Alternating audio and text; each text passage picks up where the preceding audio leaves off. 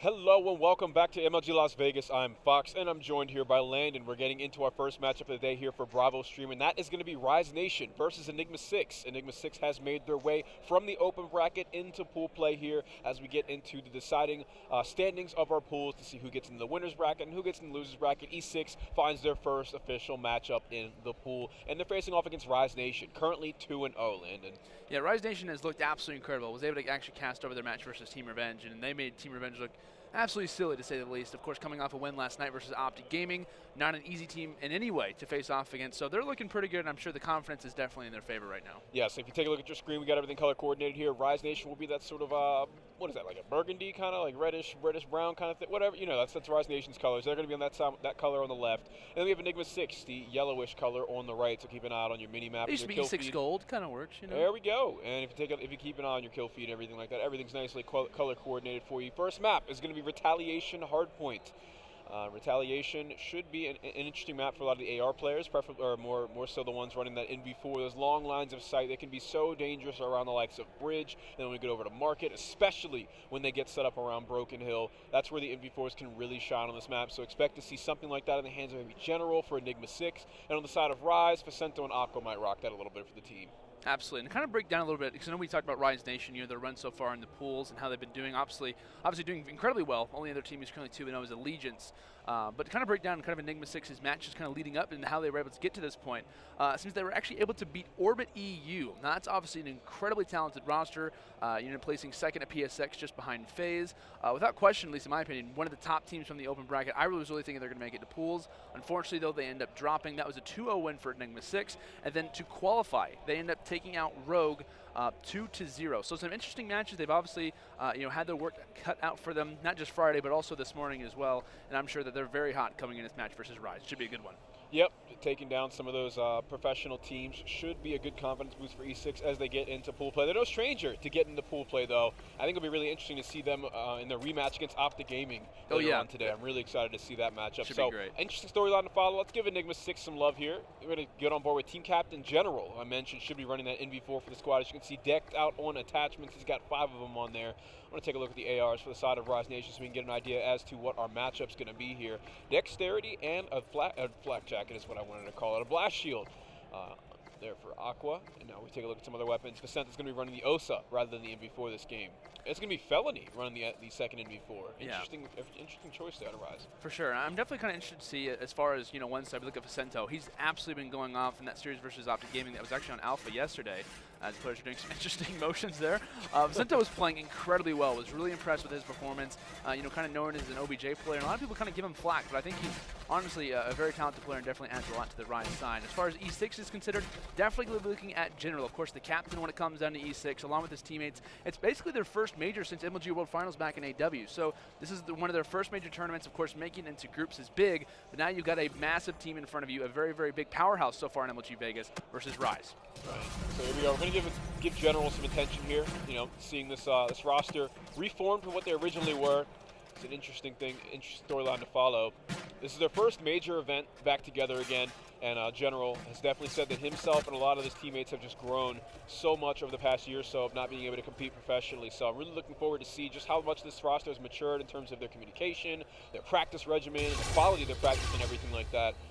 General, on my podcast, Play for Picks, he was talking about just how much he's tried to learn being a leader for this organization. Because he's always he's a part of Enigma 6. He's going to be on every iteration of the roster, but he's had experience with players like Proofy, Parasite, lots of veterans. So you'd imagine there's lots of different traits and skills that he's been able to learn, and now he can bring that back with the players that he really came on the map with. So General is going to find this engagement here in hallway. Aqua's going to shut him down though. Looney following that up with a kill as well, actually catching 2. So let's give Looney some attention here as we move over to our second hard point. Yeah, second hard point underway. We'll see what Looney can potentially provide, as will be Rise Nation currently in some control. Looney trying to watch over his squad, trying to see if he can pick off a few players. Looks like a few for A6 kind of going through as they try to lock this one down. Looney finds one over actually in Bike Shop and ends up dropping. So nice little bit of slang coming up from E6. Of course, game is early, but kills are starting to go down, and E6 is definitely contesting with it.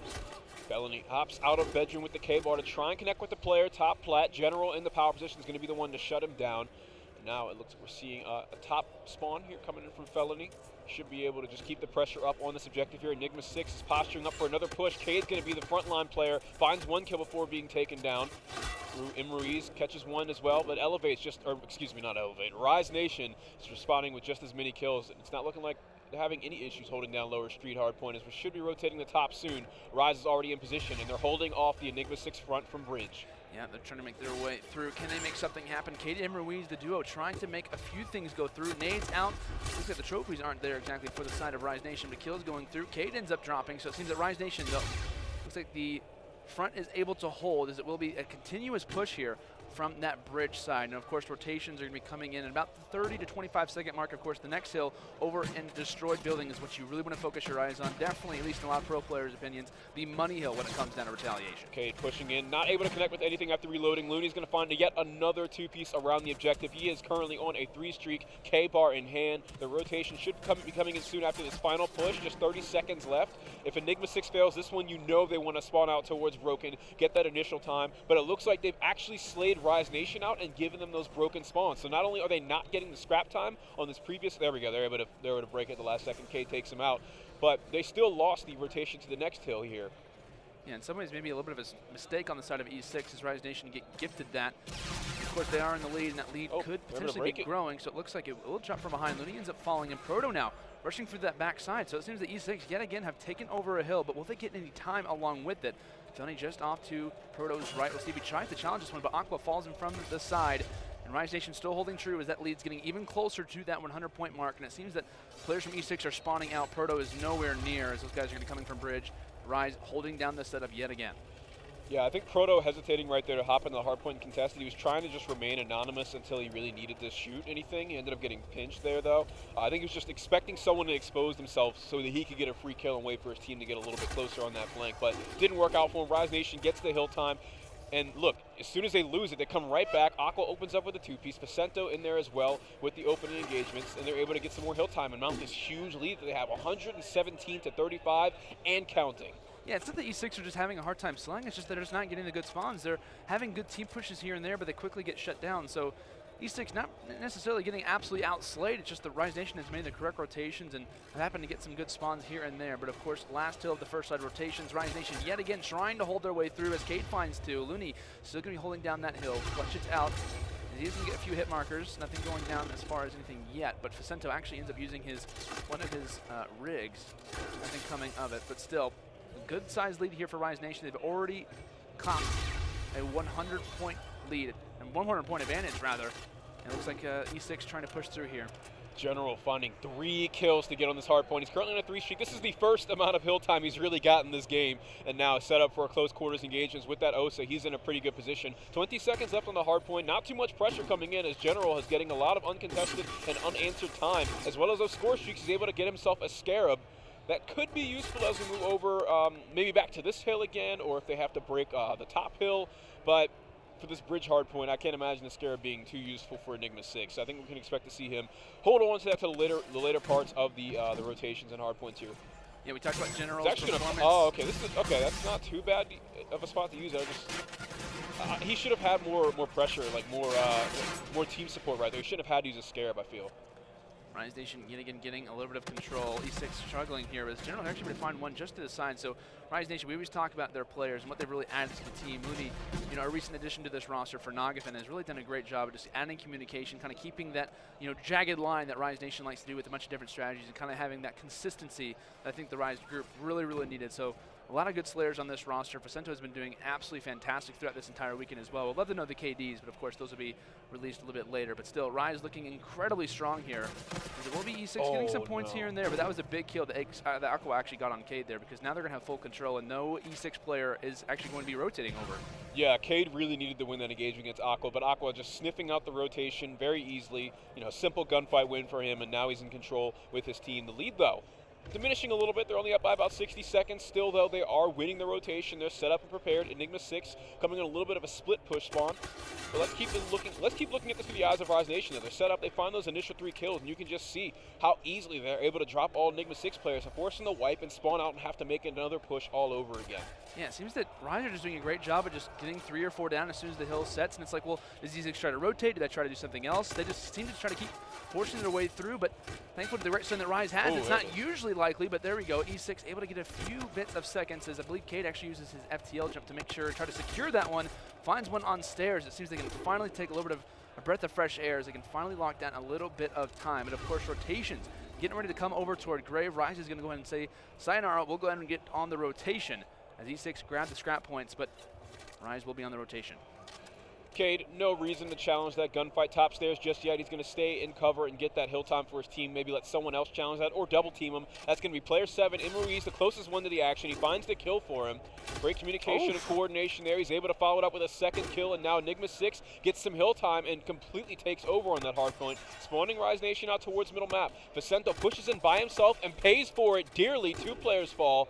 Easy, free time for Enigma 6 as Rise Nation should spawn a little bit further out, but no, because the rest of the team waited patiently, they're able to give them lower Market Street spawns so they can still make a decent push without wasting too much time from those mistakes. Looney just around the corner, setting up, trying to find an advantageous gunfight, and he catches him with it. However, Proto's 2-piece is going to shut down that play entirely. Indeed it is, and of course, like I said, the rotations are what are important. Of course, E6 could definitely bring this one back, and thankfully, since Rise Nation is rotating, they'll say, we'll take that, we'll potentially even get the lead here, as it will be E6 who's made a massive comeback. But if we know anything about this next hill, Rise did a fantastic job at locking it down. I think Looney actually got a really good spawn this last time, but it seems that E6 trying to force the issue. Looking at Looney, watching through that side, actually that side bridge, as he's trying to lock this one down, trying to make sure that when it comes down to the next rotation, that Rise has a lot of free time. They gave up a good 15 seconds. We'll see if it's worth their while as E6 get to push here from Cat. Looney ready and waiting, pre-aiming, able to find his first kill. General, though, is across the way to trade him. And General in that power position, towards that power position, should be really useful for Enigma 6 as they're now set up for this hard point. Lots of time left to go on it, too. General, though, he has the OSA, so these mid to long-range engagements that he's going to have around Market and scaffolding shouldn't be too easy for him unless the enemy team just doesn't shoot back. They're ignoring General. He finds 2 free kills. Ruiz gets one on his own as well. And that was a really rough push from Rise Nation, and they're going to pay for it as they spawn out so far up top. And General has access to the reactive armor to get his next Scarab. E6 are looking to maybe take lower to control. Proto drops. Actually, able to shut down one from the side. Cade ends up falling.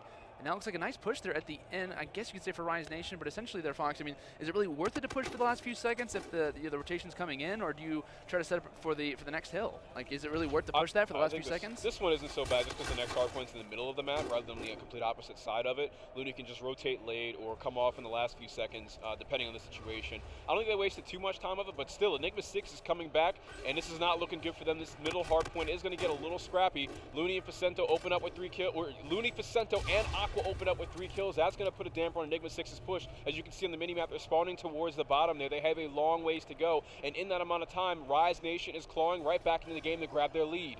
Fasten your seatbelts. This one could definitely come down to the wires. Both teams are tied. The Scarab comes in, doesn't get any kills with it. Aqua finds one from the side, and Ruiz does as well. This is where I mentioned currently earlier. holding strong. I'm sorry, go ahead. Let me hear that. Go ahead. No, I was mentioning the scare we were talking about earlier. This is where I feel like it would be so useful, and we saw it right there. He was able to get them a free kill. Whereas when we saw him use it on bridge, it wasn't very useful. 20 seconds left on both teams to go until they can close this game out. Enigma 6 is in control of the hard point right now. No engagements going down in front of General. Rotations coming in. This is where the game should be decided, is on this bridge hard point. General acting as the front lines, able to find himself 2 kills. 150 points away from his next score streak. This is his 3rd Scarab, and both times on bridge it's been ineffective. However, it does buy him a little bit of time. We're seeing the next engagement come up. OSA's got to reload though, just 4 bullets left in the mag. He still is able to find a kill. Trades going back and forth. 1 versus 1. It's Ruiz and Looney, and he still closes it out. Enigma 6 makes the comeback. E6 makes a massive comeback. It seemed like it kind of started on that destroyed building as they're able to get the rotations through. General wins a few big gunfights, and Ruiz, the final kill cam, able to find 2. And just like that, E6 are going to take game number 1 versus Rise Nation. That was an incredible match to watch, but I got to say, throughout that entire game, it seemed like it was going back and forth. Rise Nation had the early lead. E6 started to bring that one back slowly but surely. And it seemed that a lot of the setups, I think when it was coming down to Broken Building, you were saying, General was kind of being a little bit of a nuisance. He was kind of swarming around the map, kind of catching the Rise Nation players off guard. And you got to admit, a lot of the late pushes that Rise were making were very, very sloppy. And it's 31 kills coming from General here, 7 defends. The assault rifle player on the team running the OSA. Not entirely what we're, well, I'd say that's sort of fitting the playstyle that we saw from General back in Advanced Warfare, where he's just a really aggressive AR, high kill count kind of gains, incredible map pressure with his positioning, and it showed in that hard point there. Definitely did. Now, as far as a lot of the maps we've received from the set of Rise Nation, this is actually a hardpoint that they're very decent on, to be honest. I mean, Retaliation Hardpoint is a map that we've seen so far in this tournament where they've done pretty decent on. Of course, to let you guys know, the next map, it's actually going to be Scorch S&D, which I know, if there's anything about these two teams, both of them like their search and destroy, so I'm curious to see how that one will obviously play out. But with that in mind, E6 takes game 1. Not gonna lie, I'm pretty surprised to see that result. Yeah, especially with how much of a commanding lead Rise Nation started with, you would think that they'd be able to close it out. However, we saw they just started to slip up. General started to really heat up in that game and just take over. And I feel like Rise just, it was a bit of a choke. I mean, they started off so strong. They were able, like their kill pressure was incredible. They were always wiping at least 3 of the 4 players of Enigma 6 all at once, and eventually Enigma 6 was just able to respond to it and mount that huge comeback. Yeah, so we'll potentially see. I'm curious to see how Rise Nation does respond when it comes down to the search and destroy. Now, when it comes down to major players to be looking out for when the search and destroy, who do you think from E6 can definitely make a huge impact to try to win this game number 2? We haven't seen enough of E6 in Infinite Warfare to really get a good gauge onto the form of all these players. However, I do remember General talking up Proto quite a bit and his place on the team and what he could. No, I believe it was Imariz. Yes, it was Imariz. He compared Imariz's gameplay to sort of to Crimsix's style of play, and not in terms of the level of talent, like the ability, because I think we can both agree that Imariz and Crimsix are on 2 very different levels.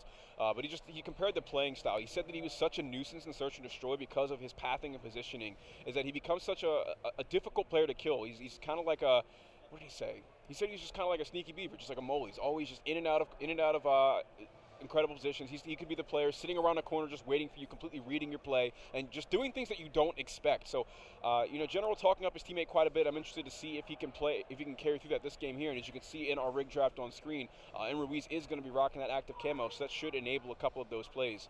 And on the side of Rise Nation, I mean, we have what was the best search and destroy trio of players throughout all of Black Ops 3 in the form of Felony, Facento, and Aqua. We're really just missing Nagafin and such. But, Looney was certainly no slouch in S&D last year either. Oh, yeah, not at all. But, I mean, when we kind of talk about, Rise Nation, this is kind of like their playground. S&D is kind of like their playground. This is where they feel more comfortable. In no way is Hardpoint one of their best game types. They just happen to be doing very, very well in absolutely everything so far in this tournament. So, with that in mind, when it comes down to the specific map of Scorch, we always talk about the B site absolutely preferred. I mean, it's very, very rare if we see an A hit. Anything else, just because of the fact that there's only 2 really ways to come through, and it's just almost kind of like a suicide mission if you try to go to get that bomb down. So you're going to see a lot of B hits when it comes down to this map. I mean, a lot of nades going to be going down, most likely players rocking trophies. I was curious to see if we'd see anyone rock Centurion. I know Ricky from C9, I think it might have been Neslo from Echo Fox was rocking that one. So a little bit of different strategies here when it comes down to this map. We'll see how it does line out, though. Like I said, obviously E6 going to be in the lead, and Rise Nation got to come back in this one. Cannot go down, especially when you're up 2-0. Got to see if they can get that clean sweep. And, we're talking a little about this matchup here with Rise Nation and 3 of the players formerly being on Elevate. One of the big things and one of the big storylines that I brought up when this roster formed was, well, the initial Elevate roster, their biggest struggle was respawn game modes. The only person that could really show up consistently was Aqua, and he really needed some help. Over time, they started to grow out of that issue. I feel like with the pickup of Felony, they definitely improved, but that was still a vulnerability to them with some of their hardpoint games. And my question was, with this replacement of Nagafin to Looney, are they going to backtrack on all that progress that they made, or are they going to see themselves improve any with this pickup? So we see them mount that huge lead on Retaliation hardpoint and then choke it. Enigma 6 coming right back to take the map. Is it just going to be like a repeat of what we saw Elevate doing before, where they would be able to force people to game 5 by stealing a respawn and then winning those S&Ds? Or, what exactly is the progress being made from this roster change? Right. Should we be surprised to lose the hard point, or should we, be expecting that? It's kind of the question to be asking as this round number 1 does line out. But of course, Rise Nation going to be on the offensive side here off the break. Early nades coming in from E6 as they are expecting a push, and that's exactly what they're about to get. Early shots coming in, being exchanged. General and Ruiz able to find the first 2 off the start, and just like that, Felony wondering what just happened to my teammates, and all 4 down. E6 in absolute dominant control there of that B site. That General's kill right there, where he was able to thrust jump and find the headshot, looked like the easiest, just spray down with the NV4 that I've ever seen. It was so quick, easy headshot. takes him off that chest high cover, and the B hit coming from Enigma 6 was obviously just superior. All 4 players of Rise go down in a unison. Looks like a team ace actually coming in there from E6. You can see all cylinders firing here off the break. As now they're going to try their effort here on the offensive break here. Looks like they're going to be making an A hit, so this is not going to be expected. That player 3 is going to be Looney. He is going to spot that one in that backside hallway. Looks like they are going to try to back out. As you can see, it looks like not really being baited, essentially. And see, that's why this play is so dangerous to start off the game going towards A side, because there's someone that can watch that cross and see you going that way. And as soon as you're called out, you saw on the mini-map, some players hovered over towards A, so the play was foiled immediately. Enigma 6, they read this, they wrap the bomb back over towards Moon side, and now they're able to catch one in the corner. That's Aqua, who was waiting for this rotation, and now he's able to communicate that to the rest of his team. So they're going to wrap right back over towards middle map and B site to try and stop this plant, but it's going to be a difficult retake with that man disadvantage. 3 versus 4, like you just mentioned, the bomb is down, so only 40 seconds to work with. See if Ryans can pull off something pretty crazy. Of course, first bomb down here so far. Emery is able to shut down Felony. And it will be 2 versus 4. Both players kind of hovering around that observation side. Sento and Looney need to go big. Of course, neither of them yet to find a kill. Nobody on Rise yet to find a kill, actually, as they desperately need something when it comes down to it. But Looney trying to jiggle a little bit just to the corner. He's the last person alive, but can he find anything more? Able to find one, but can't find the second. Rise only has 1 kill after these first 2 rounds, and E6 are looking fantastic. E6 off to a great start so far. I wouldn't count Rise out yet, though. I think it's time that we see that they adjust their strategies to what their competition is looking like. This is where someone like Vicento comes in handy for Rise Nation. He's able to shot call so well, get his teammates keep his teammates' head in the game, and try and orchestrate a new strategy and a new approach. Because it's looking like their normal executions just aren't working. They're being foiled pretty quickly. So it looks like off of this run number 3, Vicento, and I think it actually is going to be Looney, kind of fooling around here over on that A potential, looking through middle as well. Looney going to be looking toward that wall run. It might be just trying to experiment, just trying to find out how much map control they have. They realize that first offensive side was not something they want to repeat. Oh, that's big. That first blood does come through. Cade ends up responding, though. Actually can have a sniper rifle out in his hand, so that's something you're used to seeing when it comes down to Scorch. And Ruiz finding one as well, so Rise Nation, despite the knowledge that they were trying to gain, it seems that now it's going to be a 2 versus 2. Vicento just off to the side of one player. I believe that was Ruiz who decides to back up. So a 2 versus 2. Rise Nation need to win this round. They did not want to go down 3-0 to E6. So we got Looney, we got Vicento playing over towards Warehouse and Wall Run. That commanding position we saw in middle map, I thought that they were going to do a whole lot with that once they got first blood, but then Cade responding with a kill of his own so quickly really shut down the big advantage that they had for themselves, because they could have taken it A and no one would have been able to watch the cross for the enemy team, so they could have gone and planted. But looks like that's going to be forward as everything's evened out. 2 players coming up behind them on Moon. Vicento has no idea. He gets tagged up, shut down. Cade's able to do it. No one from Rise Nation able to respond as it's just Looney in a 1 versus 2. Yeah, Looney at this point just needs to kind of play his cards right. He does have those few wall runs to work with, so player just to his right needs to win that gun engagement. Player already on the bomb. He's able to make it happen, but as he realizes the player's on the bomb, how close is Ruiz to defusing this one? Can he get it? No! I don't believe it's going to be in time. A massive clutch there for Rise Nation as they finally get a round on the board. It was looking pretty scary. I mean, when they were in that 2 versus 2, Vicento kind of looks the exact same way that Looney would have been checking. It was kind of like they don't really know off the break, off that bomb plant, which player was going to be looking which way, and they kind of get caught for it. But in the end, Looney is able to clutch it up narrowly, by the narrowest of margins. I think that was maybe like a good, maybe not even half a second, maybe like a 0.2 before that bomb would have been defused, and when E6 could have been up 3-0. That's the clutch that Rise Nation needed to put themselves right back in this game. You know, Vicento's hyping the team up, and I'm sure this is something they're going to take moving forward, is just how big of a play and how big of a moment that was for Looney. That's the mindset. That's going to help their mindset going on throughout the rest of this map. So 3 players sitting opposite side of Drill here. They don't really have too much map pressure there, so the bomb could go down at any point in time. However, the Scarab coming out is going to be a little bit of a deterrence once that, as Looney finds the first blood, and Felony and Aqua are given free reign to push up against the enemy team. 1 player left on Drill, tags him up, gets turned on, Ruiz. That's tragic. That was, if you're under the age of 18, I highly suggest you turn away from your screen tragic. Now. Actually, you don't be able to see it too strong. Great kill there. You kind of do. Ruiz. Yeah. But a good response there from Rise Nation. Easy turn and burn. So with that in mind, of course, now 2-2. E6 takes the first 2. Rise Nation respond, like Fox did mention, of course, maybe a little bit of momentum gain from that clutch that they were able to make. A near defuse for E6, but it seems that Rise Nation have obviously taken the momentum and are trying to run with it. Speaking of running, it looks like they're making their way over to that B side. Of course, Speaking E6 of kind of expecting that particular one. Nades coming over. Jammers as well, as General's able to find that first blood. Jammer Grenade going out is actually going to destroy some equipment there. It's going to be a trophy system just on the opposite side. Looney's just looking for an opportunity to find a kill before he tries to plant here. He doesn't want to poke out and get taken out by someone that's pre-aiming this.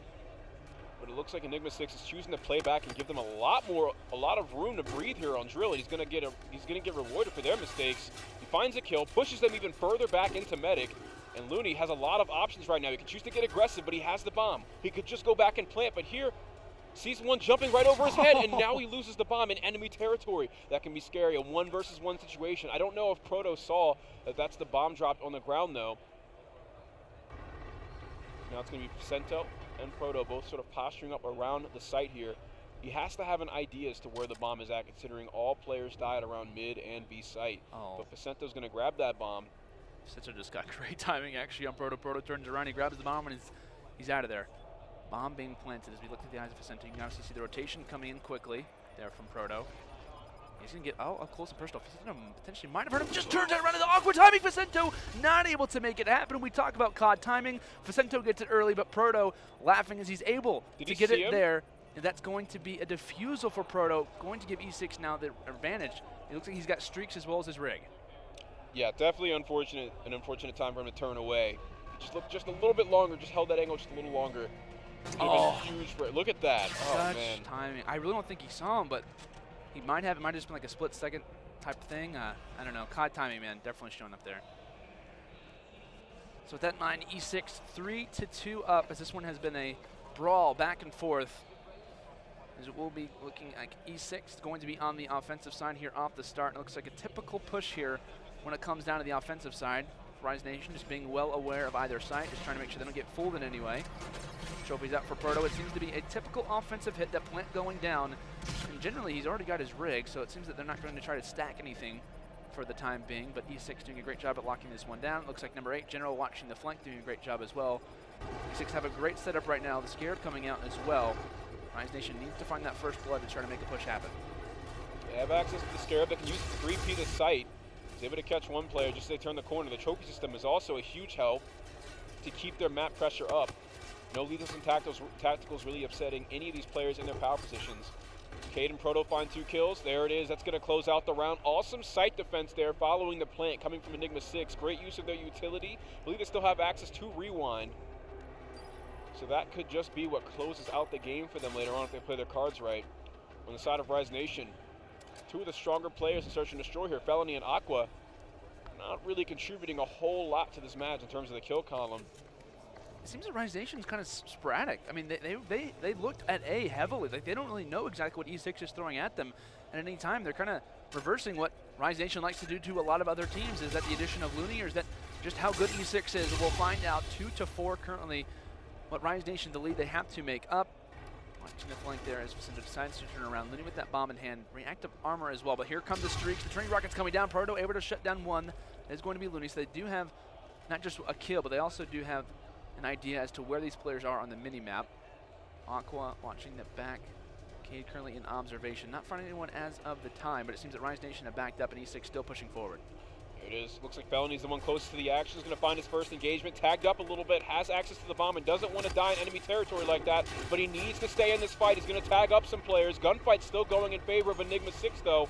All players on Rise Nation fall as they fail to trade on site. And E6 is 1 round away from closing out map number 2 and taking a 2-0 series lead on Rise Nation. E6 are just walking through Rise. I mean, Looney has reactive armor. He decides not to push the bomb. He easily could have got a plant down, but it seems that maybe they're just not planned when it comes down to this map. Is E6 just playing mind games at this point? They're going to have 2 rigs. They're only 1 round away from closing this one out, and Rise Nation is literally 1 round away from being down 0-2 versus a team that just came from the open bracket. I mean, these guys are 2-0 in their pool. They should be absolutely demolishing, but E6 is something a little bit different. Their story seems to be written differently. And this is just really typical E6 fashion, man. Like, just this roster, what they've been able to do. They're not intimidated by their competition. They'll put up a fight against some of the best teams in the game, and they're showing it here in a second title. Ruiz is able to open up with the first blood. That gives them the opportunity to put this bomb down. Let's see how Rise Nation responds on defense. And the bomb is down, like you just mentioned. Aqua, the boys from Rise Nation, trying to take over the side, but he just stops from the right side. Cade is the last person alive. He's able to shut down one. Can they get the 1 versus 3? Vicento, the last man alive. and one of the major players for this roster. Vicento's able to clutch it up, so with that in mind, a breath of fresh air coming in from the Rise side. Vicento clutches yet again, and that defusal will come in as well. Rise not out of this one just yet. So Rise, they're putting themselves right back into this game. I believe Vicento has access to his payload. That could come in handy here. If anyone from E6 pops there, you should expect to see a rewind come in from Vicento. Can I ask you one question really quick? Rise Nation. That's your one question. You're all out. You're on offense. Do you decide to maybe try to force the issue on B yet again, as they've countlessly did and it's not really worked out, or do you try to make maybe like a delayed push toward A? What do you try to do in this situation? I liked the play where they sent, I believe, Looney mid with an in before he gets that first blood, and they could have played towards the A site from that. I'd like to see them try that again. B side really doesn't seem to be working out so hot for them, even if it is the favored side of this map. Sometimes I think you need to switch it up. See how it works out for them here. Vicento getting jammered off the start spot, one in observation, not able to find any shots through, but still we talked about the rigs earned for either side. Vicento has his, the rewind, he could rocket at any point, but there he goes, he starts to rocket, but it looks like the streaks come in, not anything found for the time being. Bomb still in Looney's hands as he's yet to plant it down. And that was great timing on the rewind there too. He's able to avoid the streaks from killing him. As you go untargetable and everything, you get your health back with rewind. It's definitely useful. Vicento here is able to come up and get a kill just the same time as Ruiz. Really awkward choke point there. He's getting shot from one different direction, has to look in another. Cade is able to find a kill. Just him now. He's able to clear out the rest of the team as well. Enigma 6 ending map number 2 to go up 2-0 in the series. Yeah, big plays there from E6. As it was kind of, at this point, kind of expected, to be honest. I mean, they had a lot of things going in their favor. They used streaks in back-to-back rounds. They had rigs, or excuse me, payloads in their hands as well. So it just seemed inevitable that it would be E6 who closed this one out. And honestly, ever since that first run happened, where they just brought 4 down immediately, that team ace definitely kind of set the pace for the series, letting them know, Rise Nation, we realize that you're 2-0, but we're Enigma 6. We're coming back. This isn't, we've been gone for so long. We weren't even in Black Ops 3, but we're back and we're better than ever for some Infinite Warfare. Like we said, Rise Nation currently down 0-2, as they're currently 2-0 in their pool. It's kind of interesting to see, but open bracket teams definitely showing their full colors. Like we said, E6 dominating here early. Yeah, and we just got to look for these Rise Nation players to wake up, you know. Get the Vegas partying out of you, you know. Just wake up and perform here. We should expect to see Rise Nation up 2-0 in this series count right now, but Enigma 6 showing they came to play. Just coming out off of those open bracket matches, it doesn't even seem like they're tired in the slightest as they come through in full force in map 1 and 2. Now I'm curious to see how we obviously are able to witness how Enigma 6 is actually playing in uplink. Because technically, in past titles, Rise Nation players are known, or Elevate, you know, back in the day, but those players who are kind of listed on the roster are known for their uplink play. Even Looney back whenever he was on Luminosity Gaming, that roster was a powerhouse when it came down to uplink. So I'm expecting them to maybe try to force a little bit of a comeback, but like we said, man, every time that I've counted out Enigma 6, they have absolutely shown through and shown that they are, without a doubt, one of the top teams here at MLG Vegas. So with that in mind, that's a bold statement. You're already saying they're a top team? Absolutely. I'm not saying they're a top team, but I'm saying they're playing like they're a top team. They're beating one of the best teams right now in MLG Vegas, according to Day One. So I think they've kind of earned a respect title so far. Not saying they're the best team, but I'm saying they're beating one of the better teams. Certainly want to give them some more time here, but they're looking really good in this series. I can't deny that. So we hop into Throwback Uplink. If you're just tuning in, we have Enigma 6 versus Rise Nation. Enigma 6 2-0 in their pool at the moment, are facing off against the open bracket team, Enigma 6. And Enigma 6 is mounting their lead already. What was a really odd choke from Rise Nation on that retaliation hardpoint. They mounted a huge lead, and they were looking very confident. The slaying was great for the first maybe 5 minutes of the hardpoint, and then they just fell apart. Enigma 6 was able to claw their way right back into the game. Search and Destroy just seemed like Enigma 6 had no real weaknesses, and there just wasn't anything coming from the star players on the side of Rise Nation except for Looney. All right, to kind of break down the maps up to this point, I know we talked about who's obviously won, but it was Enigma 6 who took that game to an exact score of 250 to 230 on, like I said, Retaliation Hardpoint. And if you're just joining us, of course, that last map going in Enigma 6's favor as well. S&D Scorch 6-3. Now, of course, we're going to Throwback Uplink, but if it comes down to it, if Rise Nation can force that game 4, that'll be in Hardpoint Breakout. And if it comes down to it, if Rise Nation can maybe potentially bring it all the way down to a game 5, we'll be going to Crusher S&D, which I think would definitely be a thriller, but obviously E6 trying to clutch this one out now. But Rise Nation, their backs are against the wall. You're doing great so far in this tournament, but right now Enigma 6 has definitely seemed to be kind of their kryptonite. Yeah, and so if we take a look on our screen here, we got the rig draft up at the moment. And something that stands out about this, really the only difference is that if you take a look at the Merc rig on both sides, you see the reactive armor payload. The only difference is the trait. We're seeing Shockwave in the hands of Looney. We're seeing man-at-arms, the passive trait there. On the side of Enigma 6 for General. Otherwise, everything else just completely standard, normal stuff. Active Camo, Rewind, and Overdrive are just those payloads that are so quick to get and they're so impactful. So we, of course, want to see that on both sides. So Landon, I got to get your predictions here for Rise and Enigma 6. Do you think that Enigma 6 causes this upset and 3-0 is the best team in the pool? I mean, it's a hard one to make, right? Because, I mean, generally, I would definitely expect Rise Nation to probably make this comeback, but I've counted out E6 enough, I feel like. I mean, I've counted them out in the hard point. I was like, well, this is a very solid team when it comes in a hard point so far in this tournament. E6 comes out, wins that one, kind of makes Rise Nation look a little bit silly toward the end of the game. I talk about Rise Nation. They're a really good search and destroy team. E6 comes out, 6-3s them. So, to continue on with the trend, I'm going to say Rise Nation wins this game, Fox. What are your thoughts? It's really difficult because I've seen so little of Enigma 6, and they've already started off this this series completely exceeding my expectations. Rise Nation doesn't seem like they have their head in the game right now, but I feel like at this point they really know it's do or die. Like, they don't want this loss in their group. They want to be able to take out Enigma 6 and come out first in their pool. So I think that this is where they can turn it around, win themselves a map. I think that they have the coordination for this game mode, and they should be able to finally wake up and take over this series. Well, we're both going with Rise Nation. Guys, feel free to let us know in the chat what your guys' thoughts are on this series. Who do you think was going to walk away with game number 3? You think E6 will complete the 3-0? Or will Rise Nation at least force that game at number 4? We'll see actually how things start to line up. Fasten your seatbelt. It's time for some throwback uplink. Kills going here off the start. That's 2 go down for either side. Make it 3 down for either side. Looney able to win that 1v1 engagement versus Cade, so he is going to gain a little bit of map control for the most part, pushing out here through Bowling. Just trying to make sure he has this one locked down to potentially earn an early scoring opportunity for Rise. Wow, so he just got beat by a pistol at mid-range. That's definitely a gunfight I would have expected Looney to take pretty easily there. He pushed up past the drone, which made sense. He was trying to get a solid positioning towards Bowling. However, losing that initial gunfight to that Hornet is going to spell trouble for Rise Nation, who originally had some decent map pressure from Looney. So now we're seeing another fight towards middle map. Expect to see a lot of competition here around arches and middle map because that's where the drone is spawned. That's the best route to take the drone is through this bike path. So a lot of engagements will be going down in and around that area. Not too much towards the sides of Blue and Barn. One player on the flank here from Enigma 6. That's going to be player 6 on your mini-map, Cade, in the corner. You want to see him make something of this soon. 2 players fall. They should be able to take this through Grandma's, but Facento, waiting patiently, reads that play immediately and is able to take out the drone's first escort. So now Facento acting as the front line for his team. Wants to wait for someone to expose himself again. Playing on their mistakes, he's able to find himself a kill and an assist. The drone still coming in. That's Proto in range, can't get the 1-point play, and it looks like we're seeing a turnover in favor of Rise Nation as the drone runs back towards mid-map. Only one player of Enigma 6 behind them to keep up some pressure. Good hold there from Rise Nation. Really enjoyed that play from Facento, just trying to hold them off. And even if he wasn't getting the kills, as long as he just waits for his teammates to kind of line back up with him, that's all that they needed. Well, we'll see if defense turns into offense. Felony looking just through underpass, trying to close, maybe set a little bit of a lead blocker for his teammate as Looney is going to grab that drone. Maybe you can see a team pass come in, but no, the kills are coming in. E6 quickly foils that push. The drone's still in an advantageous situation for Rise Nation, but the kills go down, and just like that, E6 now on the offensive yet again. All right, and Ruiz pushing up towards mid for the drone. He's got 2 E6 players in front of him and behind him. One coming up on the side of Barn. Not really making too much of an impact as General. He comes up so late, and his 3 teammates weren't able to do anything in a 3 versus 4 situation. Now he's just going to see himself dead. General currently double positive, so he's certainly contributing a lot in the kill column, but right there he was just a little slow to the punch.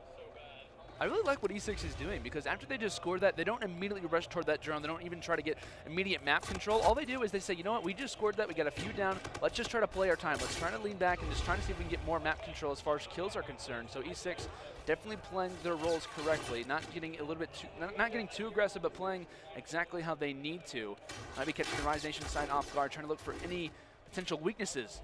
You see that there aren't much as E6 able to find another kill up in top, and the drone's still in Proto's hands, trying to get rid of that one. He's able to throw it away, but that's going to be up in Felony's hands as he tosses that one down just before his life is ended. So with that in mind, after the first 3 minutes of this first side, E6 still with a very slim lead of 1-point advantage, but Aqua throws that drone down. If he only would have known the players are just to his side, he could have got that 1-point toss off. So the drone is down in E6's base. 3 of them go fall, and it looks like that drone is going to be finally in Felony's hands. No one was there to grab it, and now they might have a scoring opportunity. The pass might need to come in, but it seems they are going to be looking over. The overextension potentially could be coming in for E6 because now Rise Nation have the lead. And so you guys might have seen right there that Aqua actually ignored the drone and moved up. He's currently on a 5 streak. I think that's 10 times out of 10. That's the right play from Aqua, is to continue slaying, get his streaks, be the front line for the drone, and get those kills. You know, you don't want to paint yourself as a huge target when you're the most important player on the map towards those score streaks. So Vicento's waiting. Vicento's winning the base. He just gets another one. Aqua finding 2 more kills around middle map, though. It's going to be huge for the team in terms of map pressure towards mid around the drone spawn. That's really big for them. Vicento finding so many kills here. Didn't expect him to stay alive for that long. He's finally taken down. But the drone is still being moved up through middle map regardless. Looney knows they're spawning up blue. He has time to get a 1-point play and then die. And he makes the most of his life there as he puts some more numbers on the board for Rise Nation. Rise have done a fantastic job in this last minute of getting some points on the board. A quick 5, with E6 trying to be the last person to score on this first side. Proto throws that drone down, and streaks are coming through here for Vicento. Looks like he is going to be able to find 2, actually. That's going to be big as 4 go down now for E6. So Rise Nation now pushing forward. 35 seconds remaining. They also have the 4-point advantage. Oh. Vicento ends up getting dropped, and now Looney has an opportunity to potentially make something happen, but he is going to push out to the opposite side. Potentially he is going to go through field. Maybe just wait for his teammates to maybe try to lock this one down. He has an opportunity to go for the 1-point toss. He can throw it from here, but he potentially wants the 2-point toss, but he is going to back up, and wouldn't be a bad idea for him just to throw this off the map. Yeah, Looney's by himself here. He knows that he needs to try and maybe get a kill here or something like that, but first and foremost, he needs to reset that drone and buy his team some time. So no one from E6 is actually able to kill him. He comes out on top, and so now this is a flank for Rise Nation, and no one even thinks to turn around. No communication there at all. However, the round's over anyway. Not too much time to make anything happen.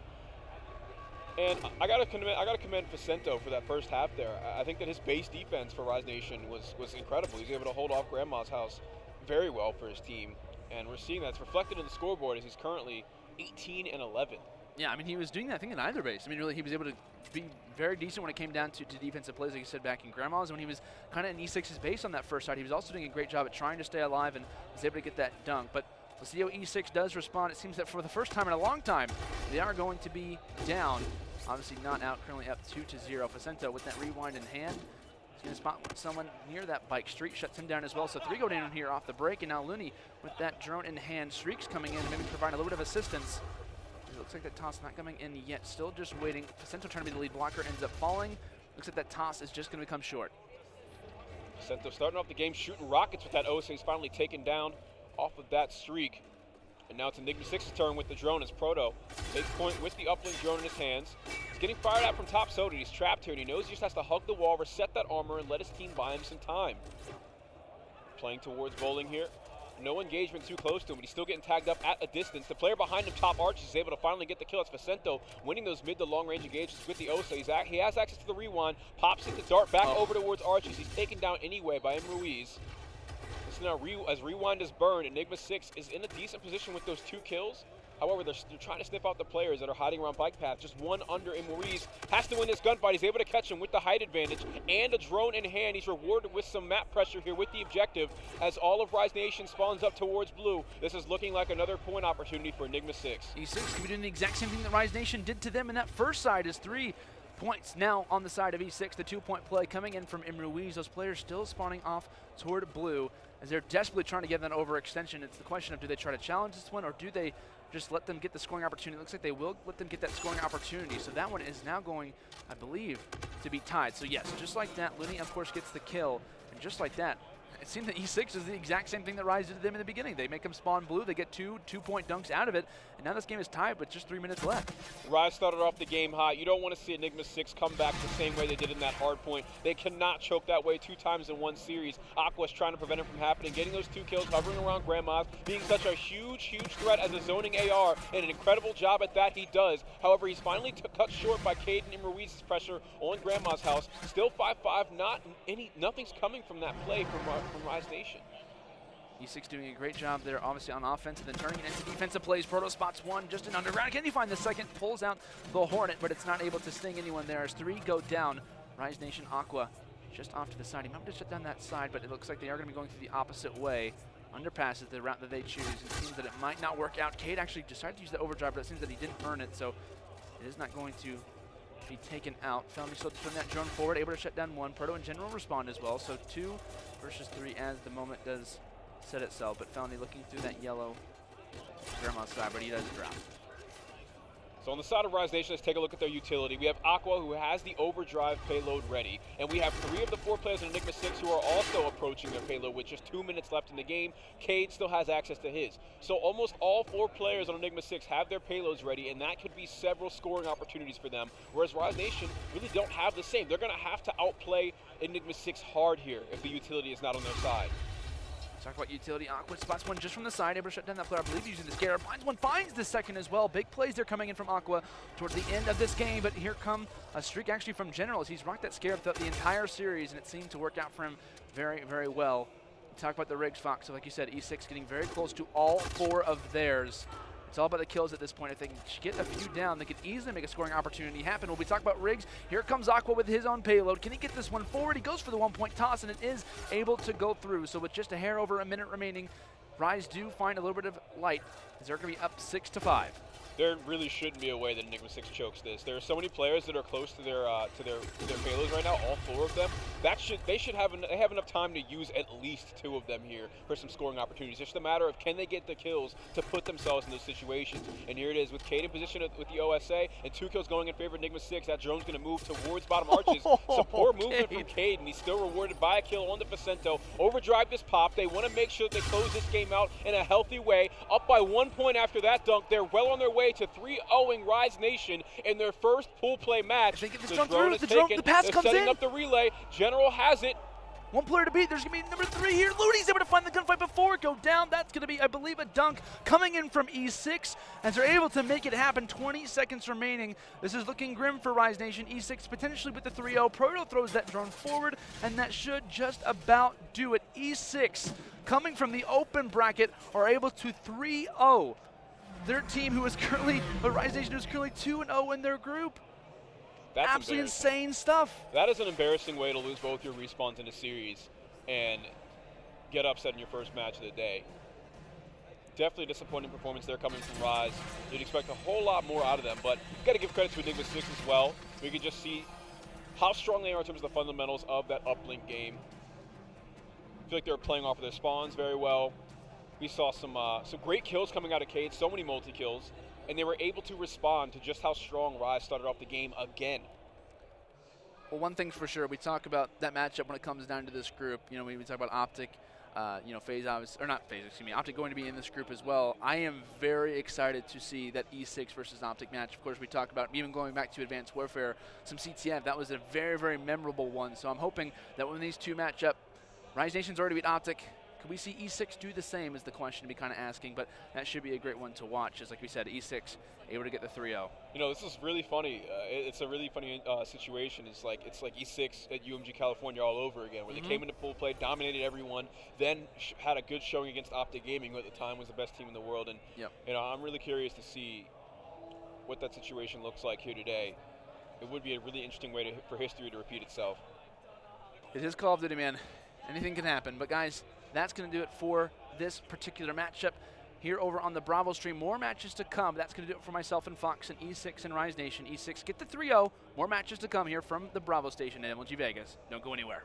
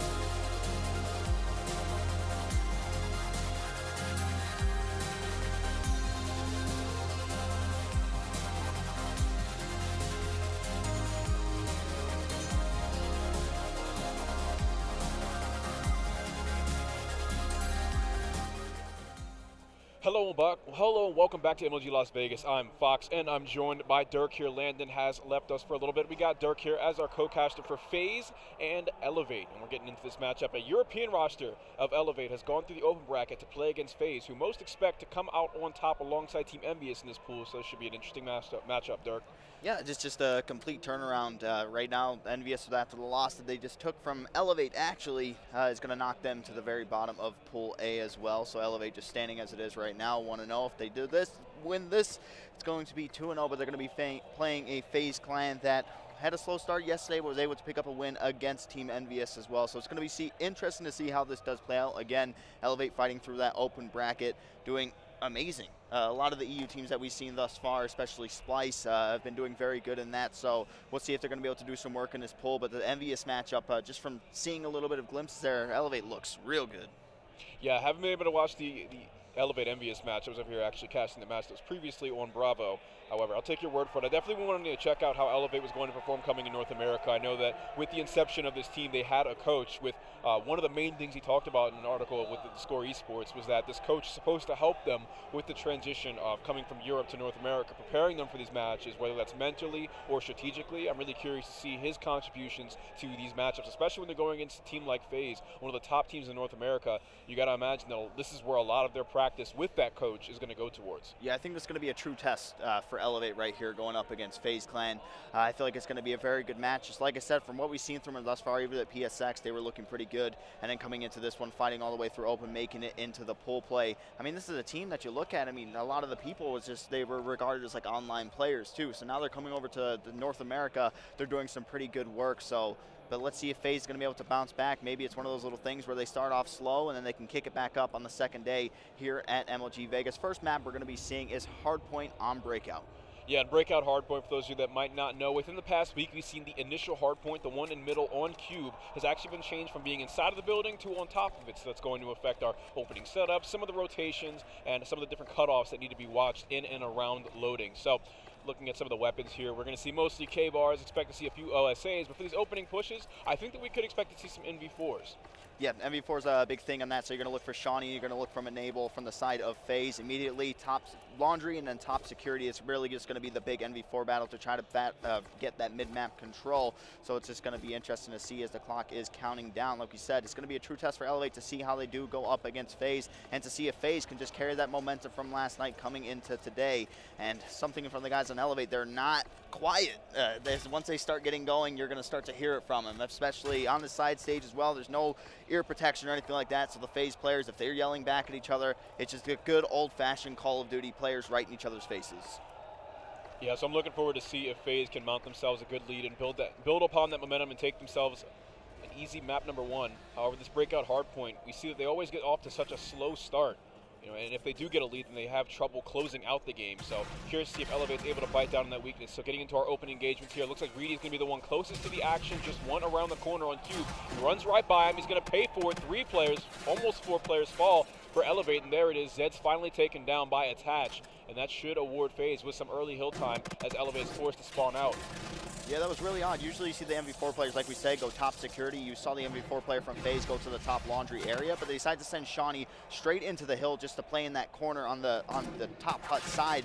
So it's just kind of interesting to see. Zuma, after a little bit of a hot start there, finally gets taken out after being on a 4-kill streak, but Attach is going to be the player inside soaking up that time. Early rotations coming in, and Enable is going to be the player to watch from FaZe with this MV4. Plays it so perfect. He knows all the positions that he needs to be in, and like we said, FaZe from the very start of Infinite Warfare has been grinding the living hell out of this game, so just look for Enable. He's kind of like the glue for this squad with the MV4. Yeah, excellent start from FaZe there. We saw a lot of Attach and Zuma really zoning the enemy team around loading. Just the pressure that they had on that part of the map is what gave FaZe a lot of their time here, as well as just that excellent start of dropping all 4 FaZe player or Elevate players while only losing 1. Enable here snipping out the flank. He's still going to lose the gunfight though. That's Shawnee that comes out on top. Back into the action in the hardpoint though. We see 3 kills go in favor of FaZe, and Attach still has some time to sit pretty. However, it's not going to last very long as Shawnee Shawnee still setting up, trying to posture with his team for a pinch on the hard point. Yeah, it was a good hold there from FaZe. We saw Pinch try to come in from the side of Elevate, but they were to shut it down. Now another push is coming in from the players from Elevate. They're going to be flooding in from the wall run and from the front side. It's going to be Watson inside of the hill. He's actually going to fall off the map, 4 and 22, but on the side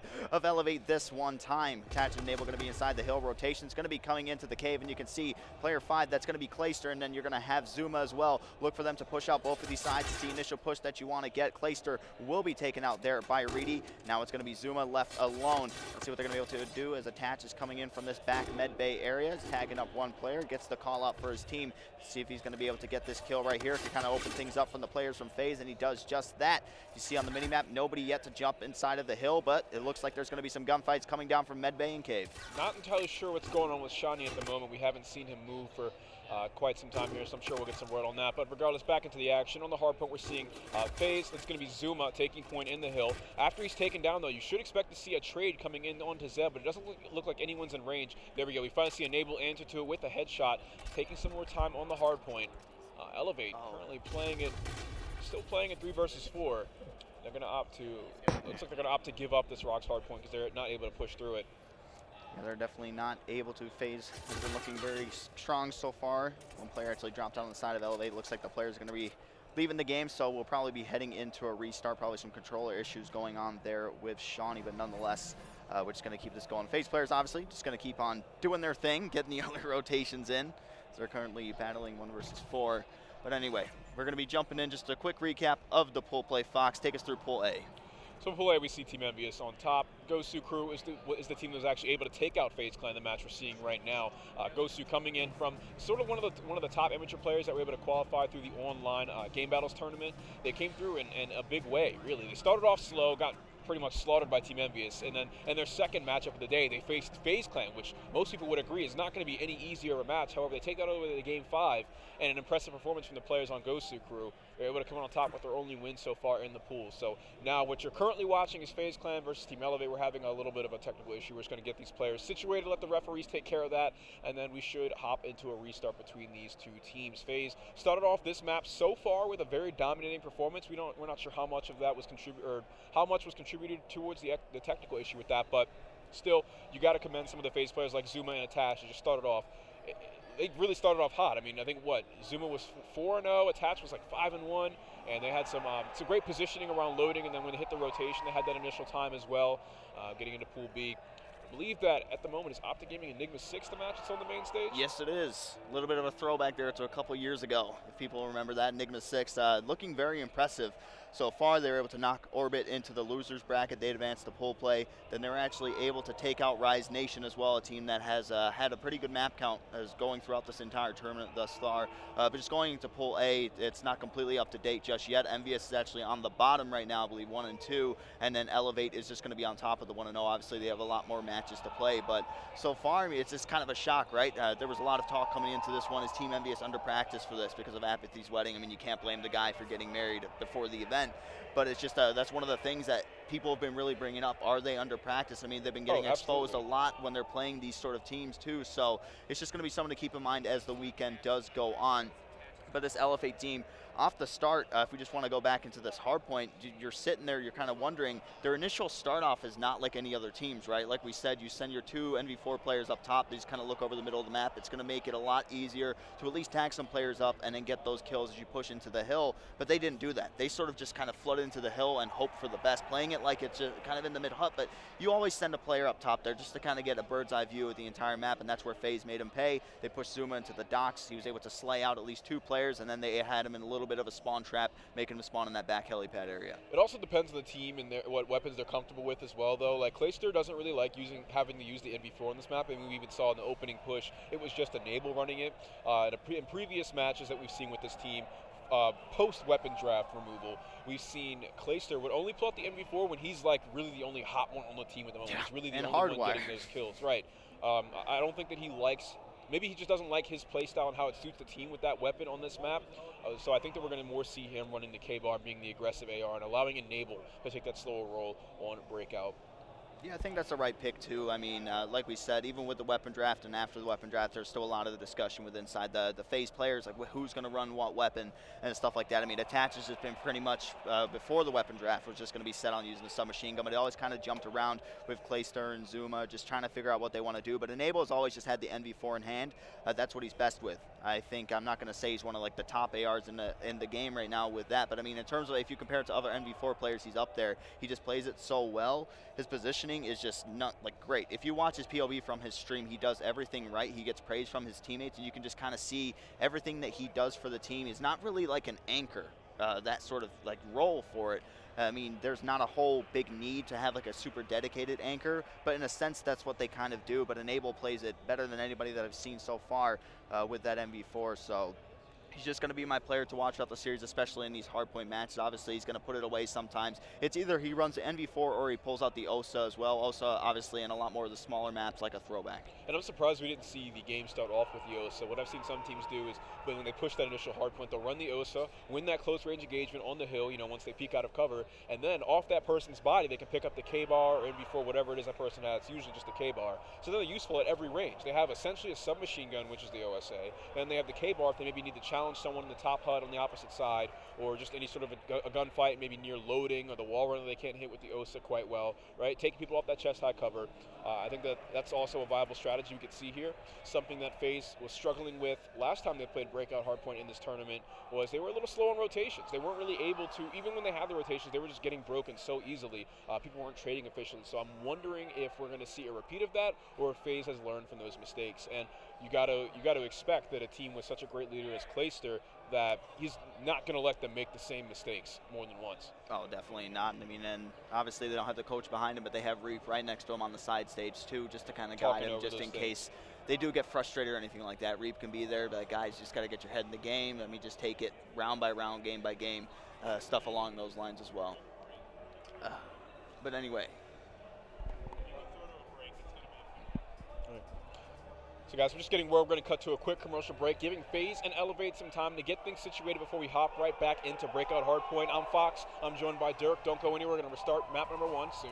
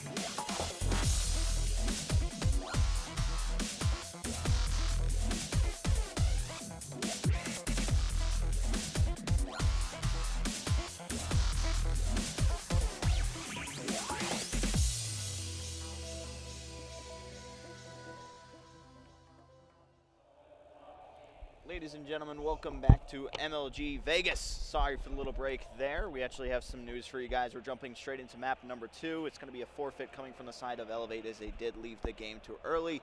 That is the official ruling. So it's going to be FaZe going up 1-0, and it's going to be going into Search and Destroy, a game mode that we've seen FaZe not do so well at this entire tournament so far. Well, talk to us a little bit. What are your thoughts on FaZe's Search and Destroy game so far? Lots of indecisiveness from what I've seen. It's been a lot of times where they're just kind of just milking the clock. The bomb site's completely open. They just sit there for around like 30 seconds. They just don't, I've seen it before too, when they played in tournaments and stuff like that as well. There's always not one true play caller that's going to be saying, you guys need to do this. It's just kind of like they try to listen to each other, but there just needs to be that one person that steps up, guys, go do this. Don't just sit there bickering the entire time. That's one of the biggest things I took from, especially on Crusher yesterday. Scorch was another big thing, one of the maps that we saw, and they completely got exposed on that one. We were on the B site. They were sending Enable with the bomb on there with the NV4. His Search and Destroy performance from what I saw yesterday was not good. The first map, I believe, he maybe even got 1 kill. The second Search and Destroy I saw them play, he got 2 kills. And he spent most of that game with none. I think those kills were towards like the last 2 rounds. I mean, it's like the biggest thing too, right? You're going to have your OBJ player always pushing onto the bomb site and they can die. I mean, but sometimes he didn't even have more than like 1 plant a game. But the one where he did get 1 kill, he had like 4 plants to give him credit.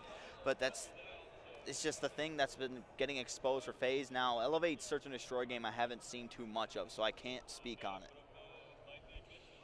Right. Well, looking more in the FaZe Search and Destroy, you mentioned some of the issues they were having. We talk a little about maybe the communication that they have online and everything. I got to imagine that when you're in a LAN environment, you're right next to each other. You realize that this is like do or die. This isn't just practice. You're not supposed to be like criticizing everything. I think that the communication is definitely going to be a bit different. I don't think we're going to hear any bickering between the guys. I think that it's going to be more of a conversation between the 4 players. I mean, I know Clayster, of course, is the main shot caller of the team, but we still hear a lot of input coming from the likes of Enable, who has a very great mind for the game. And you know, a lot of them just like to share their thoughts. And Attach, who's certainly grown from one of the younger players in the scene, definitely has his own voice as well now too. He's not just listening. He's just not like, oh, okay, yes, I'll do that. Like, you know, he has his own input and his own ideas and his own plays that he wants to contribute. So I'm looking forward to see how the shot calling dynamic benefits FaZe here in this matchup. But I'm also looking to see what we can see from the side of Elevate in terms of their strengths in Search and Destroy. Yeah, I just think it's just going to be one of the biggest things that I just want to kind of see from FaZe is not sitting there questioning what they should do. Just one play call, go ahead and do it. If it doesn't work, it doesn't work. But just mid-round when you're sitting there, you start seeing these arrows kind of scatter everywhere, like what we should do. Oh, should we double push this guy when we could get the bomb down and stuff like that?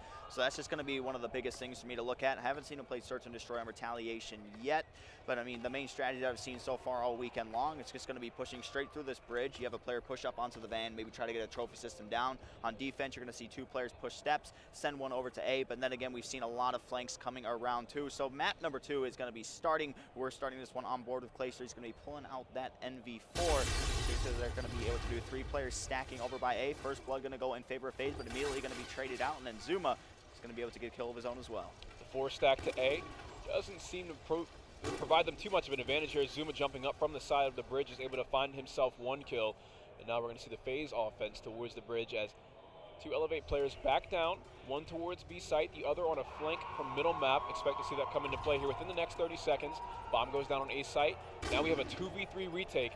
And Elevate has a really tough road ahead of them. Reedy, though, opening up with a headshot on Clayster is going to be huge. Attached, though, able to trade before he can do any more damage. And now Watson coming up from curve still has a 1v2 to make. Let's see what he's going to be able to do here.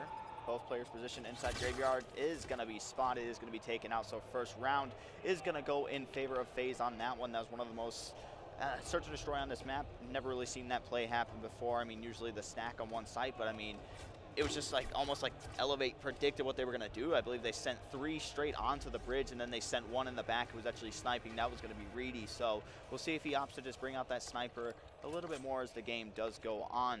But FaZe going to get the first round on the board. Now it's going to be Elevate going on offense. Zed is going to be the bomb carrier. Just a quick update for what's going on the main stage. Enigma 6 is currently up 2-0 in their series count against Optic Gaming. We've seen a little bit of a repeat of what we've seen at UMG California from them, but back into the action as the first blood goes down. Enable's able to catch Shawnee off guard. Zuma takes down Reedy, who was coming up with the thermal sniper on platform. Nothing comes from that play, though. And now we're seeing a 2-0 lead. Shaky shots coming there from, I believe it was Shawnee with the NV4, was not able to tag any of the FaZe players up, sent 4 straight through stairs, were able to make it out alive, and they were able to get that quick cleanup. So a quick round. there for FaZe, and it's going to be attached there in your final kill cam. So FaZe up 2-0 now as they move back onto the offensive side. Let's see what they opt to go with this time on offense. It's going to be Enable, as always, picking up the bomb, starting off this game 2-1. Zuma 4-0. Very nice, impressive play from him. You're going to see Clayster utilizing this little shield here, looking into the top bedroom. Every player from FaZe just kind of spread out right now. Clay just watching the push, see if anybody does come around from B. The arrows from the side of Elevate are going to be 2 in bedroom, and then the first blood going to go in favor. It's going to be attached, picking it up. So we haven't seen the sniper really come into play from the side of Elevate so far. Most of the first bloods, or at least the favorable kills in the beginning of the rounds, have still been going to FaZe the first 2 rounds so far this game.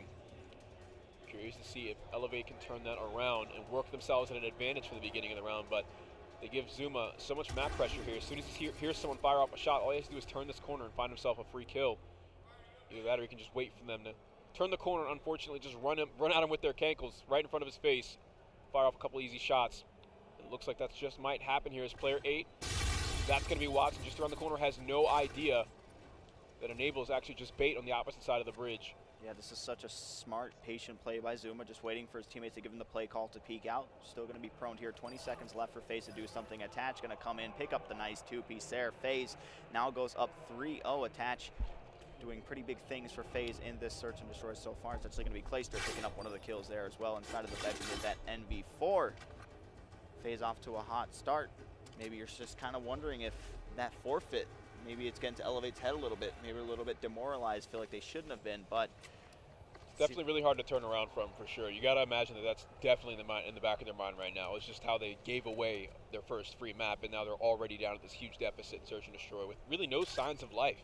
Yep, we're going to see the jammer grenade come in. All players from FaZe going to be flooding forward once again. They're going to get that call. So now look at the arrows on the minimap. They're going to be rotating over to A. It's going to be led by Reedy with the bomb. They should be able to get this down instantly. 3 players pushed into bike shop, 1 wrapping to the back market. That's going to be Enable. Look for the pinch to maybe come in from here. If Enable does have an MV4, this can work out greatly for FaZe. Bomb is going to go down, but now look at all the players from Elevate. They're turtled up on top of each other. Everybody just looking in the same direction.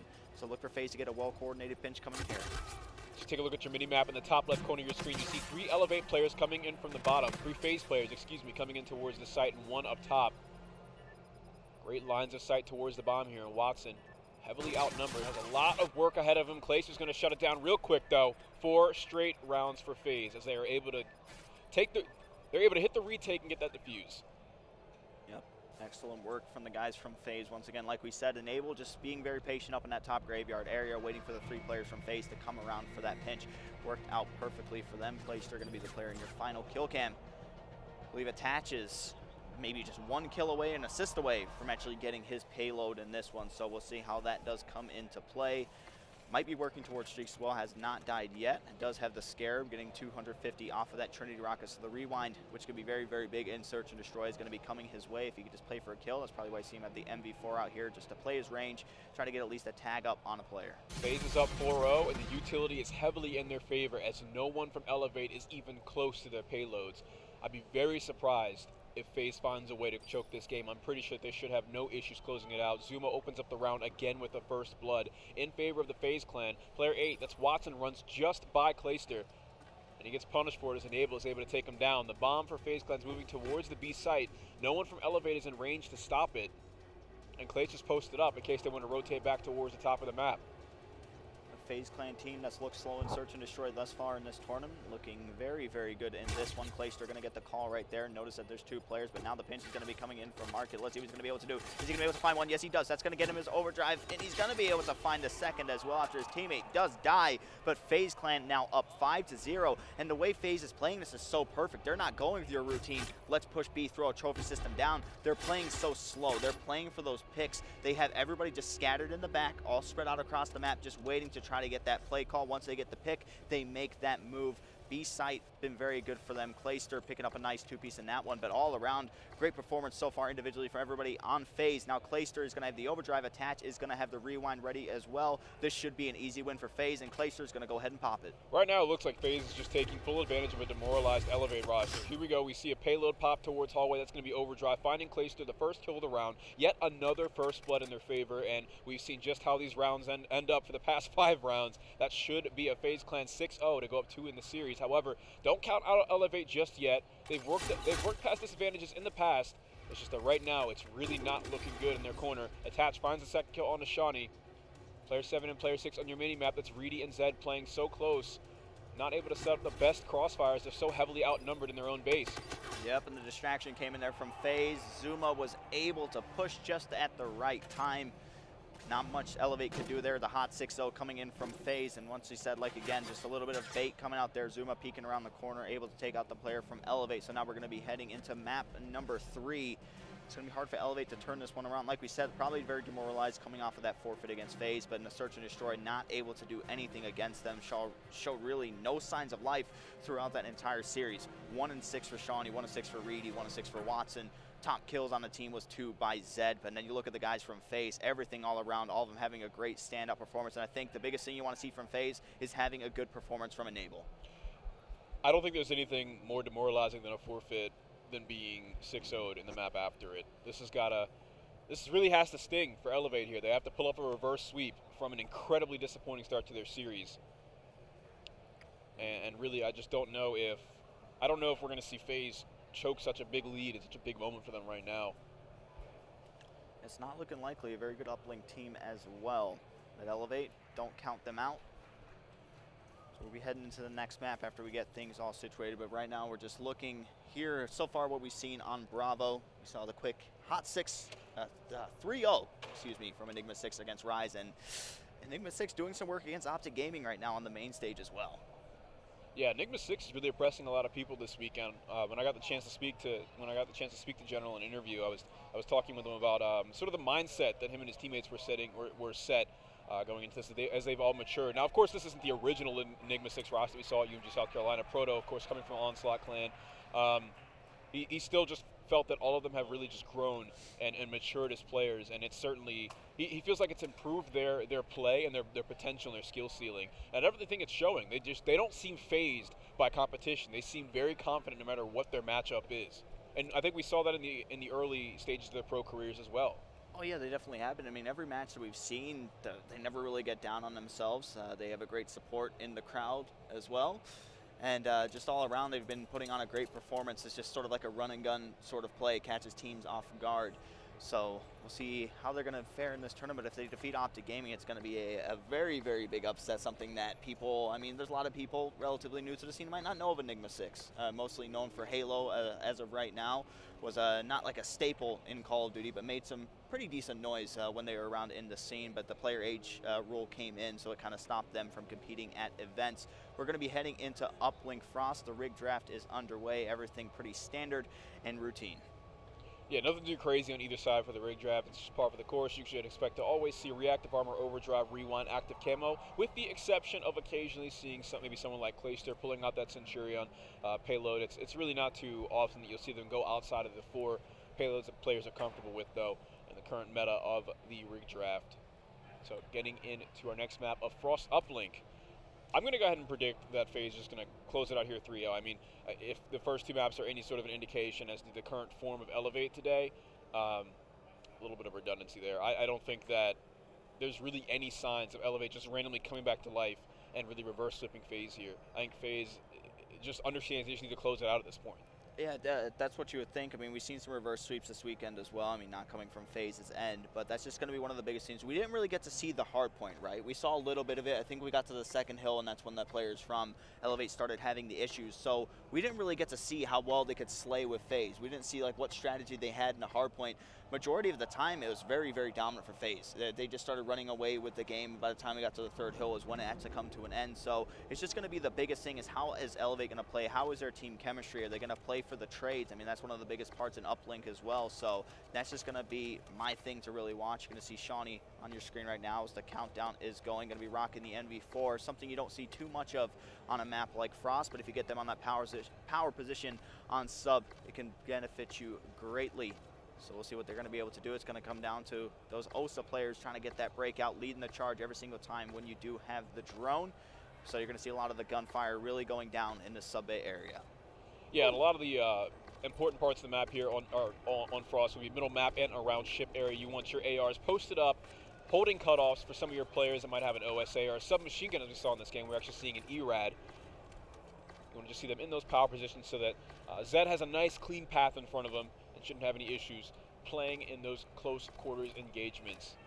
It's an interesting choice. We've seen a submachine gun come out a couple times this weekend, but it really hasn't been doing much, so we'll see how it fares for Zed going into this one. But map number 3, FaZe win this. Obviously, they get the W, and it'll be handing the Elevate squad their first loss in pool play, currently 1-0. So let's see how this goes. We're going to stay on board with Zed, see what he's going to be able to do straight off the rip. Going to spot one player in top blue, not going to be able to take him out. It's going to be Enable coming on top on that one. Shawnee going to take out Zuma. Gunfire going down on this outskirts. 2 players down for both sides. Attach going to get caught with his pants down, taking out his teammate. No, Clayster actually going to be taking out Attach there. Zed hits that high wall run with the submachine gun there. Not really too effective at all. I'm curious to see if he continues to run the ERAD, unless that was just an opening strategy here. Now Zuma, controlling mid-map, is able to dominate both Shawnee and Watson, winning both of those gunfights. Awarding FaZe some time with the drone. They should be able to move it up mid-map pretty easily, but now here comes the next wave of Elevate players. If they have any hope of taking this drone in, they're going to have to kill at least 1 or 2 of them. But no, Watson has an answer to it, and that's 2 kills of his own. Enable trying to keep the pressure up around Skinny here, as all of his teammates come off the spawn. And it looks like the drone is turned over to Elevate. Yep, it was a nice defensive stop there by Elevate. Kind of got a little bit lucky there. You saw on the map there's one player overextending all the way through red, trying to read the play, but they were coming through mid-map, and now they do have the drone hitting that lower wall run, trying to utilize it. He's going to be met by Enable, though. He's just going to go ahead, get a little bit crafty here with the wall runs to see what he's going to be able to do. Going to get tagged up, but Watson's going to pick up a nice 2-piece to try to open this play up. Azuma's going to be right there to trade that one out, firing some shots mid-map. Drone currently down in mid-cut. Azuma is going to fall as well as Greedy, so kills just being traded back and forth, but no real progress being made with the drone thus far. FaZe has the closest to being scored yet, but just came up short earlier in this match. But now map control going to go in favor of Elevate. Let's see what they're going to be able to do here. Elevate taking the drone towards ship side. We see Zed taking point inside ice. He's able to find himself a kill. The 1-point play comes in. He whiffs it, bouncing off the ceiling and onto the ground. That's not going to get you a point. Attach and Enable, clear out the base, move the drone up. That's going to be Clayster in position. This is what I mentioned, is you want your AR player in those solid positions. However, Clayster with the responsibility of the uplink drone isn't able to do what Clayster normally does when he gets in those positions. So Enable trying to take his spot here, affected by the jammer grenade. So many Elevate players surrounding him. He finds one kill onto Zed. The rest are in the base to stop the drone, and another play is foiled by Elevate. It's a little desperation push there by Attach. Would have liked him to maybe just back up with the drone and wait for some teammate support, but he just tried flooding it through such a tight angle. You're not going to be able to get that 1-point toss off in time, especially with 3 Elevate players coming around. But Reedy going to be in control of the drone, hitting that lower wall run once again. Zuma's going to be able to tag one player up, pushing inside of blue. The player immediately going to turn around, but Reedy should have a 1-point toss here at least. We'll see what he decides to do. He's going to go ahead, get on the hop up. The 1-point toss coming in, so it's going to be Elevate getting the first points on the board in this uplink. First point on the board there. We got Zuma trying to clear out ship area here. However, just as he finds his kill, Shawnee's able to trade. Now Watson looking in the enemy base. No one's home, though. Lots of the action going more closer towards middle map, as that's where the drone's going to reset after being scored. And Watson not able to do too much with his flank as he's instantly traded. And there it is, Reedy hovering around Skinny, finds himself a kill. But again, just lots of trades going back and forth. No team really having a dominating positioning over the other. However, Watson coming off the spawn is trying to change that as he finds a kill on mid. Drone moves up. Not much coming from it yet, though, as it's reset back to middle map. Yeah, that's what you like to see, right? Just constant trading. You're finding each player on both sides of the teams always just picking up each other's slack, always pushing things together too. So drone now going to be in the hands of Reedy once again, pushing through this left side bay. Let's see what they're going to be able to do. Is he going to go for the 1-point toss? No, he's going to get sneaky with it, jump right in front of the player and go for the dunk. So now 3-0, but that's going to be 4 players down for Elevate. The drone is going to be reset. Enable going to be there to collect this one. Should be able to, and look for them to maybe try to wrap it through the sub-bay area, but it looks like they're just going to be playing this drone, so I try to slay up before they make any initial moves. But like we said, it's time and time again, Elevate just stopping this FaZe party from trying to do something. So Elevate coming up off the spawn. They send 2 through Skinny towards mid and then 2 through ship. We'll see how this opening push works out for them, but it looks like no one was there to answer to Attach with the Osa on mid, so it's going to be a huge nuisance to that play, and nothing's going to come from it except for a FaZe turnover.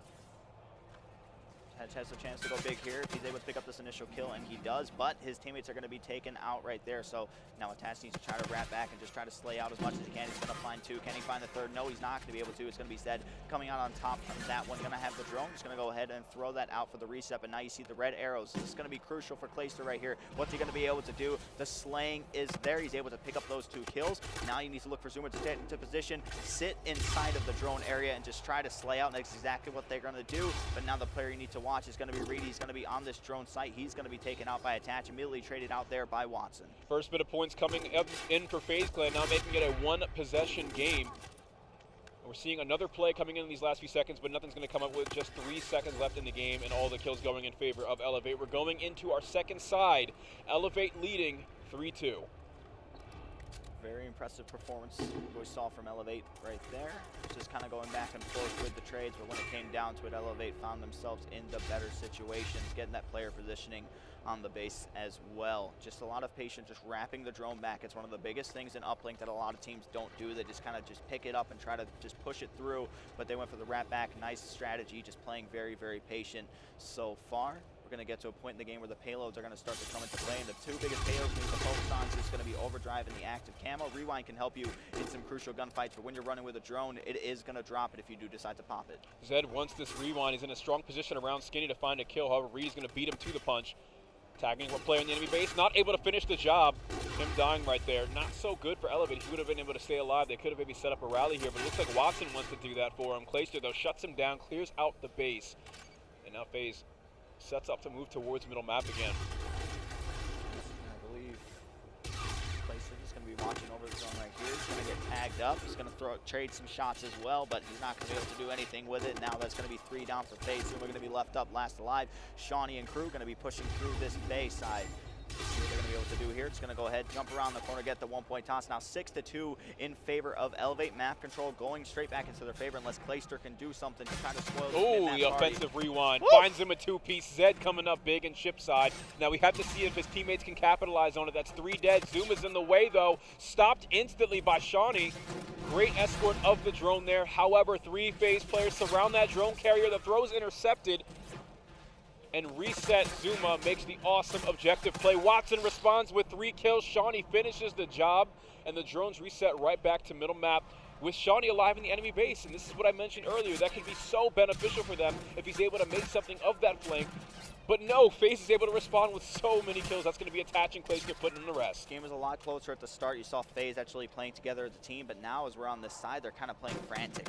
It's the same thing that we say in Search and Destroy. Their decision-making is not there. They don't really have just that one person saying, you guys need to do this. It's just kind of been all over the place. Yes, at times they've been playing for the trades, but they've never been able to have a super successful offensive push to the point where they can start to get some relays in, but they still have a lot of game time to work with. It's going to be attached, trying to push through ice, going to toss it back into the middle of the map. One player going to be positioned in blue. That is going to be enabled. He will be spotted. Let's see if he's going to be able to pick up this kill here. Yes, he does, but now he's going to be picked up from behind by Watson. His payload is going to be ready to go. Players from Elevate slowly starting to get a little bit of a streak here. Zed on 1 and then Watson on 2. So the active camo can benefit you greatly in this situation. Could go for a 2-point dunk. Let's see what they're going to be able to do here. Maybe try to toss the drone up to him, but Reedy going to be the drone carrier once again. Watson and Shawnee open up this play with 2 kills. The pass comes into Watson, the only player in the way. There's actually 2 of them. However, he still has his front line. He's able to get another dunk, and Elevate is just pouring it on to FaZe right now. Zed still in position to be a huge nuisance to FaZe. They come up off spawn. He finds 1 kill, connects with the hip fire on the second. Enable not able to do anything to him. Zed is just unstoppable right now, and Shawnee, of course, keeping the pressure alive into that FaZe base. Another dunk comes in. FaZe needs to turn it around now. Elevate's woken up in this series, and they're becoming a threat. This is looking very, very ugly for the guys on FaZe. The guys on Elevate just basically winning every gun engagement that they're really getting in. It's just time and time again what you're seeing, and the guy you need to be watching is going to be Zed. Each and every single time they get that drone control, he's the player who's pushing out, trying to slay out in the enemy base to make them spawn out. But that's just enough time to give them a little bit of a distraction to go for these 1-point tosses. You're going to see Placer pop the overdrive right here. Not going to be able to get the kill. It's going to be Zed being able to shut down 2 players from FaZe. The last guy did have the drone in hand, so you're going to see them start to fight from their own base. It's going to be Reedy utilizing the low wall runs once again. Let's see how quickly FaZe is going to be able to pick up on this one. The timing right there not going in favor of Zed. Going to go ahead and try to challenge anyway. Some confidence coming in from him, but Reedy's perfectly fine with just hitting this lower wall run to waste time. 1 minute 15 seconds left. It's going to look kind of impossible for FaZe to come back in this one. So following both of those huge plays from Zed and Shawnee, not Swanee, he's not in this lobby, guys.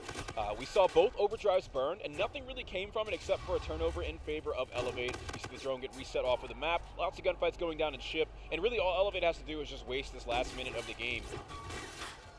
They're not letting FaZe get anything right now. The interception does come into play. Attach going to go ahead and get that dunk in, so some points going on the board for FaZe with 40 seconds left. Unless there's just a miracle where they're able to get some giant relay and 2-point dunks constantly, nothing's going to happen here. But Watson is going to go ahead, toss that drone forward for yards. Shawnee is going to be right there to pick this one up. Should be in another dunk for Elevate, and it's very, very impressive for what we're seeing from these guys. Like you said, it's just sort of been the entire game. It's been Elevate right up in FaZe's face, playing very, very aggressive, and they've just been slaying out. They're winning so many majority of the gunfights, and like I said, Zed has really been the staple for these guys in terms of pushing forward on the base and getting these rallies going for the side of Elevate. Yeah, so this is going to be the end of the game here. We see Elevate taking their first map in the series. And I got to say, I definitely didn't expect them to come back to life after the conclusion of those first 2 maps, right? Being forfeited in map number 1, and if you're just tuning in, Elevate was actually 6-0'd in Search and Destroy following it up. However, they're able to completely just punish FaZe once they get over to that more preferred side of the map on Frost Uplink. And now, as we get into map number 4, it's going to be another hard point. And if we're just generally speaking, hard point, I got to be in FaZe's corner. I think that even though they had this really disappointing loss on Frost Uplink, we've seen just how strong FaZe is in hardpoint in the past. I think that this is where they realize, hey, look, we need to stop choking. This is where we close out the series right here and now. It's their best game mode, and it's going to be the end of the series, and they get to go up further into pool play.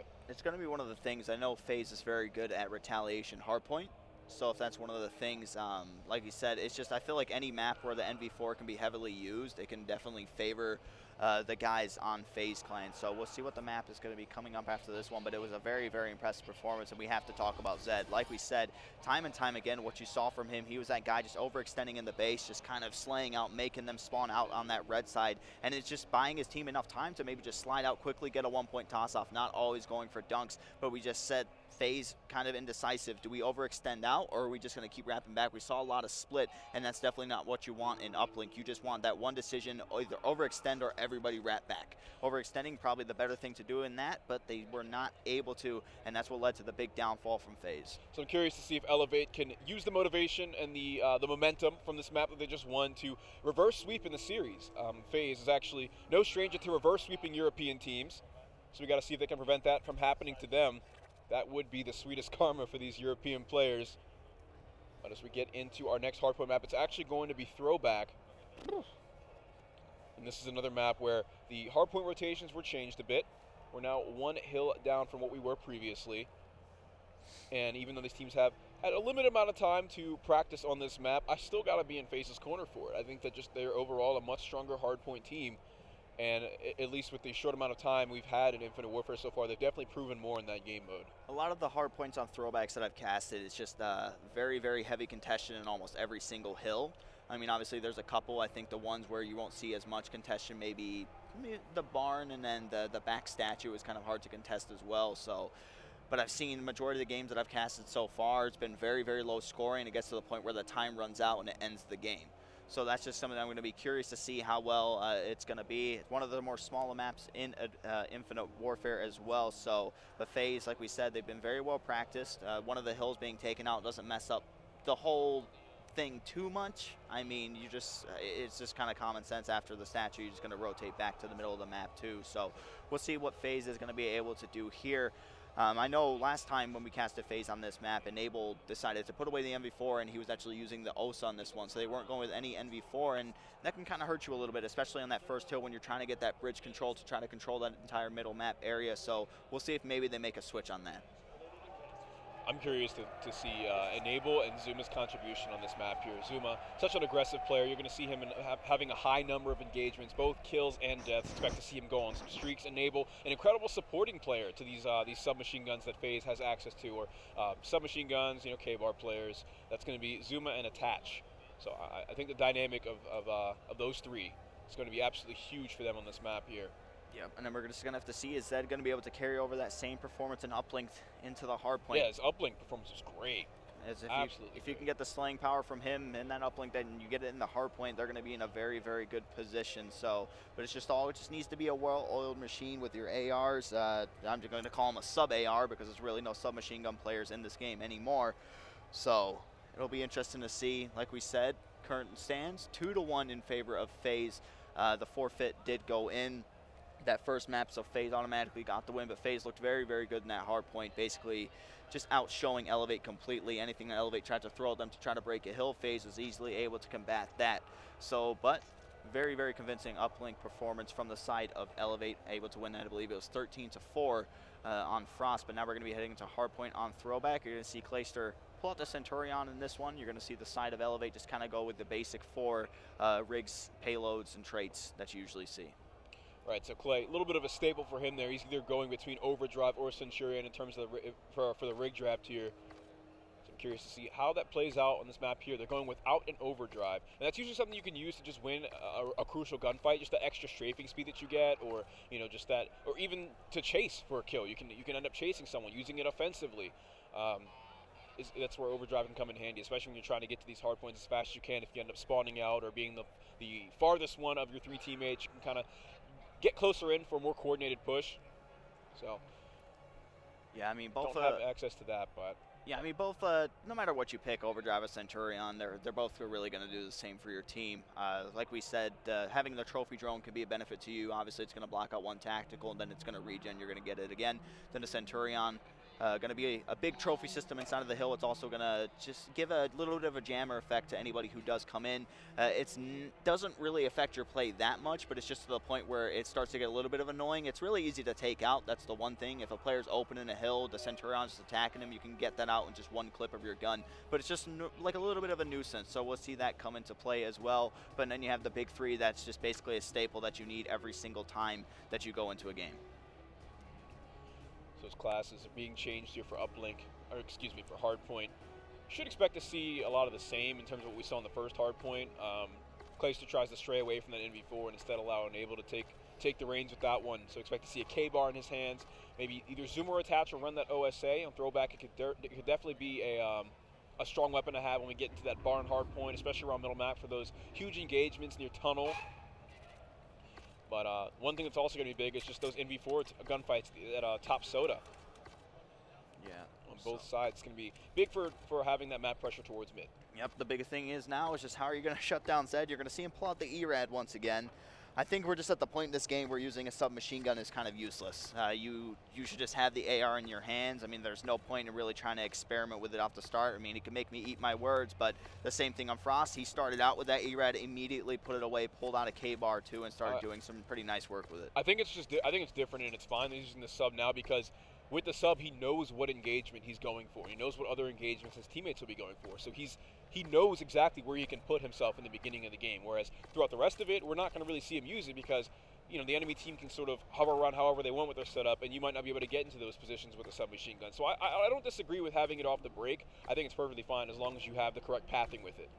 I feel like just having an OSA would be better. That thing is just going to shred more than the ERAD would, just so much quicker as well. It's just there's no disadvantages to using just too many OSAs. I mean, it's going to have the range to it. It's going to be able to get quick hip fire kills as well. But anyway, we're starting this one off.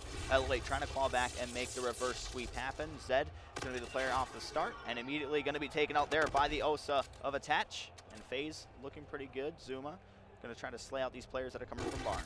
No kills on the side of Elevate. This is exactly how we saw the first hardpoint start out. Attach and Zuma just carried the first 30 seconds of the game.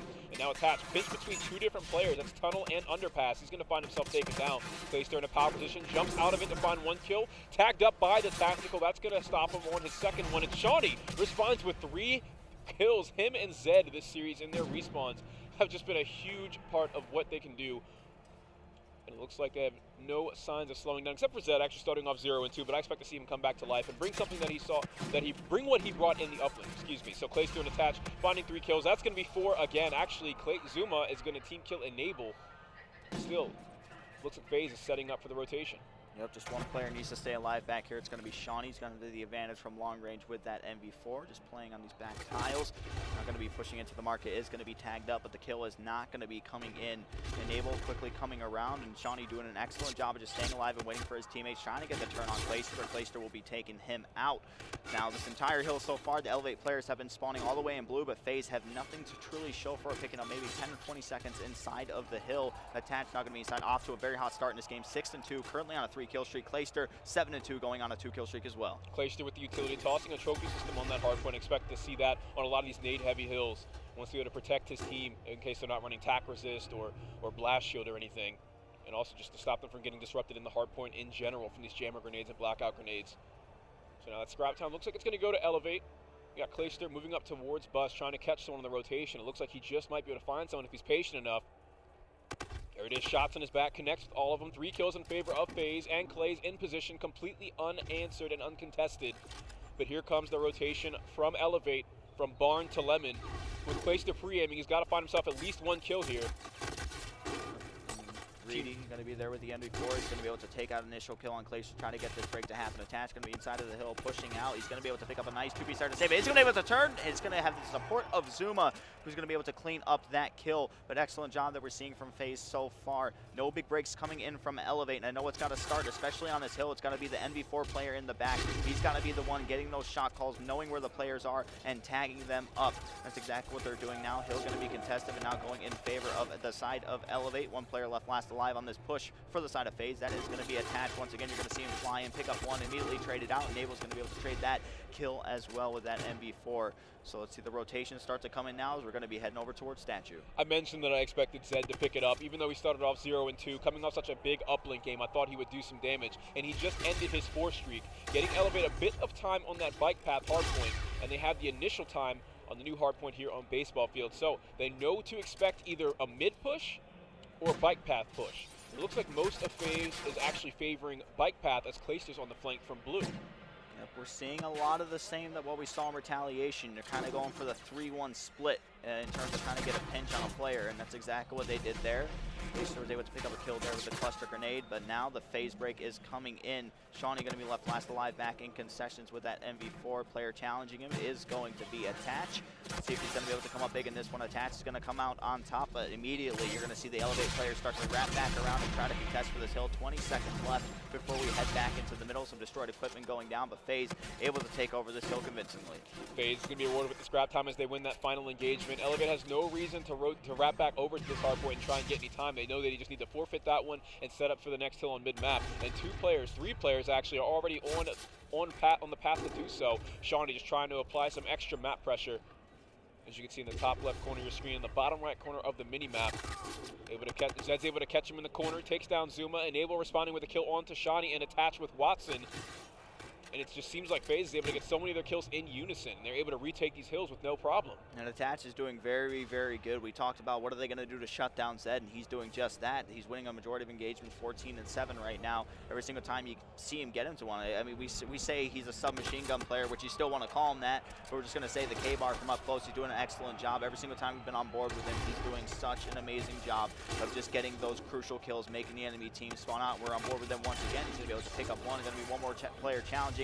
Going to get the turn, so the timing going in favor of the player from Elevate. Picking up some decent time off this middle hill, which is usually contested, and you can just thank the MV4 play for that. Take a look at our scoreboard here. Currently the highest scoring KDs in the lobby are coming from the likes of Attach and Clayster. I mentioned just how crucial of a player Attach is going to have to be for the team on this map, and he's proving his dominance right here and now, currently on his 2 streak, the most hardpoint time on his team. He's contributing a whole lot in every column. He definitely is. Ultimately going to be contested. One player inside that is going to be Zed. The rewind is going to be coming into play. Attach is going to be able to read that. He will take him out. And just like that, the big break coming in there from the players from FaZe. Now, the big thing to watch is Zed did get a split spawn. So now they have an opportunity to pinch, but they need to worry about Enable and back market. This is just a one-sided affair. 3 kills go in favor. Very little pressure coming towards Attach. But it looks like the Elevate players are still spawning out pretty close towards bike path. It's looking like a split spawn, actually. 2 players on bike path, 2 spawning up on the opposite side towards Baseball Field. And now we're going to see a pinch coming in from every doorway. Attach is still able to find 2 kills, completely shutting down both of them. And FaZe's lead, the snowball is rolling. I don't know if Elevate can respond to it.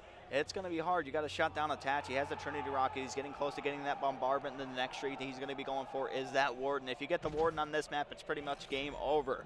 So we're just going to stay on board with Attach, see what he's going to be able to do. There's going to be one player who might be able to shut him down here, but no, the timing is going to go in favor of Attach. Is he going to be able to pick up this kill on Reedy? Yes, there's going to be one more following up from Granny's 175 off the ward. So now if you're Attach, play selfish. You've got a comfortable lead. Now you just need to try to tag it on. He's going to get it. He gets the Warden. He's fully streaked out. Attach is on a fire right now. 23 and 9 for Attach. 140 inside of the hill, doing everything for FaZe thus far. The Warden is going to come into play. You can pretty much chalk this one up. It is going to go for a win for FaZe. They are playing right into Attach's game right now. He's making it look so easy. Score streaks coming in. The snowball is rolling, and it has no signs of stopping. FaZe Clan is currently 40 seconds away of objective time from closing this game out. Elevate in current possession of the hard point. That's going to end soon. Attach runs through with his score streaks and the K-bar in hand to shut it all down single-handedly.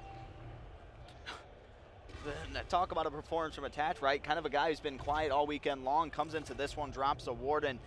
I know we've been seeing a lot of Wardens going on in open bracket. I believe we've seen one on the main stage as well, but the streak's going to be coming in there for Attach. Going to be able to find one, but the players from FaZe didn't get the rotation early, but they were able to slay out, which is good enough. Shawnee going to be the last player left in bowling now. This hill control is going to go in complete favor of FaZe. Now they need to worry about the mid push. The pinch coming in for both bowling and mid. See what they're going to be able to do. Attach going to go ahead and pop the rewind. Now the Trinity Rocket is going to be coming inbound with that Warden still in the air. Going for the 100-point club here on the guys on Elevate. Let's see if they're going to be able to complete this task. Attach just continuing his hot streak, trying to find another one. Going to be picked up by Clayster.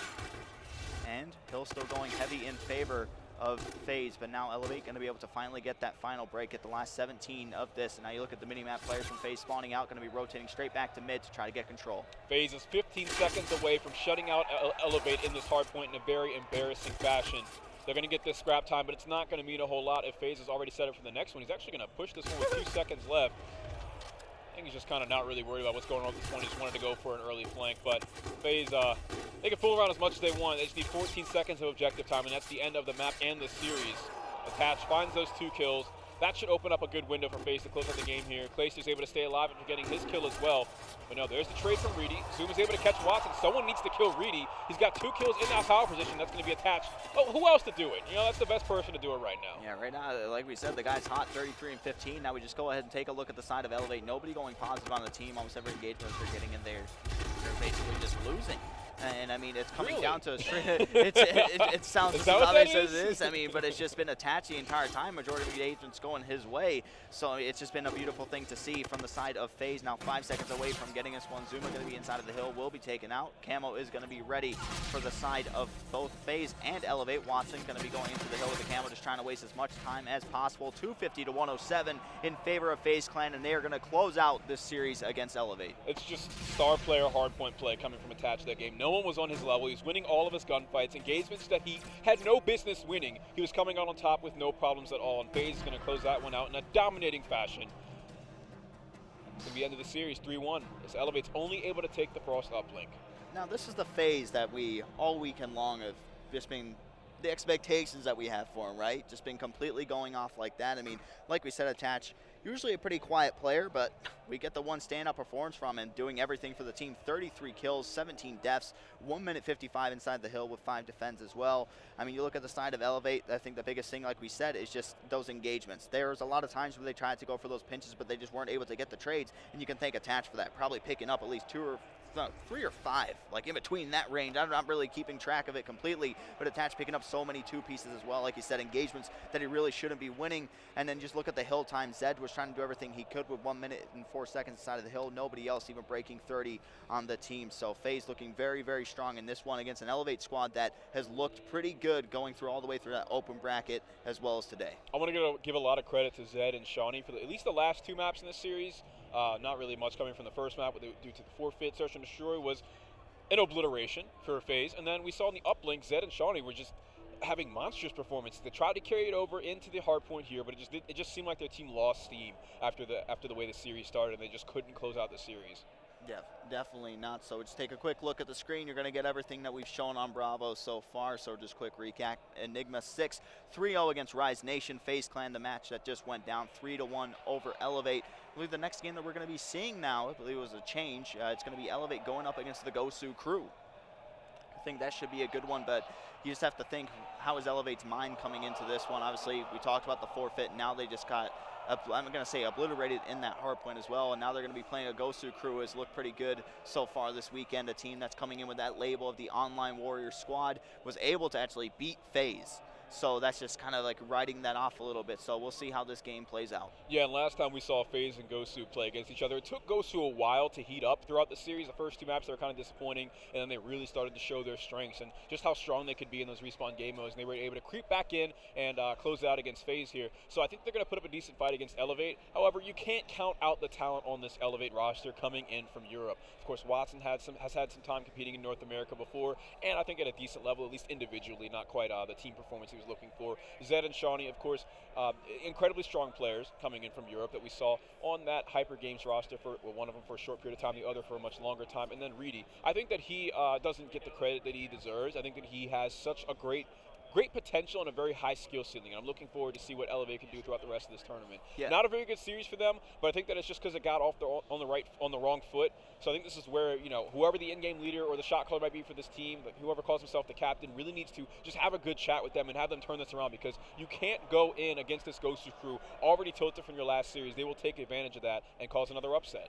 Yeah, they definitely will, and I mean, just all weekend long from so far from Gosu crew has been looking pretty good. I think it's going to be a very, very good series. But guys, we're going to head to a quick commercial break. After we come back, it's going to be Elevate going up against the Gosu crew. Don't go anywhere.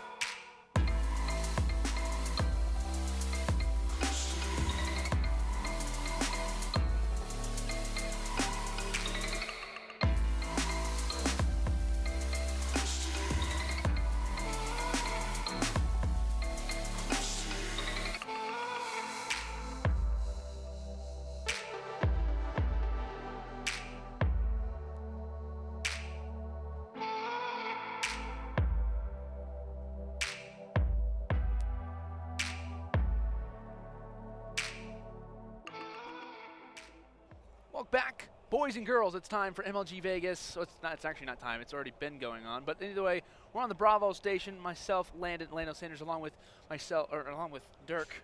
I messed it up a lot. I'm sorry. They kind of rushed us to be on here, and so I was kind of like, oh, I need to get ready. But anyway, you know, who do we have, Dirk? Who do we have? Let's just move on. We have our lovely observer here with us too. Wonder who it is.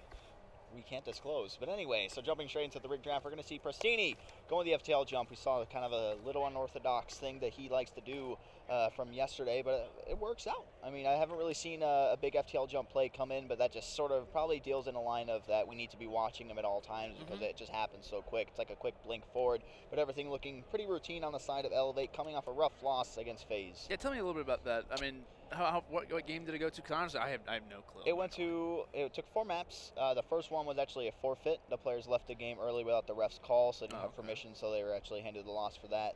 Into the search and destroy, it was terrible. Terrible? It was a 6-0 in favor of FaZe.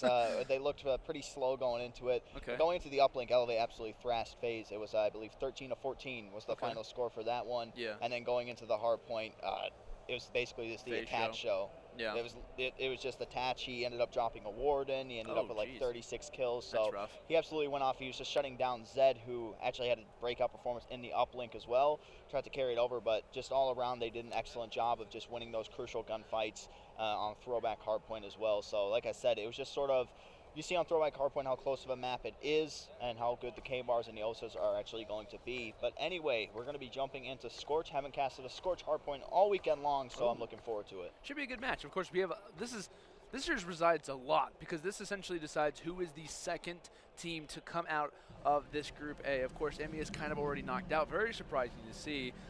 Gosu is currently obviously 1-1, and so is Elevate EU. Potentially, like I said, this could decide who is going to be out and taking that second spot in Group A alongside of FaZe Clan. There's a lot riding on this one, and of course, the guys over from Elevate definitely want to kind of make a storm because a lot of the EU teams have kind of risen. They've kind of done a little bit well. Orbit obviously getting knocked out. Infuse as well.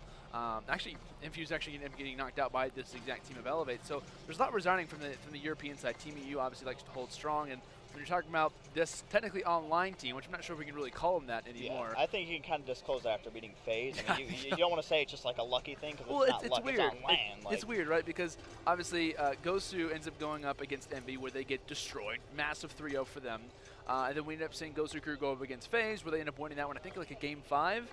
So you're automatically thinking, oh, well, most likely then it's Envious who's the top team versus FaZe. Well, they play on the main stage a little bit later, and then, FaZe obviously ends up winning. So it's kind of like a back and forth type of series of events that's kind of gone on in this group. And, of course, this map number 1 is going to dictate who is going to have a little bit of an advantage. So as we get ready to hop on board here, it looks like we're looking through the eyes of Shawnee as Elevate look to try to get an early game victory. Yeah, and you're going to see True Trophy Systems go straight down, and Cluster Grenade is going to follow that up. He's going to be using the E-Rad. This is something that the side of Elevate decides to bring out for at least the first hill. Once they can't get things going, they just kind of switch back to the K-Bar, the OSA, and stuff like that. But we're still in the eyes of Shawnee. He's going to be pulling out that E-Rad. He's going to be able to find one. Spawns are actually going to be flipped over now, going to be going in favor of Ghost. The players to watch for me is going to be Pristini and Gunless. Those guys had a great performance in every single hardpoint that we saw yesterday. Absolutely. Of course, players are looking out for the rotation. I mean, the back of the player's mind when it comes down to getting sponsors. The Elevate currently are in possession of those. It's Gunless looking every which way, just trying to make sure there is no one coming on a pinch. Well, there's Reedy, finds one, tries to find the second, but Gunless is able to shut him down. So off the first side of rotations, it looks like it will be TGC with a little bit of a lead. We saw them on that opening flank. It's something that it comes down to with TGC is the fact that they are always willing to challenge absolutely everything. Constant flanks, constant pushes. If they're one shot and there's 3 guys in front of them, they're going to push it, which can obviously be a major factor as a negative, but it can also be a positive. Catch your enemies off guard, but it seems that they are currently winning the rotation and winning this game as it stands. Yep, the big break came in there. Reedy picking up a nice 2-piece. Now they're making the opposing team spawn all the way back out in that lab side, so going to be able to get some pretty good time off of this one. Zed going to be the player inside a hill. He's going to be the OBJ type player for the team, but Drama trying to make something happen here. He picks up a 2-piece. He finds one more. He's on the hunt for the last player, and that is going to be Zed. Watson spawns right in on top of it, throws one trophy system down, picks up another, but it will be shut down there. So a very close game as we are getting ready to rotate to the next one. 25 seconds left on this, so one more push going to be coming in from the Gosu crew before we head over to the lab hill. Everyone's foresight, of course, Zed currently inside of the hill. Drama is as well, but he ends up dropping. Something that I really like about Zed is when it came down to hyper games, Black and Black Ops 3, he was always known as a top player, without question, probably the best slang player on that roster. And you know, obviously, as roster changes kind of came about, you know, this team ended up forming up together. You know, many people obviously know a lot about Watson as well, Reedy and Shawnee. Shawnee's actually recently turned 18, had an incredible performance actually at PSX in the Elevate lineup. Didn't see a whole lot of results, but he definitely kind of went off. But Watson, a very well-known player as well. Back in AW, actually played for the DP team back in MLG World Finals as well in the regular MLG Pro League. As well back on Aware too. So a lot of very well-known names when it comes down to this European team. And it's not just names that are keeping them going, but it seems that their lead is starting to increase as they've completely locked down this hangar. And it seems that those players only coming from middle and from hallway have not had any options whatsoever. And I talked about Zed being a main slayer. He's currently on a 7 streak, while Watson is 12-4 on a 5 as well. Yeah, this is the slaying, like you said, that Zed is capable of. We saw it in the uplink. It didn't transition over to the last hardpoint that we did see against going up against FaZe, but right now he's 75 off of a Warden. Watson on a 7-kill streak as well. Streak between the two. We're just going to stick between both of these guys. The Warden is going to come into play right now, so now the main focus for the Gosu crew is going to be, we need to get this out of the sky, and then also you're going to see the Trinity Rockets coming in from Watson as well. These streaks are still alive and well. Let's see what they're going to be able to do. Zed is finally going to be shut down, but Watson is still continuing his show of 14-4. You look at the mini-map right now, it's going to be going to the Gosu crew. One going to be pushing in through this observation deck. So let's see what they're going to be able to do. But these streaks are just halting them, just keeping them inside. Yeah, those streaks are going to definitely pay dividend when it comes down to it. But if you're looking at the side of Gosu crew, I mean, realistically, the guys who realistically go off for players like Gunless, I mean, I know you mentioned RCs as well, but Persini, to me, is a lot of the times, at least in online scrims and online tournaments, he's been the main slayer for them. And it seems in a lot of the hard points that they've lost, he has not really been able to show up. So when it comes down to this younger team, I guess you could say, you know, obviously the twin brothers of both RCs and Pristini playing for Apotheon back at Call of Duty XP for the last year.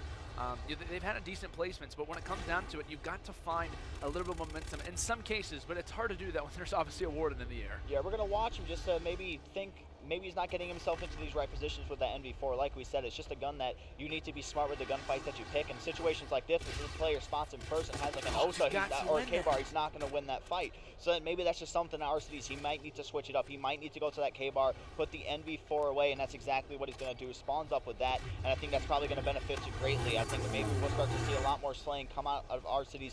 Like you said, the NV4 can work out on this map, but just a lot of the angles that he was just picking right there, you're not going to win those engagements. And you'll see occasionally, right? I mean, the TGC team, it's not like they're running out of you know, creativity. It's not like they're not trying to flank or anything like that. It seems that every time they go on a flank, Elevate is always there. It's almost like Elevate knows exactly what they're trying to do. Unfortunately for the TGC side, they're finally going to get a little bit of a breath of fresh air as they're starting to bring this one back slowly but surely. It's still a decent lead for the side of Elevate as they are going to be on the early rotations potentially. This is actually going to be a very big gunfight between Zed and Pristini. Pristini not checking off to his right. Zed's still going to be in the hill, not realizing that a player is just to his left. Pristini able to win that gunfight. Arsenes and the boys from TGC are going to be on that rotation. But I believe Pristini is still in the back hill. He's still just waiting for that rotation to come through. Elevate's still on those early rotations, but Pristini needs to win this one. So despite the amount of time that he's holding inside of the hill, he's going to buy his team a few seconds to get on that rotation. It seems that Drama and the boys from TGC are only going to be down by about 50 points. Yep, great break there from Elevate, and it was led by Reedy and Shawnee. Let's see what they're going to be able to do to try to hold this, making the player spawn all the way on this lab side, the research area. So let's see what they're going to be able to do. Zed's going to pick up one kill. The Flood is going to be start to come in now. Looks like they might try to go for a split here through Factory and then through the catwalk. He's eventually going to be out of the map. He's dodging and weaving, but Drama going to get that big break. The nice two-piece coming in, but Gunless and Pristini now going to clean it up to get this last bit of scrap time. Elevate players already looking at the map. There's just a couple there pushing, maybe just try to get a quick contestation, but they are going to have the spawns going in their favor, but the rotations are coming in now from RCs and Drama. This is going to be crucial to see what these guys can do. RCD's yet again on the rotation, and when you look at the scorecard just off to your right, I mean, 4-17, that is absolutely unacceptable when it comes down to the amount of matches that you're playing and the amount of, you know, results that kind of come from this, I mean, are absolutely huge. I mean, whoever wins this is coming out of the group. Whoever doesn't is going down to the losers bracket. And what we know so far, there are a lot of talented teams in that losers bracket already. I mean, Optic Gaming and Envy, just to name a few. Just to name a few, two of the biggest organizations exactly, that we have in right? Call of Duty and the losers bracket. And they were talking about it. When was the last time Optic Gaming ever got knocked down into the losers bracket? It's been a while. You can think off the top of your head. So maybe back in the days when Former Crimson weren't even on that team, yeah, like maybe Ghost or so. It's just crazy to think of, like, like what's happening so far here at MLG Las Vegas, but anything can happen, will happen. But the losers bracket, like you said, is pretty stacked right now. You have a lot of good teams in there, so you definitely want to try to win this one. Zed going to be the player inside of the hill. Let's see if he can get things cooking again. Was on a 4-kill streak, gets taken out. Watson is going to have the active camo ready, so just in case they need to break, he's going to be able to pop that one and get some easy kills in contestation time. Hill currently being contested. And now the Ghost Crew going to try to rotate early, but this has been the story, right? We've seen the Ghost Crew rotate early, but then it's just been Elevate having well-structured pushes to break this, and now same thing that we're seeing right now from Watson. He's getting ready to set up for this break, utilizing that active camo. He's going to spot one, and he's not going to be able to get the kill. Stop shooting at that player. Is he going to be able to clean it up? Nope, his teammate is going to be there for the assist. 225 to 119, and the score is rising for Elevate. Looks like they again have control of this, but the Flood going to be coming in from Ghost. I believe Racimi ends up using Zed's yell jump in that particular situation. Able to find a kill. Zed currently inside of the hard point along with Gunless. Needs to win this gunfight. Big win for Gunless, but he ends up dropping shortly after. So the amount of stacking that Elevate is doing has been absolutely exceptional, as they only are going to need less than 20 seconds. Actually 15 at this point. Shuts down the Scarab to Zed. That's a few more score being added to his overall rig. And this is all but over, as a few consolation kills will be awarded to the side, I believe, of TGC, but doesn't really mean a whole lot at this point. I mean, only 4 seconds away. This would be an incredible comeback if they were able to make it happen, but I don't think it's likely. And if you're Arcides, you need to step it up. I mean, just this performance, like you said, being one of the main stars, 8 and 24, it's not something, it's very unorthodox from him to see. I mean, overall, he hasn't been making that many big plays, but he's just been doing enough to help his team have success. But when you have somebody going 9 and 25, it's definitely not going to cut it. Usually, if you see somebody with that bad of a kill-to-death ratio, they're going to be the player that's going to be inside of the hills, going along those lines. But right now, the setup they have is pretty nice, but RC's going to get double pushed there by the players from Elevate. Now the pinch is going to be coming in. Pristini going to be able to find one. Reedy is going to be able to trade out a kill there on Gunless. Kills just going down all around, but it looks like they're starting to show some life here, but it might be a little too late. 35 seconds still to go on a hill that's usually contested the majority of the time, but Zed going to push in, and it should be Elevate taking this one.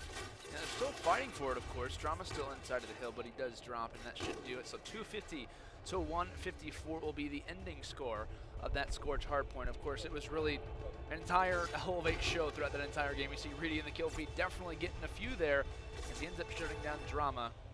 Like I said, 250 to 154. 2 minutes and 8 seconds there of hill time. Shawnee, the young gun, absolutely showing his stuff here in this game, number one. And to be honest, I mean, when it comes down to Elevate, I wasn't for sure how strong they were going to be when it comes down to hardpoint, but while it is a loss, and that's obviously a major loss, I mean, they really didn't contest whatsoever in that first game.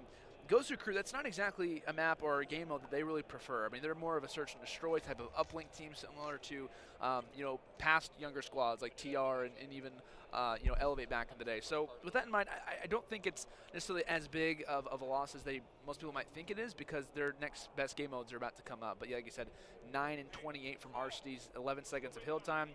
Definitely struggled there, and I think if he even expects Ghost to even have any sign of wanting to win this next game, he has got to be showing up.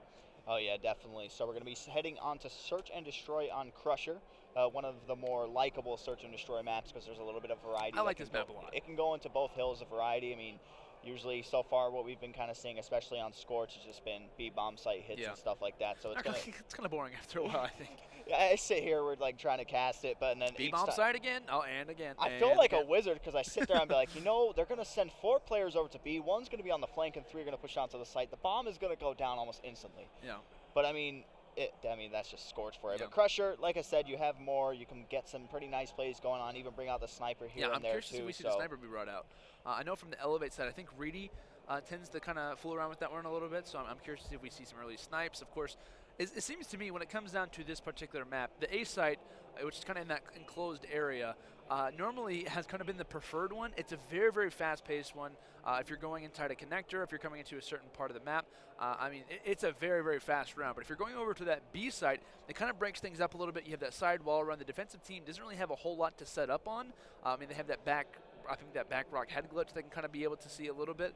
But it seems that since the A site was kind of more preferred, everyone's like, let's just try the B site out. And then eventually that kind of became the meta. So it's kind of odd now to see the A site be going to. So with that in mind, just kind of break down the map a little bit because, you know, when it comes down to it, Gosu has to win this one, and they're more of a stronger team when it comes down to this game. I mean, the majority of the time in Search and Destroy in this game, what you're going to notice is that there's going to be one site that's going to be favored where you can actually use some strategies to go to it. Other than that, it's going to be we need 4 players to flood onto it, or Right. we need a 4-player flood on defense sort of thing. So like I said, on this map, that the site where you're going to need to flood if you want any control is going to be A site, 100%. B site, there's a little more ways you can attack. You can hit one of the wall runs. You can just go on the right side plat and try to attack that way too. So you do tend to see a little bit more of B, but then you still don't, you can't write off A like it's not possible to actually get onto A Right. and get a good thing going. So like I said, it's just going to take a 4-man hit, everybody flying in together, just trying to work for your trades. That's going to be the biggest thing, obviously, in Search and Destroy. But we're taking a look at the rig draft here. Structure stuff all around, nothing really changing up. The FTL jump going to be replaced with Pristini. He's going to be going with the overdrive, kind of expected. Yeah, I think that's kind of noted. I think it's kind of a good thing to be selecting when it comes down to it. But yeah, you guys can obviously see the rigs and when it comes down to it. But one thing that we were talking about earlier was when we were kind of discussing that A-side hit. I'm curious to see if that affects Gosu Crew whatsoever, because like I said, in interviews they've talked about we don't care. We're going to push everything. We're a team. Yeah. You know, for like I said, for one shot we're going to challenge. Like that's just the way that it goes. But we talked about the major slaying difference in that first game. I'm curious to see if that affects Gosu Crew's overall aggressiveness, because it's almost like you either want to have a slow fight or a very fast fight. And that's the thing that Elevate obviously seems to have a huge advantage in, is when it comes down to that overall slaying battle, gun on gun, they seem to have a huge advantage. So I'm curious to see in those offensive pushes if we see Elevate push A more and see Gosu Crew on their offensive pushes push B a lot more. Yeah, I mean, and that's what I've seen too, just kind of judging based off of from what I've seen from Elevate so far and All right, Search and Zed, calm Destroy, as down. well as the Gosu Crew. I'm not going to switch off of him. I don't want a headache. I can't, when they're like constantly zooming in, I'm sitting here like trying to focus up, and I'm just like, eh. But anyway, but from the Gosu Crew and Search and Destroy, they've looked pretty good. Obviously, we know these guys. If people maybe don't know them at home, they've always seen them in pro streams, playing tournaments with them, maybe matching up against them as well. Yeah. Stuff along those lines too. Gave FaZe, I would say, more than a run for their money, Oh, but FaZe has absolutely. been pretty weak in Search and Destroy thus far in this tournament. So we'll see how these guys do it. I think Gosu Crew definitely has the upper hand over Elevate. I'm going to go ahead and say that. EU, we always kind of talk about, they have the weaker hand in Search and Destroy because they didn't have access to wagers at one point, so they were never really playing. But over the past year in Black Ops 3, we start to see a different type of Search and Destroy being played from the EU sides. I think they definitely take kind of pride in their Search and Destroy. I mean, even when it comes down to other esports that are FPSs and those round-by-round based, you know, only one life per round, the EU definitely takes a lot of, you know, respect when it comes down to it. But of course, it's time to hop into this round number 1, Scorch S&D, and I'm already seeing the sniper being brought out from Reedy. We're getting a little bit excited here as he's going to be head and potentially watch over for his squad as they will be on the offensive side. That thermal out. He's going to spot one player here off the start. And that player is going to challenge a big win there from Reedy. That's going to be the first blood. Looking good here from Elevate off the start. It definitely is. It looks like they're going to go for a hit straight up middle, and it's going to be Shawnee. He's actually going to be pulling out the R3K. Something I saw from Royalty, was able to get a couple kills with it in a Search and Destroy as well, so don't write it off. It was actually one of those weapons that we saw at the beginning of Infinite Warfare being used in tournaments a lot, but Watson going to pick up another kill. Gunless going to be left alone, and just like that, it's a quick 1-0 for the side of Elevate. That was kind of an odd thing to see because, I mean, obviously he gets the pre-round snipe. You're thinking maybe they try to, you know, get that rush over toward A. They make it happen, and it kind of seems that the Gosu Crew just kind of rotated out there. It seemed that they were a little bit afraid when it came down to it. They didn't really want to aggress the side of Elevate, but that first blood from Reedy definitely kind of set up the round pretty well for him. As you can already see Watson and the boys kind of earning their rigs. That's going to be something to kind of keep in mind as well. If you start to see a very early start, a very early beginning to a dominant move, you can definitely see Elevate kind of earn those rigs early, which can obviously pay off in the later rounds. Yep, you see all 4 arrows go to mid, just trying to get a little peek to see if they can find anybody, and now they're going to scatter. Nobody actually pushed up into A, so somebody could try to cross over there if there's nobody over by steps. The trophy system is going to go down. Pristini going to draw first blood. Drama has the go to get this bomb down. You just kind of see Pristine just kind of being by himself, causing a distraction. It looks like his teammates are going to push through, maybe try to play for the kills here. We're still going to stay in the eyes of Drama, see what he's going to be able to do. Pushing in, going towards the stairs. Going to see the dead body of one of the players. And the bomb is now going to go down on this A site while all 3 players from Elevate overextend. So just basically a quick switch of sides. Drama easily could have put it on either side, so Elevate kind of playing around as kind of a cat and mouse chase essentially, but Watson throwing out that nade, of course. Kobe. No trophies. They end up using all their trophies on the opposite side, so kill's starting to come in. Drama able to shut down one. Zed finds the other just before, so bomb is still down. No player on that defusal as of yet. Zed going over toward that stairs is not going to find anyone for the time being. Shot still starting to come in. Shawnee finds that one with the R3K. I don't really seen too much of that this weekend, but he's definitely starting to prove it. Well, now you have to put it to the test. 15 more seconds left. He's going to spot one player just to his right. Needs to try to win this gunfight, but no! The 3-round burst isn't going to be able to win him that gunfight in enough time. Arshty's going to be able to escape with that round as Shawnee was seeking who he may devour, but in the end it wasn't meant to be. Like I said, it's just that was one of the weapons at the very beginning of Infinite Warfare that was being used a lot, but then people started to discover the MV4, the K-bar, and stuff like that. So it's interesting, like, it being used and seeing success with it just because we never see it. It's a gun that would never work in Respawn, but in Search and Destroy it works perfectly fine. So Shawnee still going to keep going with it. He's just going to be running the ELO, the quick draw, the stock, the particle amp, and then the foregrip as well on that one. So Watson's going to be in control of the bomb, currently tied up 1-1. Let's see what they're going to be able to do. It looks like they were trying to go for a B hit, going to quickly take a turnaround, and looks like they're going to favor A. Oh, they just juked them out pretty bad, but it seems that I think Pristini and Gunless might be thinking, well, maybe they might be over here, but a complete clear out as they're going to set up camp and try to get this bomb down, but shots starting to come in. Watson not affected by that. Nades out as well as he's just able to escape. As Archie's actually able to find one, but the other one is his own teammate. It's actually his own brother. Kind of awkward to say the least, but either way it is currently a 2 versus 3. Yep, we're staying on board with Arcees right now. He's coming around on the flank. He's going to have his teammate Drama sitting in the mid corridor. Let's see how they're going to be able to attack this one. He's got to spot one player to his left. Gets a little bit trigger happy. Not going to connect on anything. Zed going to take out Drama. So now Arcees is left alive in a 1 versus 3. Chop's going to be tagged up, trying to fire at another player down A long. Not going to be able to get anything to go for it. This round is definitely going to be going in Elevate's favor. Kind of just stuck. Not going to be able to do much right there. So 2-1 in favor of Elevate. And that was a really good play from the side of Elevate, because of course they try to go for that pre-round snipe, doesn't really hit, and then that kind of baits out the side of TGC, making them think, well, maybe, oh, they're going to try to go in the rotation. Why is reading that particular situation, or that particular position? And of course, when it was a delayed hit, it kind of worked out in their favor. So TGC trying to, in some ways, counteract what Elevate was trying to do, but unfortunately, it ends up in their own demise. As Elevate currently up 2-1 as far as this particular game is considered, as it will be TGC on the offensive side. It seems that the boys from Elevate thinking that a B hit is going to happen, and unfortunately they are going to guess wrong. It will be a free plant to the side of TGC, and Drama is not convinced. He's thinking, nope, they've got to be around here somewhere, but unfortunately that's not going to be the case, as it looks like they're going to play a little game of Ring Around the Rosie. Potentially, some gunfights potentially could go down through middle as Pristini's looking, but not going to spot anyone. So a free bomb site in back-to-back rounds, but defusal is not exactly what TGC wants. They want to get the kills. It's like identical to what we saw last game. It's sort of like a mind game from Elevate, right? How often do you see just everybody completely giving up the A site, just always rotating through, but kills are going to go down, but it's immediately going to be traded out right there. RC's going to be able to pick up one of his own, so now a 3 versus 2 situation for the boys on the Gosu crew. Zed going to be able to clean up that one to even up the man count. Pristini going to be in control of the bomb right now. I'll top on board with him, see what he's going to be able to do. Take a look at the mini-map overhead. The buddy system on both sides. See which site they're going to decide to go to. See player number 5, RCD's going to be pushing up. There's going to be one player right to the left of him, and the timing is not going to go in his favor. The R3K coming in from Shawnee once again, 4-1. Oh, they're watching each other's backs. This should be done for Pristini, but he spots one out. Oh, no! You gotta tag him up. You gotta tag him up, Pristini. Thank the Lord he shuts down Shawnee, but in the end, it's not going to happen. As Elevate, or realistically, TGC, that could have been really bad. That could have been awful. I'm not gonna lie, but Zed's able to clean it up, and that's gonna be 3 rounds there for Elevate. If he would have been taken out, there would have just been like a little life lesson. Never let go of the right trigger until you see the kill pop up in the kill feed. Yeah. that was lesson too close learned. for comfort. So we're going to be jumping on board here. It's Can going we to be see Rudy? Zed. I want to see if Rudy's still sniping. I'm just curious. He is still sniping, so I guess it's worked for them in their offensive hits up to this point. We'll see if he is going to challenge. Of course, no one's going to be there for the time being, but yet again, a team has guessed wrong on the bomb site. An entire 4-man push is absolutely foiled, but in some cases, this could work out for a nice flank for TGC. Yeah, it definitely is. And a player we're going to be watching. It's all led by Pristini. Ooh, So let's see what he's going to be able to do right here. You see on the minimap once again, Oh, the bomb's going to Watson. go down. You gotta let that Watson nade go, my friend. kills himself with the grenade. So now a 3 versus 4 situation. RCD's going to take out another one, lowering down the man count to 2. Pristini going to follow it up, getting one more. Reedy going to be left last alive. Is he going to be able to do anything? Nope. Stuck in a very, very sticky situation right there. Some body shots coming in.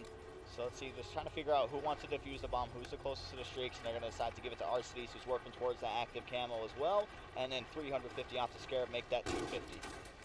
So kind of interesting, I guess, because we've been talking about, the team choosing the wrong site. Oh, they're definitely at a disadvantage. Well, TGC's like, well, if we chose the wrong site, let's just try to flank them out. That's something that we haven't actually seen up so far into this game. So a good overall round from the Gosu crew, as they will now be on the offensive, potentially trying to line this one up at 3 apiece. Really, saying the snipers work for me so far. Let's keep it going, but isn't able to find anyone off the start. So the offensive first blood will actually go to Watson instead. But the early rush coming in, the smoke as well, as it seems that might have been a little bit of an accident or just trying to clear it out. Persini finds one, Zed finds another, as it will be a 2 versus 3 in favor of Elevate for now. Yep, and Drama's going to be soloing on this A-bomb right now. He's going to have his teammate slowly starting to link up with one another. See what they're going to be able to do here. Watching the central processing area. It's going to be his teammates actually going to find someone. Zed going to go ahead and pop that rewind. It's going to pay off. RC's going to be taken out, so now Drama is left alive in a 1 versus 3. See what he's going to be able to do here. He's smart to just wrap it all the way around to B. As you see the 3 arrows. We have the luxury of seeing it. Obviously he doesn't, but they're slowly starting to come, and you know what that's going to mean? It's just going to be constant. I was about to say, it's just going to push them 2 versus 1. They'll be able to get the trades. I think he actually got really bad timing. We can actually maybe see it here in the round-ending kill cam, because I believe, yeah, he's able to spot him in the end. So kind of unfortunate timing there for Drama. The 1 versus 3 had a potential, but Zed quickly to shut that one down. So back to back, as it seems that Elevate currently up 4-2, as it seems that realistically at this point, I mean, you can't really give Elevate any more rounds. I mean, you can't let him get to that number 5, especially if you're not already at that number 5. So with that in mind, Elevate on the offensive. It looks like we might actually see a potential A hit off the start, but why would you snipe there, Reedy? That's not exactly the most normal strategy when it comes down to it, but you might learn for next rounds. But really, first blood there coming in for the side of TGC. Offensive round, obviously, for the side of Elevate. We'll see if they decide to push this one out. Watson coming on the flank, able to shut down one. That's going to be big, but he ends up getting shut down quickly after. So still a 2 versus 3, this time, though, in favor of TGC. Zed looks to get this bomb down. Yep, A-bomb site completely wide open. Shawnee going to be covering over top of him. And how many times have we seen just, I don't know why, for some reason in this game, we've seen so many arrows just completely go on the opposite side of the map and wrap around. I believe it's happened close to almost every single round that we've seen so far. But you look at the mini-map, looking like they're trying to get a little bit of a coordinated push here. 8 and 6 working together. That's going to be Gunless and Drama, but Pristini will be taken out. So now the buddy system is in full effect. 2 versus 2, 25 seconds to work with. Let's see what they're going to be able to do here. Zed and Shawnee. They know what they're doing, get a little bit trigger happy, not going to be able to connect on anything right there. Positioning going to be given up. Shawnee going to be on the bomb site. MV4 against Osa. Osa is going to come out on top every single time. 10 seconds left. Now this is where Zed needs to try to get this bomb check. And he's going to have his teammate watching right over top of him. Is he going to be able to get this defused? Shaky shots coming in. He's finally going to be able to cap it off. So Elevate going up 5-2 right there, thanks to Shawnee. TGC cannot afford that when it comes down to it. I mean, they try to go from connector, but realistically, it was the choice of the wrong bomb site. They try to rotate coming over from the opposite one over on B. One gets sent through connector, the other one gets sent to the opposite side over towards sand. So with that in mind, I mean, it's just the fact that they're choosing the wrong side. It seems that maybe they're just getting odd timing. Maybe, I think sometimes, at least in this game so far, TGC especially, I think they're kind of overthinking things in some cases. I mean, when we saw the early rush from Reedy, I mean, he brought out the sniper. Maybe TGC thinking, oh, they're going to go on the rotation because that's what we like to do. But that's not the case. They're just, Elevate's like, oh, well, this site's open. Let's take it. And they just don't seem to really be firing on all cylinders when it comes down to it. But Riggs very closely earned here. Zed already having his. Watson very close to his as well, but it seems that those might not even be in use. As it will be TGC making the offensive push, and yet again, they push out. When they have a free bomb site, they just push it out, and it doesn't really affect them too much. I mean, Zed is watching a random angle because they're thinking, oh, they're going to get this A site down, and we're going to try to retake it, when in reality, half of the freaking map has already been ran by in TGC, and they haven't even planted it down yet. He's 275 off of a Warden and Search and Destroy. If he kept on going to later rounds and he stayed up, he'd 100% get that, and that would be absolutely ridiculous. But you know they're trying to close it out early. He did end up pinging the Scorchers, so he's going to know the positioning of the players. So let's see what Drama and crew is going to be able to do. Watson going to be able to take out Gunless, leaving 2 left alive. The active camo going down, and the gunfight going to be won there by Drama. So now he needs to try to make something happen to 1 versus 3. He's going to be able to find one, but immediately gets shut down. Elevate going to take this Search and Destroy 6-2. Back-to-back dominant victories for the side of Elevate. It seems the Ghoster crew absolutely get thrown off in that first hard point. They start overthinking things without question in this Search and Destroy, challenging different bomb sites, kind of made me thinking that Elevate's can do something odd, and when in reality, they were just playing standard Call of Duty. They were playing standard Search and Destroy. They weren't doing anything super strange, and maybe challenging a different site here and there. But when it came down to it, I mean, like I said, I think TGC was absolutely kind of overthinking a lot of what happened in that map. Of course, Search and Destroy, kind of like a it's like a homecoming when it comes down to what Gosu likes to particularly use when it comes down to the game modes, but not able to work there. So it seems that uplink on Precinct will be our game number 3. Dirk, I gotta ask you, do you think the series ends there, or do you think that Gosu potentially can force a game 4? I think it'll be I think it's going to go to the 3-0. This Gosu team, they're not looking how they did yesterday against FaZe. I mean, obviously we know that they're capable of getting beaten badly. We saw it with the Envious matchup, and then with FaZe, they're able to take them right down to the wire too. So I'm not sure if they've played any matches today. So maybe this could be their first one. I don't believe it is actually. I think this is their first match for today. Yeah, I think so you're right. this could be the first one. I mean, they're playing a good team too. I mean, you can't take any credit away from not at all, Elevate. no. These guys are great. We saw it at PlayStation X, and we're seeing it now as well. They're coming off a rough series against FaZe Clan too, so they're trying to bounce back in a big way. But I mean, for Gosu, the hard point you lose in the Search and Destroy, the one that we thought they would be able to take, because a lot of the caliber players that they have sort of come from the Search and Destroy side of like Call of Duty. So that's just one of the things to look at. But the way I saw Elevate play uplink against FaZe was a thing of beauty. Yeah, that's they're very, very, very good. And I think the player, it was Reedy, found himself in Zed. They were kind of like rotating back and forth, but that's where Zed had his monster game, and it basically just like tried to turn the series around for him a little bit. But they just find themselves in such good positions, like the perfect setup that you want for rallies, having that one person push through to the enemy base, going right onto the portal and just completely slaying out. He was doing that time and time again. So it's just those little things that I saw from them, and I think it's going to benefit them in this one. Precinct, you're capable of getting quick rallies as well. So I think Elevate takes this series. I think they close it out. Yeah, the odds, I think, without question, are definitely stacked up against the side of TGC. I mean, you think about the fact they haven't really played a match today. They come off two games of yesterday, beating the side of FaZe in a very long round game. I think that one actually going down to Game 5 and ended up losing very, very quickly to the side of Envious in a 3-0 fashion for their first series. It seems that a lot of the time for Gosu Crew, at least and from this tournament so far, it seems that they always seem to have a quick start or a slow start, but they end up kind of receiving that toward the latter parts. And I guess it's just kind of awkward timing for them, because now they're down 0-2. It's not like they've won a game yet, and now they're getting ready to go up against Elevate. And in past Elevate, this is their best game mode. So a lot stacked up against the TGC team, and I'm not really sure they're going to be able to bring it back. I think I agree with you. I think this is going to be a hot 3-0. It would be awesome to see a reverse sweep happen. I'm pretty sure for the guys on Ghost, it would be confident. We're talking to one of their management people out there who's kind of saying that RC was getting himself down yesterday really, really bad in that Envious series, like taking blame for everything, like, oh, it's my reason we lost. And that's not what you, I mean, yeah, you can take blame, like, yeah, that was a big reason this happened, but if you kind of like over-exaggerate it, you're constantly saying, oh, sorry guys, it gets annoying. It's like your team, like, it's okay, move on from this. Like, it's fine, put that in the past, let's just focus on this next game, and that's where the chemistry really comes in. A lot of young guys on this team, too, so you need somebody to try to step up and somebody to try to take that leadership and just say, hey, like, let's get together, it's fine, put that series behind us. Yes, you choked, get over it, or something like that. So that's just one of the things, just keeping that head right. But this would be such a big boost of confidence for the Gosu Crew. And I mean, from what we've seen from this weekend, nobody expected them to beat FaZe and stuff like that. So anything is possible from what we've seen. But like we said, just coming down to the final point, Elevate definitely the team that we're favoring in this one. Oh yeah, without question. And when we've talked in the past about which team do we kind of prefer, I mean, we were kind of thinking, well, maybe TGC comes out and maybe they try to surprise us. But when you talk about the side of TGC kind of struggling and not really be able to kind of bear themselves, it's always the question of a major attribute for professional players is the fact that you have to have a short-term memory loss. I mean, it's kind of like that last series. It doesn't matter, right? The last game, it doesn't matter. We've got to kind of be focusing and move on forward. And I think that's a very difficult attribute to kind of possess.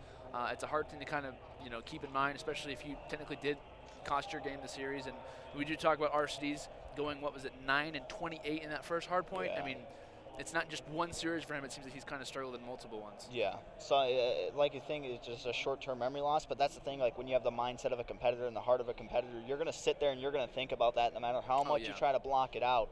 It's going to get to the point where you need a couple shots to clear the mental pictures from your head so you can stop thinking about it. But obviously, they're not going to do that. But it's just one of those things that it is hard to move on from it. Like we said, you're a competitor. You're going to sit there and you're going to think about the losses and what you could have done right and what you could have done wrong. But it's just sort of turning that motivation into just like a positive. Try to keep it going. Like, just play better. Like, that's what you got to do. You just got to keep telling yourself, like, I'm going to do better this series. You got to have confidence. You play with confidence, you'll play better. If you sit there and you constantly think you're going to play worse, it just affects your play. This game, in a sense, too, is just a mind game. Oh, absolutely. It's like whatever your mindset is. So that's just what you need for the Gosu guys. I mean, you have a lot to be proud of. You lose this match, oh, well, you bounce back. You said they're going to the losers bracket, correct? Yeah. So, yeah, they lose this one, they go to the losers bracket, make a run. I mean, you qualify for the pool play spot. That's something you can take away from it. But the losers bracket run is always there for you to try to go So, I mean, but like we said, it is a pretty stacked open bracket. Yeah, it's definitely a struggle down there to say the least. I mean, there are some talented teams who are, I imagine, pretty angry that they aren't going to be qualifying necessarily for the top bracket for now, at least the winners bracket for the time being. One of those teams actually being envious from this pool. FaZe already guaranteed to make it out. So if you guys are just joining us or just joining here over on the Bravo stream, like we mentioned, it's currently Gosu Crew going up against the side of Elevate. Winner of this series, well, I believe most likely, and I'm not 100% sure, but I'm like almost positive that the winner of this game does end up getting out in that second position. Team who loses will be placed in the losers bracket out from each group. And like we mentioned, a lot of talented teams down in that losers bracket. I mean, I think it's been a while since we've seen both Optic Gaming and Team Envious and this team. Like, this I don't know. Can you imagine if that would have happened like last year at some point? Oh my! This MLG Vegas has been absolutely absurd, and not in a bad way, but just like the amount of teams that you thought would do well. You know, game modes, players kind of rising to the occasion. It's just been totally different. Like. And I really don't know. Like, I think I was watching a game, I forget what it was, but it was like Allegiance who was beating Luminosity, and I was like, okay, that's kind of strange. And I turn over and like Optics getting 3-0'd by, who did they just get 3-0'd by? Oh, by Enigma 6, and then Enigma 6 just after that, like 3-0'd someone else. Like, I'm like, what is going on here? Like, what is Vegas? What is going on? Dude, those Enigma 6 guys are no joke. I mean, I wasn't here super early in the morning, but I was here to watch their match against Orbit. They beat Orbit. They went on, and I believe they 3-0'd Rise Nation, and then now they just 3-0'd Optic Gaming. Like, you sit there and like, that's the glory of like open bracket, right? You have so many of these teams that are just trying to fight through, and you get to see. I mean, they're guys that we've known about for a while because obviously before the age rule came into play, these guys were competing in almost every event. So like we know of these guys, but like making a return in such a big way. I mean, what kind of way would you want? Like 3-0ing Rise Nation, who's had such a good tournament thus far, and then 3-0 Optic Gaming, who haven't had the greatest of tournaments so far. Very under practice coming and haven't played very much. But hey, we're hopping right into this one, and we're right on board with Pristini. Yeah, there's actually a little bit of an opening break that the Elevate side could have potentially made, but no time to talk about that. It seems that already 4 of them going down. Pristini going to be on the flank, has no idea that these players are going to be here. Him and his teammate kind of watching over. The pass comes through, and just like that, a 2-point play. Huge stuff coming in from the side of TGC is that opening break, when you're spawning on China side, is absolutely lethal. So with that in mind, that's not going to be happening. But it seems another push on the opposite side here from Zed. So a nice response on the overextension. Elevate does seem to soar, as early within the first 45 seconds, we already have a game tied up at 2. And the relay is going to be coming in, so watch Zed. Like I said, he's going to be that guy who's going to be pushing into the enemy base and trying to slay him out. It is unfortunately going to be shut down by the guys from the Ghost Crew. We're going to go try tossing it over the building, trying to go for the 1, but that is going to go for that automatic reset. So on board with Zed once again. Let's see what he's going to be able to do here. Going to throw 1 grenade out. Another kill follows that up. It's going to be Drama being taken out, so now 2 players up for the side of Ghost Crew.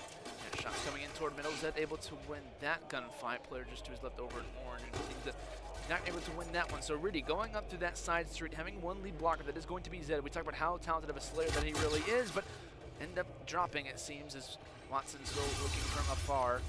Looking through that side, but it seems that it's not going to go through. Elevate end up dropping 3, so potentially a defensive play turning into an offensive one as the boys from TGC start to throw that drone forward as they look to maybe potentially rally and then get a few kills here.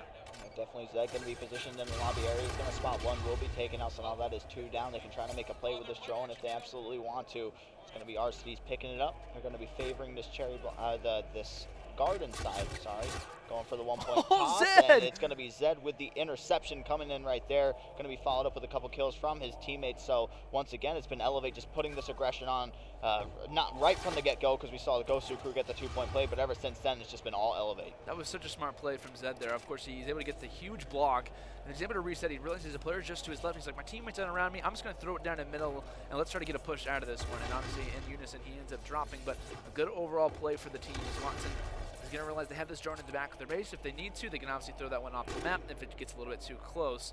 Instead of TGC trying to hold steady, trying to push forward, and Watson's going to go on the outside. He's able to barely make it around that corner. Zed watching through his middle, and Watson might be able to escape with this one for the time being. He definitely is. Reedy is going to be there for the support, just camping behind the corner, and that's smart communication there, just telling that there's going to be somebody coming from my back. Don't contest it. Wait for him to come to us. Now Watson getting ready to go for the 2-point play here. Is he going to be able to get it? Yes, he is, and he's going to be able to pick up the kill there too. So Elevate going up by 2 points. 4-2 is the score. Drone currently being reset. It looks like there's going to be a gunfight going down here between Zed and Drama. Yeah, just overall veteran plays when it comes down to the Elevate side. I mean, like I said, they know exactly what they're doing. Watson threw that drone back to the middle after Zed did. They're playing the lanes correctly. They're not playing super aggressive. They realize that, hey, we're the better slaying team, but we could easily get, 2-0 comeback. I mean, this is the thing that's happened throughout this tournament. It's not out of the question. I mean, C9, I think in every series they've went down to Game 5 after our team was up 2-0, so they realize the stakes at hand. They're obviously very gracious to be out of that dastardly open bracket and to pool play, and they're trying to obviously make Team EU proud as that drone gets thrown toward their back statue. And they might actually just be playing for time right now. I like this play from them. I mean, they're not playing super aggressive. They're waiting for a teammate to get through, but Reedy ends up dropping, and that passive play could actually be their own demise. One player's there, but Watson shuts down 3. One more player alive, and Drama also falls. So what seems to be a fantastic push from TGC ends up in their own demise, and now it's going to be Elevate who are forcing their way through. Definitely is Zed going to be in control of the drone once more. He's going to be met by 2 players trying to go for the throw over top. Going to be reset once again. So now, if you're Ghost Crew, this is where you need to get aggressive, get that lobby control, and trying to make something happen with the drone. Push it out through the gas side, trying to make something happen that way as well. I mean, it's just all a sense of all uplink is just wrapping the drone, just being patient with it, following your teammates, making sure you're not trying to force anything. But that is now going to be 4 players down for the side of Elevate, and it's going to be Drama. Should be run home for a free dunk right here. Yeah, a much needed play there coming in from TGC, as shots coming in there from Gunless, as he actually does have a gun, and he's currently on a 4-spree, so a little bit of a different name there, but Zed going to toss that drone forward. I believe it's actually a little bit of a mess pass, but Zed able to recover it regardless. The rebound comes in, and the dunk does as well, so nice transition coming in from the Elevate side, as they say, you guys got 2 points, well, we'll match it as well. So it seems that the last 20 seconds, Elevate going to have an opportunity to go for a last-second score. Drone going to be in Reedy's hands. Players to try this shot many times, but can he go for it? It seems it is going to go through, so the nice slide narrowly is able to get that one through. It easily could have hit the side of that building, but nice overall composition from the Elevate side, as they're going to have a 3-point advantage after these first 5 minutes. That was a very, very nice tight shot there to close out the half. 7-4 in favor of Team Elevate. Ghost Crew putting up a pretty good fight, though. It's not as much of a blow as I thought it was going to be, and that's a good thing. Yeah, I'm glad to see that they're fighting back. It's not that they're playing super passively. And I think it's also a really good play or a really good strategy from the side of Elevate. There are many times where they could have pushed out a lane, but they're saying, you know what, we don't have numbers. Let's throw the drone in our back statue. Let's play this passively, and let's just get a scoring opportunity out of it. You know, a number of different plays coming from Watson. Zed, who was on a massive spree, throws that drone out in the middle. They're playing very, very well, but Ghost Crew has obviously responded in their own regard. Of course, sides do switch. We'll have another 5 minutes, potentially the last 5 minutes of this entire series. TGC, at least your championship run could be out of the question. Of course, neither team being eliminated, but going to the loser's bracket is without a doubt a question, and Drama saying we don't want to go down to that loser's bracket. We're going to hop in and get the first 2 points of this side, as the first 30 seconds already go through, and now TGC is only down by 1 point. Yeah, they definitely are, and they had a nice little setup going there, but the 2 double push from the side of Elevate was able to shut down that little setup that they had going. But now the players from Elevate storming and charging out of their base, trying to make something happen with the drone. It's going to be positioned right outside here of Ticket. The Fletcher grenade's going to be going over to Statue. He's going to be able to find one. That is Watson. See if he can find any more. His teammate Shawnee's going to be able to pick up another. Can he find the kill on Drama? No, but Drama's going to be able to take him out. The drone still reset.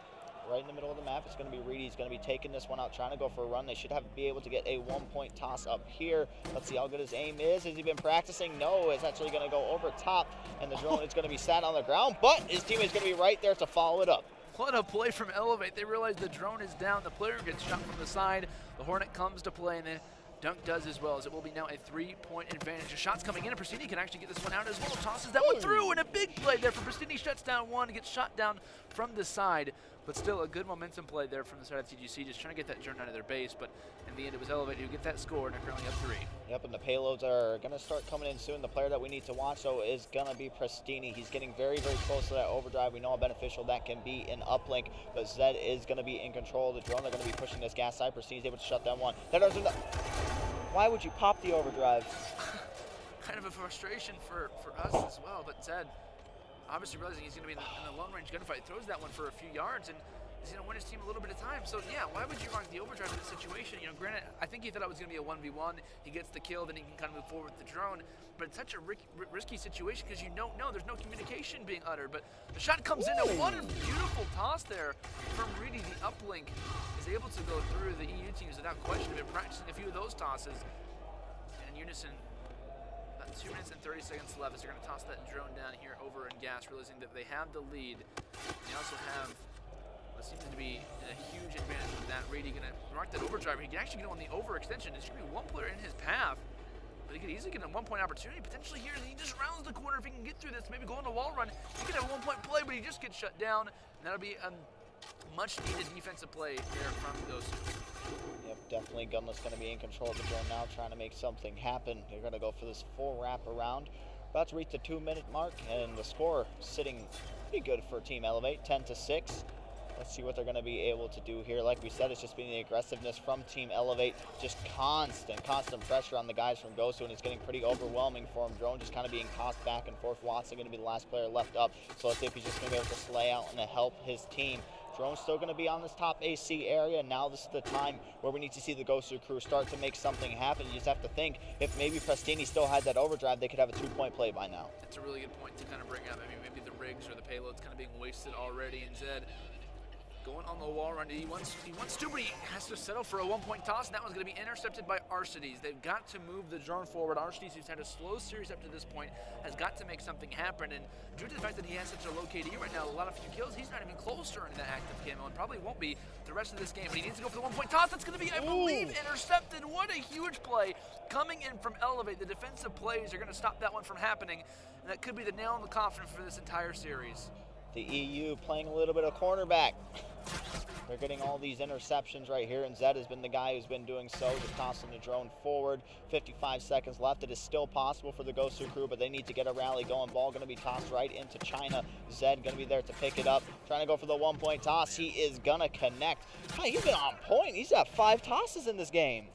Elevate are firing on all cylinders. I mean, that's just the way to bring it up. I mean, the hard point was a struggle without question for TGC, but I don't mean to kind of call someone out, but I mean, Arcides has had such a rough series of this entire thing. I mean, S&D, I don't think he played very well.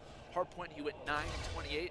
In this game, he's 15-23, and honestly, he's a massive player. I mean, giving him the active camo, I mean, your active camo and your overdrive players are so important when it comes down to it, because a lot of the time, those are guaranteed 1, if not 2-point plays. So the fact that he's not even slaying, but give him the active camo role, he doesn't even earn that. So in some cases, we also saw the overdrive be wasted earlier. We saw the active camo not even come into play. It seems that maybe if the rigs were kind of in use for the side of TGC, they might not even have a chance to close this one out. But unfortunately for them, that's going to be the hot 3-0 coming in from the side of Elevate, as they, and also I believe alongside of FaZe, are going to be coming out of this group A. If you're still a fan of, I believe, both Envy and TGC, no worries, because it's still going to be having to fight through that loser's bracket. Yeah, I mean, like we said, we brought it before the game when we talked to the management of the Gosu crew. It was Arcides giving himself a hard time, and now you see again not having the strongest series.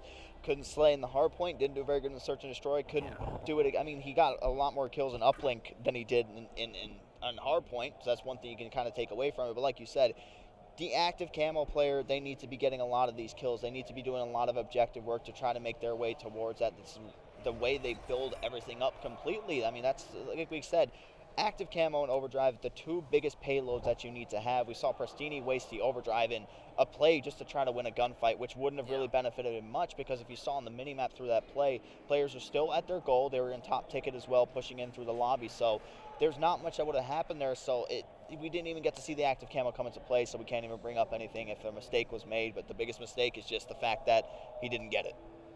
Yeah, unfortunately, that is going to be the case. Of course, you guys can go and take a look at the pool play for the time being. I believe that is currently updated to the current line. Of course, pool play A is the current one that we were in. FaZe Clan going out 2-1 along with Team Elevate. Pool B currently obviously still going on. Enigma 6 actually beating both Rise Nation and Optic Gaming, both I believe in 3-0 fashion. So a 6-0 map count for them.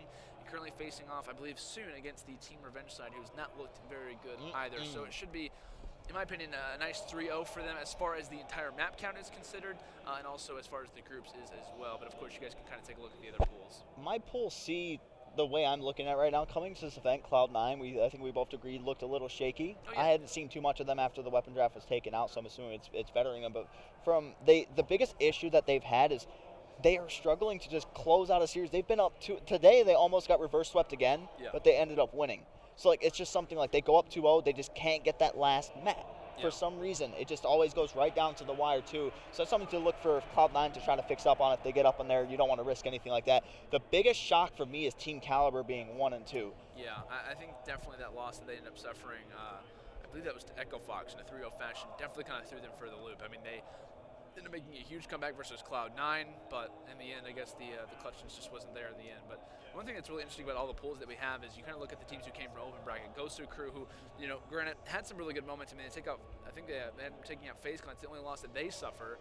They'll end up, I believe, around that 3rd position. You look at Enigma 6, who's rounding the pool, beats both Rise Nation and Optic Gaming, who look incredibly strong and should probably take that one in that 1st position. Pool C, you have Splice. She's currently trying to fight through. I believe they still have their match versus Echo Fox to happen. If they win that, then they're guaranteed to make it out of their group. And Evil Geniuses, who is currently leading a pretty crazy group, I would say. I mean, Complexity's currently 0-3, so they are obviously eliminated. But a few matches to go down. I believe it's currently Luminosity and EG who are happening over on that Alpha Station, and if EG is able to win that, then they're guaranteed to get out, and that can definitely hurt the side of Luminosity. So we could potentially have Optic Gaming, Team Envious, Luminosity, and TK all in the losers bracket. That's going to be very scary to see, I think, for sure, Dirk. Yeah, that's one of the biggest things. I mean, we saw Evil Geniuses, and we expected a lot of them going to PlayStation X, but for some reason, they were playing with the weapon draft in the first series of PlayStation X for some reason. But just like going into that, they're 2-0 right now. The storyline game that's going on between Evil Genius and Luminosity, I mean, Study and Nameless with the whole Luminosity thing with Saints where they got dropped and all that stuff too. So that's a nice little thing that's going on there. Luminosity. You want storylines? We give it to you. We'll give you storylines. But that game's going down right now on Alpha, guys, if you want to go check that one out. We're going to cut to a quick commercial break, and then when we come back, it's to be decided. We don't really know who's going to be playing just yet, so just stay tuned for updates on that. But we'll be right back. Don't go anywhere.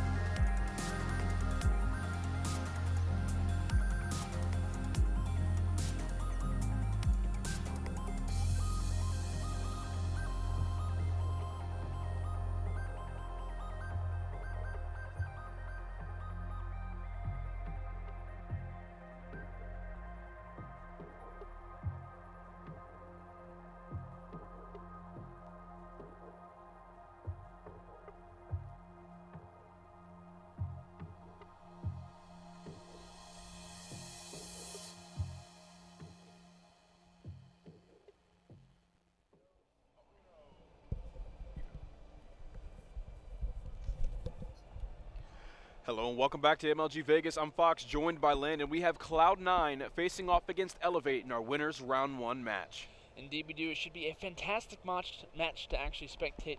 Obviously, this is currently winners round 1, and I believe the winner of this game is actually going to be guaranteed top 6, so obviously a major matchup when it comes down to this. Yeah, I was talking to Eggs before this game started. At first he was just like, oh, wow, Fox, you look great today. You know, that's really, that's complete fiction. But Eggs was talking about just how excited he was for this matchup. He's really happy with getting at least a top 6 placing in this tournament. He said that you know, I was talking a little about his team's performance here, and that I had sort of high expectations for them to not have to go to Game 5 with all of their matchups in group play and everything. You know, he said he's very proud that his team is able to clutch up most of the time, right? But he said that he pointed out that, you know, just his weakness in uplink, the team's weakness in uplink is just a glaring issue that they need to solve. And I think that's an issue that Elevate can actually go ahead and press on that wound and really try and take advantage of that and force themselves into at least a Game 4, Game 5 type of situation. But I think this should be a really intense matchup here on both sides.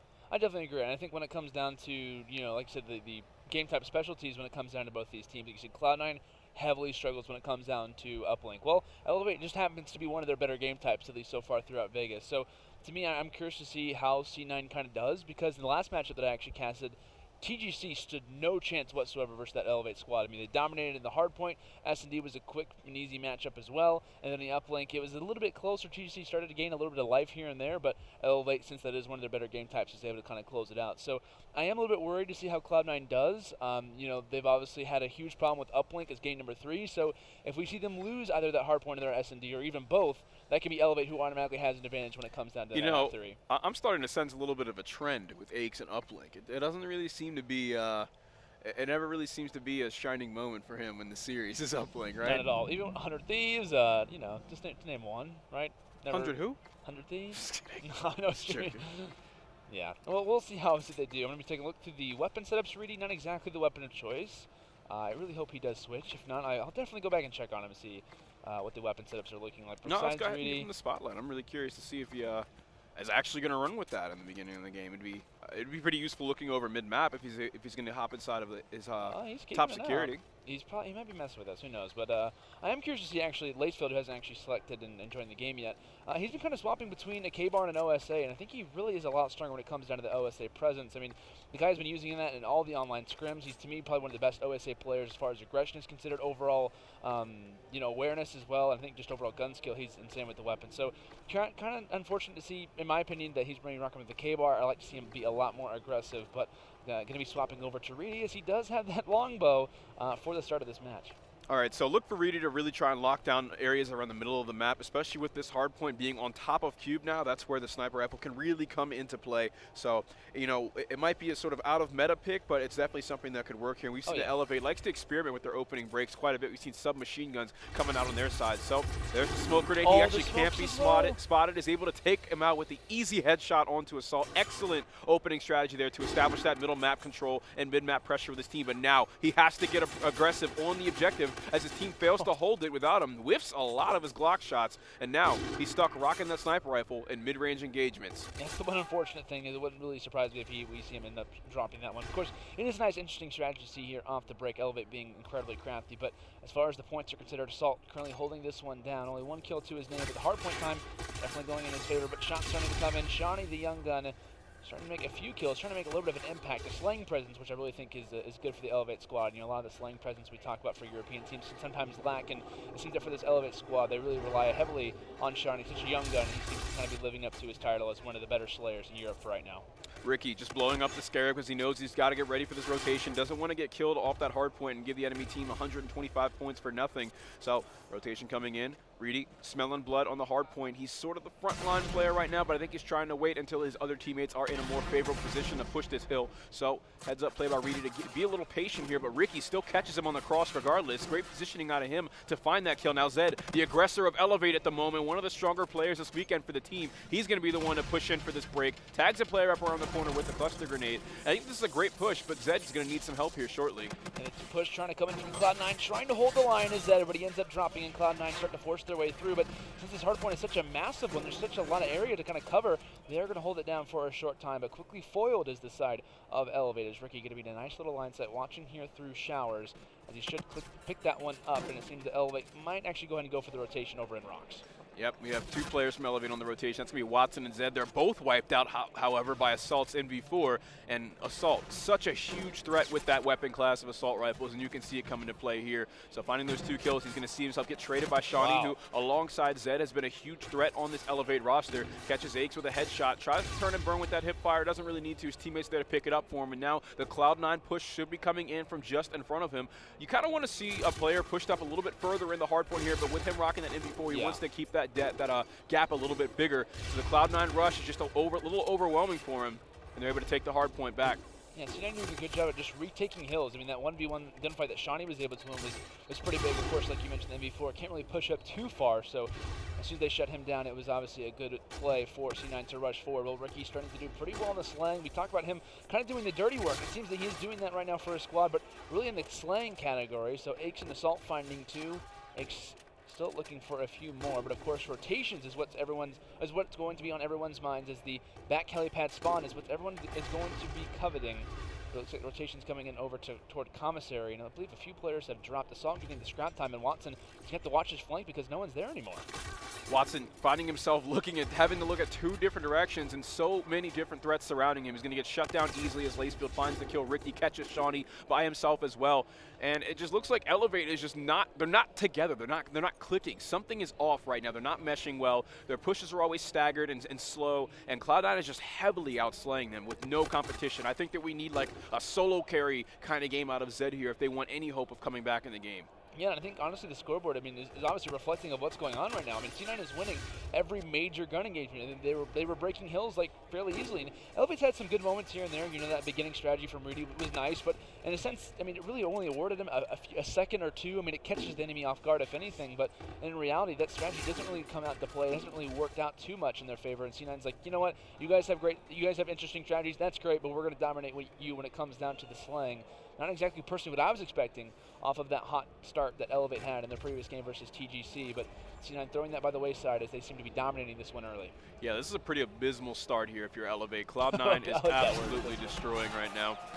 You got 1 player in position, that's Zed on the hard point. Not too much support though, as he's caught in a gunfight between 2 different Cloud9 players. It looks like they're taking over here. Lots of trading going back and forth, but Assault is going to get the better end of the deal as he's contesting this hard point. 1 player on the corner, he doesn't really want to try and peek this with an NV4 because he's not entirely sure of what weapon he's going to be greeted with. Whatever it is, it's going to be better than the NV4 at that range. And you can see it here. He gets the team shot though. The rest of his team are there. That's going to be Lacefield helping him out, finding a 2-piece. Excellent team shot and coordination there. Assault knew that he couldn't challenge that alone, and he had his team support to back him up. Now Lacefield in a strong position to keep the pressure on to Elevate and keep them away from that objective. They're still leading this game by 100 seconds. And Reedy just got a terrible spawn in some cases when you look at it. I mean, not a terrible spawn when it comes down to maybe getting the scrap points if you can even find this kill.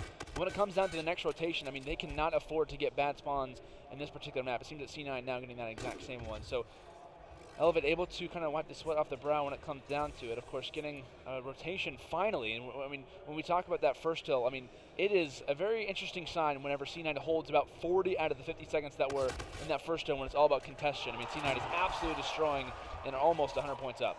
So we have 1 player in the back corner going on the flank here. It's Ricky right now. Originally it was Assault. Pinch not too successful as we see Elevate's able to get some time and start coming back into this game, but this push that they're making is moving real slow. Ricky's able to get a kill, but someone needs to follow up on it ASAP unless Watson is able to stop it. Aches gonna hit the flank instead of attacking head on. See how it works out for him. He catches 1 Elevate player off guard, but Zed's finding 2 kills regardless. There we go, team shot. Elevate's able to take Aches down.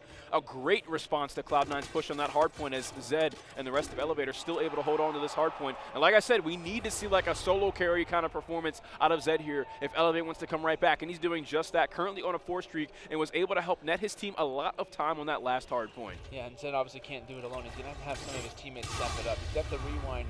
So that could be a gun engagement that could be very, very necessary for them to win, as it seems that Elevate have finally broken that 100-point margin. C9 only up 150 to 109. Rushes coming in. Zed able to find 1. Trying to find the second as well, but he challenges weak, and Ricky's able to make him pay for it. Watson still lingering, but he ends up dropping shortly after as well. So C9 get a little bit of an overextension as well as a break. So nice plays coming in from C9 yet again as they try to build this lead. But you got to keep in mind, Elevate, while you are trying to get the kills, you got to make sure that you aren't making them spawn out toward helipad. Elevate would be definitely in their worst interest to try that one out. Watson pushing into the hard point. He's been really quiet so far this game, not contributing a whole lot except for feeding Lacefield streaks and points. And they're seeing just that as he finds a two-piece. EMP comes out. He's able to stop Assault with, or Reedy with that one. It's Assault that gets the kill onto Reedy, excuse me. So let's take a look at the utility we have on both sides right now. On the side of Elevate, Zed has access to Rewind. On the side of Cloud9, both Aches and Ricky on the verge of getting their payload, and Lacefield will follow soon after. We have Cloud9 just about 50, 60 seconds away from closing out the game, and they already have access. They're going to have access to all of that utility before they even get to that point. It's looking like it's heavily in Cloud9's favor at the moment. We'll see if Elevate can manage a little bit of a comeback, and we talk about the man to kind of hope to bring that one forward. The slaying needs to be done by Zed. Of course, doing well already so far in this game. Rocks the rewind, and it's exactly back to the same spot he started in, but trying to find the shots. His teammates able to clean that one up, but gets very close and personal. That was the most his disorienting teammates able to make fight. that one happen.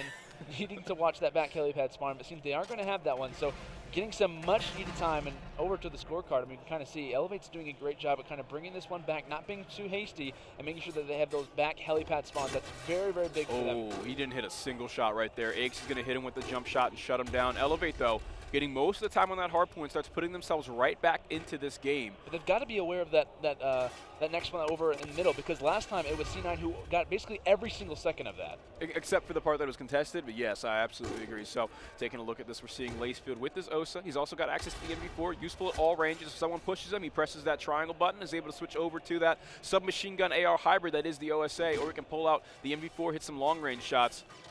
Now Aches getting in those bottom cube gunfights for him, tags up one on the opposite side. Assault is able to finish the job on to Shawnee, and Assault, this is exactly where you want Assault with the NV4, is on loading. Such a dangerous position for a player of his caliber and his role for this team. No one can answer to it. Such a difficult chest-high piece of chest-high cover to be shooting from. I mean, we talk about the number of different players that C9 have as utility. I mean, we talk about, players like Lacefield being just such a great SMG player, such a great, run and gun type of player. But you also have a guy like Assault, who's a great communicator. I mean, his shot doesn't move. And I mean, of course, along with the MV4, which has hardly any recoil whatsoever, definitely kind of increases that. But the man is absolutely dominant. He's currently on a 7 spree. And just like that, C9, before I can even finish my sentence, are going to walk away with game number 1, 250 to 159. It was a valiant effort from Elevate. They had a few interesting strats that, in the end, just didn't work out fully.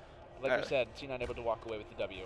That was tragic. If you're Elevate, that's not a great way to start the series. And we saw what happened previously when they started off the series with, what was a forfeit and then a very disappointing search and destroy loss. Kind of tilted them, and they just weren't playing so hot. They weren't able to bounce back from that. So I'm curious to see if they can get their head in the game here. They understand they're playing for top 6. We're at a huge tournament here for MLG Las Vegas, and you want to, if you're an Elevate fan, you want to see them really turn things around here.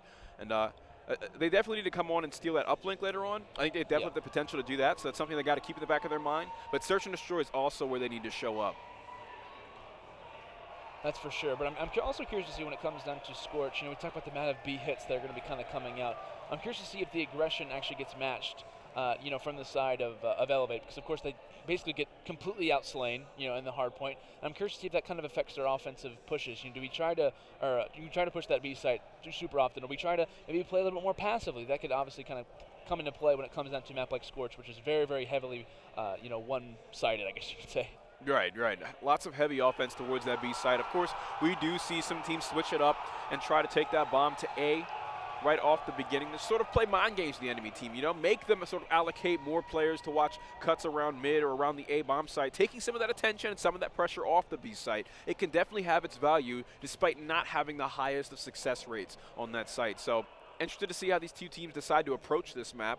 We saw a very interesting opening break on the hard point on breakout there. We saw a smoke sniper rifle in the window.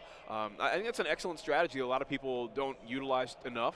We saw something like that in Black Ops 3 where a smoke grenade would get tossed on maybe the likes of Stronghold, right? And then some players would hop in there with either a thermal AR or a thermal sniper or something and just overlook mid, and it becomes really difficult to stop. Smoke grenades are definitely a very viable thing when you got to close off certain choke points.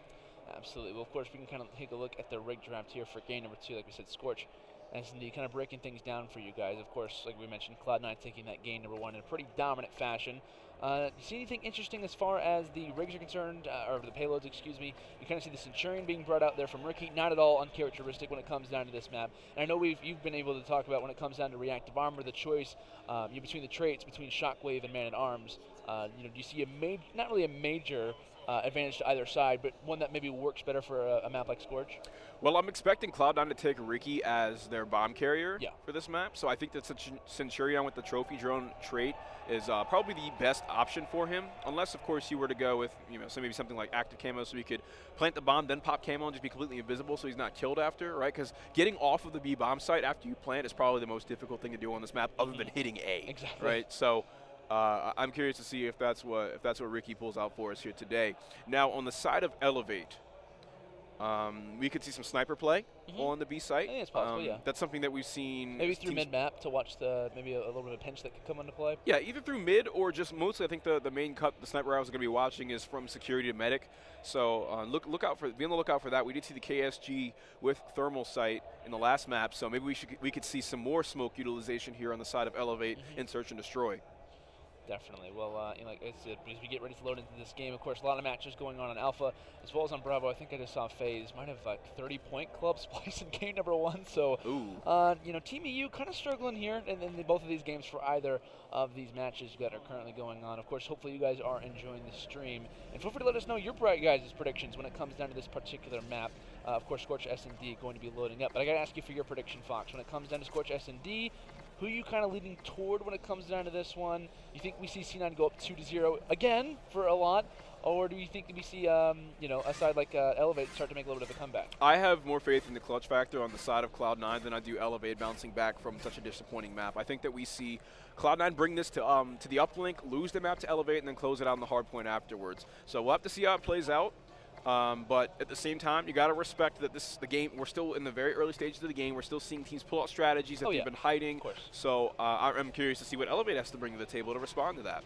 And when we talk about what they're bringing to the table, it seems that really they're bringing, like you said, the KBS longbow to play, as he's going to be rocking that one on the defensive side. So expect maybe potential first picks. I'm sorry, it's hard to take this seriously when they're not doing that. But moving forward, it's a great feature, but it just catches me off guard every time. But it's dancing, man. They're living life. I mean, hey, it's Vegas, Stop man. hating. It's Vegas. You can do whatever you want, honestly. But this landing guy, I don't need this kind of negativity in my life. Right? I'm just negative Nancy. But all right, it's time to hop into game number 2. Ricky, like you said, going to be your bomb carrier for the side of Cloud9 off the break. Might have spotted that player over an observation. Fortunate team kill coming there from Watson over on Zed. That's great start to the round. Be, what they necessarily wanted for this round number 1. Yeah, starting off the round 3 versus 4, especially after coming off of a disappointing hard point, that's going to tilt your teammate for a little bit there. Might be disappointing, but I'm sure Zed can be able to shake it off. He's had a great event individually so far, so looking forward to see what he can do once he's not killed by his teammate. We're seeing the R3K in the hands of Shawnee looking down range, B site. This is a great position for him to be in, but he realizes he's a little outnumbered here, more than a little outnumbered. There are 3 Cloud9 players just in front of him, and one of them is putting the bomb down. The 4th player in Cloud9 you can see is just holding that flank. One player was actually able to get right by him. That's going to be Watson. But here's the cut. He has to cross this line of sight.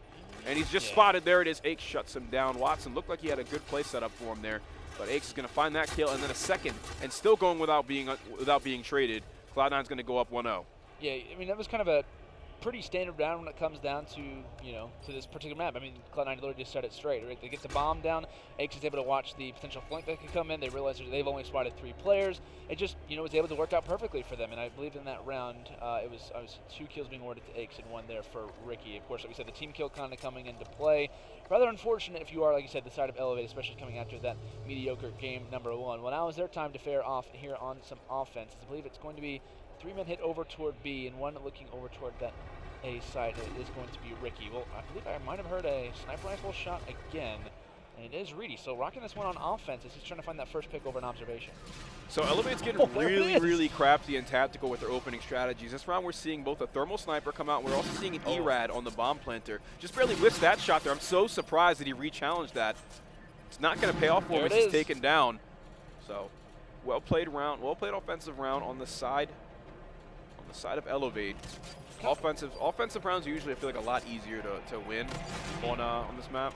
And I think sometimes it's honestly the defensive team is kind of like always curious, like, is the bomb being planted? Is the bomb being planted? And that can kind of in some ways catch some of your players off guard if you rush too far forward. And there's only a certain region where those players can obviously kind of rotate to. So I am kind of curious to see when it comes down to those defensive holds, if teams start to be a little bit more aggressive or can kind of be a little bit too aggressive. But nice sniper play there coming in from Reedy as he switches back to that K-bar. So interesting to see him rocking a regular weapon when it comes down here to this round number 3. Well, kills are already starting to go down. Ricky finds one. Reedy does as well. So 2 going down for either side. 4 in the total. Lobby now make it 5. Lacefield, the last man alive here over on this offensive one. Bomb is down.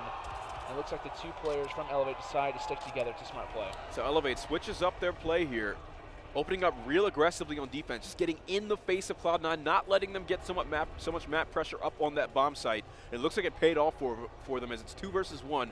Lacefield, the only player on the team of Cloud9 that has yet to find a kill. And if he were to do so now, that would be absolutely huge. And I did say that I have faith in the clutch factor on the side of Cloud9. But right now you have an angry, strong Zed and Watson to answer to. So only 30 seconds left, of course, to get that bomb down. He might get spotted here, but unfortunately, it looks like he's going to be able to escape with this one. But how long can he escape for? He's only able to get that bomb down. He tried to escape just off to his left, but he can't find any gunfights. It looks like the duo is sticking together, Zed and Watson, as they're able to shut down Lacefield, and they are going to be able to take their round as they're now going to be up 2-1. Kind of curious maybe why Zed doesn't give that defusal to Score streaks. The other player, but I was going to say maybe score streaks might be coming into play potentially, but you know, He's obviously what it is. So. He's got a scarab, and he's like 200 points away from his next score streak, so he's going to go ahead and take that bomb and defuse. Actually, I don't believe you get the way that the points are allocated with diffuses in this game is different. We'll see. I'm going to go on board with Zed here in a second. So he's going to have that scarab. Actually, 100 points away. Plus 100 from the defuse. Right. So now time for Elevate yet again to have their hand over on some offenses. They're actually rushing that bomb through mid-map. Maybe potentially if they can find that first blood, decide which side they want to go to. It's going to be a 2-2 split. Zed going to be checking that left side. Not going to spot anyone for now. Goes on the wall run. Just misses one player. Gets shot from the left. Gets cleaned up from the right. A beautiful play there from Assault and Lacefield. Reedy still with that sniper rifle. He's going to spot one right there. Pull out your pistol. Pull out your pistol, Reedy, and shut him down. No. What just happened? Oh my God. Ake shuts him down. Reedy, no, you've got to finish that kill, my friend. And now Watson. Whatever just happened just changed my life. What just happened to my teammate, says Watson. 1 versus 4. And now it seems that the momentum might be swinging in C9's favor, as that's going to be 4 players to stay alive, and I think he just fell down to his death. That's kind of unfortunate fall. I think it's like lava, something like that. I don't know. I don't know, man. It's red and bubbling. Doesn't look like it's something you want to be Magma? around. I don't know the difference between those things. So. Yeah, that's way out of my realm of expertise. I can talk about Call of Duty pretty well, though. You know, not really geology or anything like that. Geology. Isn't that what it is? Like it's a maybe like molten rock or something, right? Obviously, if I would have known, I would. Hey, any geologists out there that are watching well. the stream, please educate us. Thanks. So we're seeing a Cloud9 push towards the B bomb site here. Ricky's opening up the play as the front line with the bomb carrier, dodging those grenades right off the bat. Not even bothering for a trophy. He's just going to wait out the grenades. I guess they're just kind of predicting what Elevate's going to do, and now they're kind of holding back here. I guess he kind of expects Elevate to rush through like they did a few rounds ago. It looks like maybe they're trying to fake A. I think that might be the play. Just try and bait people away from the B site. They wasted all of their grenades. You can kind of see the gears turning for the side of Cloud9 as they wait for an opportunity to strike. Potentially looking for that first blood. I believe Aches was actually able to spot Reedy the back of the map, and well, so he is going to be able to shut down. See what Zed's doing with Rewind. Looking over that B side, just making sure that plant is not going down. So it looks like kills being in response. Shiny shuts down Lacefield after picking up for his fallen comrade. Ricky getting up close and personal toward the side. It's actually a great position for him to be in. Finds one, tags up the second one. It seems that he isn't able to finish off the kill. So still a 2 versus 2. Bomb still not down yet, but Ricky's going to fix that one, I believe, right now. So yeah, bomb going down 2 versus 2. Now make it a 1 versus 2. Reedy, you got the pistol out. You weren't able to clean it up last time. You need to find this one, but not going to happen. Reedy, it's really unfortunate that you have that secondary, but man, if you had a K-bar, it would work a lot better, I promise. Not quite able to connect with some Hornet shots here. To be fair, this is definitely a much more difficult gunfight than the first one. I feel like the Hornet's a lot better, maybe, to pull out, maybe. I mean, ESMC is nice, but Hornet in those close quarter situations, I think you can get that done a high more percentage of the time. Yeah, not coming out on top there. Let's take a look at Zed, who I'm really surprised that he died. He was playing aggressively there because he had Rewind as 100 points off of his streaks, which was the right play. But the fact that he died with Rewind and didn't make any sort of a difference in that round is a very, very disappointing round for him. He's going to rush up, try and get this bomb down here. He has, again, access to Rewind, so he can get off of the site with it if need be. I was going to go ahead and just toss it down and eat a couple of grenades. Reedy's able to catch Aches. Great sniper shot from him. I want to stick on board with him and see if he can follow it up, because this is a great position for post-plant. Able to spot up, can't find that shot, but he's got a few more opportunities. He gets tagged up in the end, but realizes there is a player going to be near that bomb site. Zed, that E-Rad making things happen as he finds 3. Now Ricky the last alive, and he is going to be cleaned up in the end. So a nice job there from Elevate. They get the bomb down, and it looks like those points are going to be earning closer and closer to those payloads. There we go. Watson making a difference here, ending the round with the jump fires, a jump shot into Medic. Nice little taunt there at the end, letting them have it. So it looks like Elevate's keeping themselves into this game. And I think a lot of that is due to the contributions from the combination of Zed and Reedy. Zed's refusing to go out right now. He is refusing to go down 0-2. On board with Zed, of course, rocking that E-Rad has no problem with being aggressive, and it seems that maybe the Armor seems so aggressive they realized that Cloud9 in their last offensive round played very, very passively, so maybe trying to catch them off guard. Zed's still looking forward here. Zed really having a line sight on that bomb. It seems that players just off to his left as they wait to engage, playing very passively as Cloud9, realizing that this rush may happen. They are going to go ahead and maybe make the rotation. I'm curious to see if any Elevate players might have spotted them moving. Doesn't look like maybe Reedy might have been the only player to maybe spot that one, or maybe Shawnee, but it looks like since they're staying over here, gun engagements are getting ready to go down. There actually is one player who's going to be here for Elevate. That is going to be Watson. Has a perfect opportunity to get some kills. Can he find anything here? Fires some shots through, but the bait and switch starts to come in as he drops. Look, it's the mind games paying off for them. They're all able to overwhelm the players on A site because so many players of Elevate were all allocated towards the B site, and it's paying off for him. The bomb goes down. Reedy's got to clutch it up with a sniper and a Hornet. He has access to the camo, but he probably won't pop it until the next round goes to the no-scope. He's going to whiff it.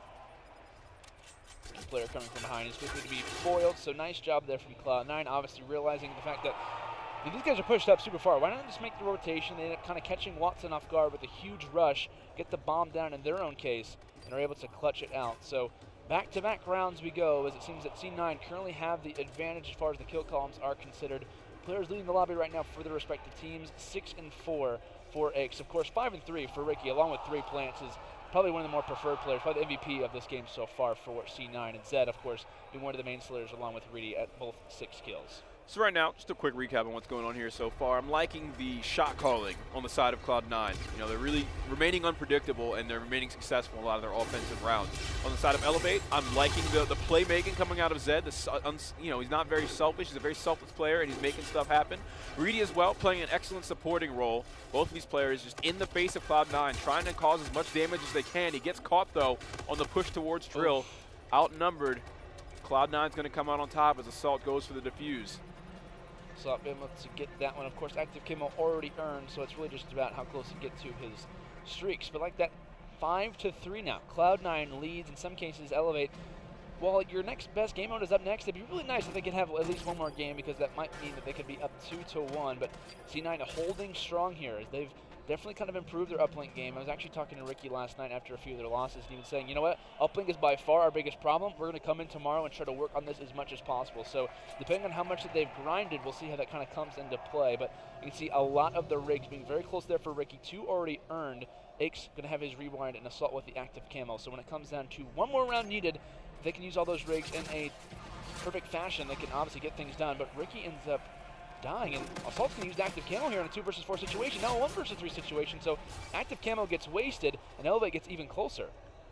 I don't know if it was so much of a waste. I think it was a fun time to use it. It ended up not working out for them, but I think that in that moment, it was. I think that was the right call. I don't think he expected Reedy. I think what happened is that he was like, okay, I'm going to use my active camo, and as soon as he rocked it, one of his teammates ended up dropping from behind. Yeah. So I think it was kind of like just awkward timing, but you know, First either way, blood though, from Elevate. Yeah, it was obviously a good play from Elevate, but they still have at least 1 rig to work for. Ricky getting obviously closer to that Centurion, but looks like we're going to switch on board here with the side of Elevate.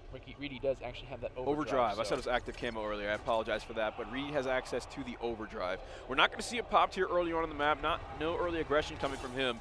They're actually throwing trophies down. They learned the lesson because Zed, whenever he gets in the site, he just gets spammed with these flechette grenades. You're seeing all detonate just in front of him right now. And now that he's waited those lethals out successfully, he should be able to get a plant down. However, he's getting attacked here on the site. Reedy's able to follow it up with 2 kills. Ricky knows that he can't get in their face right now. Reedy's got a hot shot. He's also got access to that overdrive. Dangerous, shuts the 3rd player down. 1 away from the ace. wasn't quite able to. We're not quite able to see there if Reedy was able to get that 4th kill. Shiny But still he was. away. There we go. Shawnee's going to take the assist, last though, one. at least, but Shiny, the scumbag himself, this guy's going to force round 11. So this is a massive match. I think personally, Cloud9 needs this more than Elevate does. I mean, obviously, it means that they're up 2-0 in the entire game, rather than a 1-1 split if Elevate's able to win it. But when it comes down to it, if Elevate can win this, they have their most preferred game type, C9's worst, up next. So it's almost not really guaranteed, but almost set in stone that Elevate definitely has a massive advantage when it comes down to it. But let's get this round 11 started. Early first blood coming in from Reedy. He's doing it with the sniper as well as the MV4 as more start to fall. Now Ricky and Aches, the veterans left on Cloud9, have to clutch the 2 versus 4, not 2 versus 3 situation. 4 out of the 5 players in this game currently have their rig here for this last round. And what's scary about this last round is that Elevate still has Zed and Reedy alive, and those two have been doing the best for the past few rounds, and they also both have access to their payloads. So that's really scary if you're on the side of Cloud9 and you're outnumbered. Sure, you have access to your utility as well, but you're going against the best of what Elevate has had this map at the moment. Zed just moving forward, is trying to be a little bit of a nuisance. I believe score streak's being shut down. Still 3 versus 2. Bomb gets to be planted. Shots coming in, and here comes Zed. Try to challenge his pump, trying to be a little bit passive. Able to shut down 1. Ricky, the last alive, the 1 versus 3, not able to make it happen. So Elevate are able to clutch it out as they're able to win this one in round 11 and tie the series up at 1-1. Elevate's players really going off when they needed it the most. A slow start, what looked like Cloud9 outstratting them turned into Elevate just, starting to fire. Especially Reedy, who really came to life in the last couple of rounds. Ending the game with what? Was it 14 kills, 13 kills? Yeah, 13 and 6 for Reedy. That's big game out of him. We saw some sniper play. Yeah, he was a sniper for a lot of that too. So. Well, I think the MV4 got a good chunk of his kills because he was finding some multi-kills. It seemed like those first bloods were almost like the easiest thing in the world for him to get. So yeah, definitely a major playmaker in that game. For sure. Swinging lots of rounds in their favor before they even begin is Reedy. Excellent play out of him for the side of Elevate so they can get their first map win in the series. Now we're all tied up 1-1. If you're just tuning in, we're watching Cloud9 versus Elevate. I'm Fox. This is Landon. We're getting right into map number 3, which is, of course, going to be Uplink. And this has been the kryptonite for Cloud9. The players are not very confident on that at all. And I think that they intended to be up 2-0 at this point going into the Uplink. So something like that has to be weighing on them in the back of their mind. Without question. So we'll see if that obviously does play a factor, like you mentioned. It is going to be Throwback Uplink. I believe in every matchup that they've played so far, I don't think Throwback has been involved on one of the Uplinks that they've lost. That could be wrong, but I know Throwback isn't necessarily one of their worst Uplink maps. So there is still a possibility for them to kind of clutch this one out, but it is still very, very heavy on the side of Elevate for the most likely to take this game, or to take this particular map, excuse me. Saw some pretty big plays out of the likes of Zed so far this series. I'm looking to see if he's going to continue that trend as we get into Uplink. Just seems like he's not slowing down one bit despite, what kind of a deficit they find themselves in this series. Putting up that superstar performance you would expect from this EU superstar. I'm glad that we're kind of highlighting Zed a lot because I know he was obviously a major slayer when it came down to the Hyper Games roster back in Black Ops 3 for most of his time, and it seemed that when Hyper Games would kind of see success, they're kind of known as only an online team. And when it came to LAN, it seemed that Zed was the major player for them, and I think a lot kind of was riding on his shoulders. And I think it's really good that he's finally kind of being on this top roster, being on this Elevate squad. He's got a lot of guys around him to kind of provide the extra slang, but I'm glad that he's kind of, in some ways, kind of finally got that extra joint forward where it's like, he is very talented. He can, rise and kind of be one of the better players in Europe, and I'm just glad that he kind of has the opportunity to be on one of the top organizations right now for EU. And this is where I wonder how much influence Elevate's coach has had on them. Because we're seeing these wacky, opening strategies. I wonder, how much involvement the coach has in developing these strategies for them to come over to North America. Because no one else in North America is doing that in the beginning of the rounds. You're starting off with a smoke sniper and respawn, or hitting a specific route with an ERAD just to get in the face of someone else that might have an AR. Right. We're not seeing any other teams do that, and that definitely separates Elevate. Now, I'm not really seeing it have such a high success rate, but I think that once they get those strategies a little bit more refined, the players more comfortable with, I think that we can start to see some really, really big opening moments for Elevate over time. Absolutely. I mean, innovation is always necessarily not a bad thing. It didn't really add to a whole lot. I mean, when they threw those smokes off the start, granted, Rudy was able to get one of the first kills of the round. Didn't really get awarded with a whole lot after that. But like I said, the innovation is good. I think when it comes down to future opponents, it's going to work eventually. When it comes down to it, I know certain teams like to rock snipers. I know in the beginning of the game, Precinct Uplink, I think Chino would actually sit back statue and watch over a ticket booth to find the first blood. So, like I said, a lot of these little plays with the sniper can kind of catch a team off guard or kind of catch a certain squad off guard for a time. Granted, it's not going to be a strategy that you run with throughout the entire match, but a few kills here and there, especially when it comes down to uplink, if you have anything crafted that kind of comes out, that can lead to a dunk or lead to a 2-point play, which, like I said, when we know what uplinks, or when we know in a game type like uplink, those 1-point plays, those 2-point dunks can easily define a game just by even one play or one toss that kind of does it for you. All right, so let's go ahead and take a quick run through, if you could, Landon, of all the classes. See what kind of a weapon meta we're looking at here. The last time I saw Elevate playing on this map, I think that we saw it was either Reedy or Zed taking an E-Rad towards the tunnel. And look, there it is. We're seeing Zed with the E-Rad. So expect to see his route towards tunnel here. If Cloud9's done any homework at all on this matchup, they should absolutely know that that's what's coming for them. So I'm curious to see if they're going to respond to it accordingly. See how Cloud9 can obviously fare. Like we said, this is not at all a preferred game type for them, by far one of their worst. And when it comes down to Elevate, this is something that they prefer. This is kind of like, in some cases, a homecoming for them. We'll see how obviously this side does try to fare off. When it comes down to throwback uplink, it's not normally a high-scoring game. A lot of strategy going to be kind of coming into this one. Like you said, Zed, the player to watch here off the start. The SMG in hand, the E-Rad as well, as he's going to be pushing toward that left side. Early nades out. Looks like they are going to potentially try to check this one, but shots coming in. Zed actually drops at the start. Now 2 fall for the side of Elevate here off the start as 3 go down. And now it looks like Cloud9 have an opportunity to push this one toward Grandma's side and get an early points. Ricky waits patiently there for the E-Rad player, and he's able to shut him down.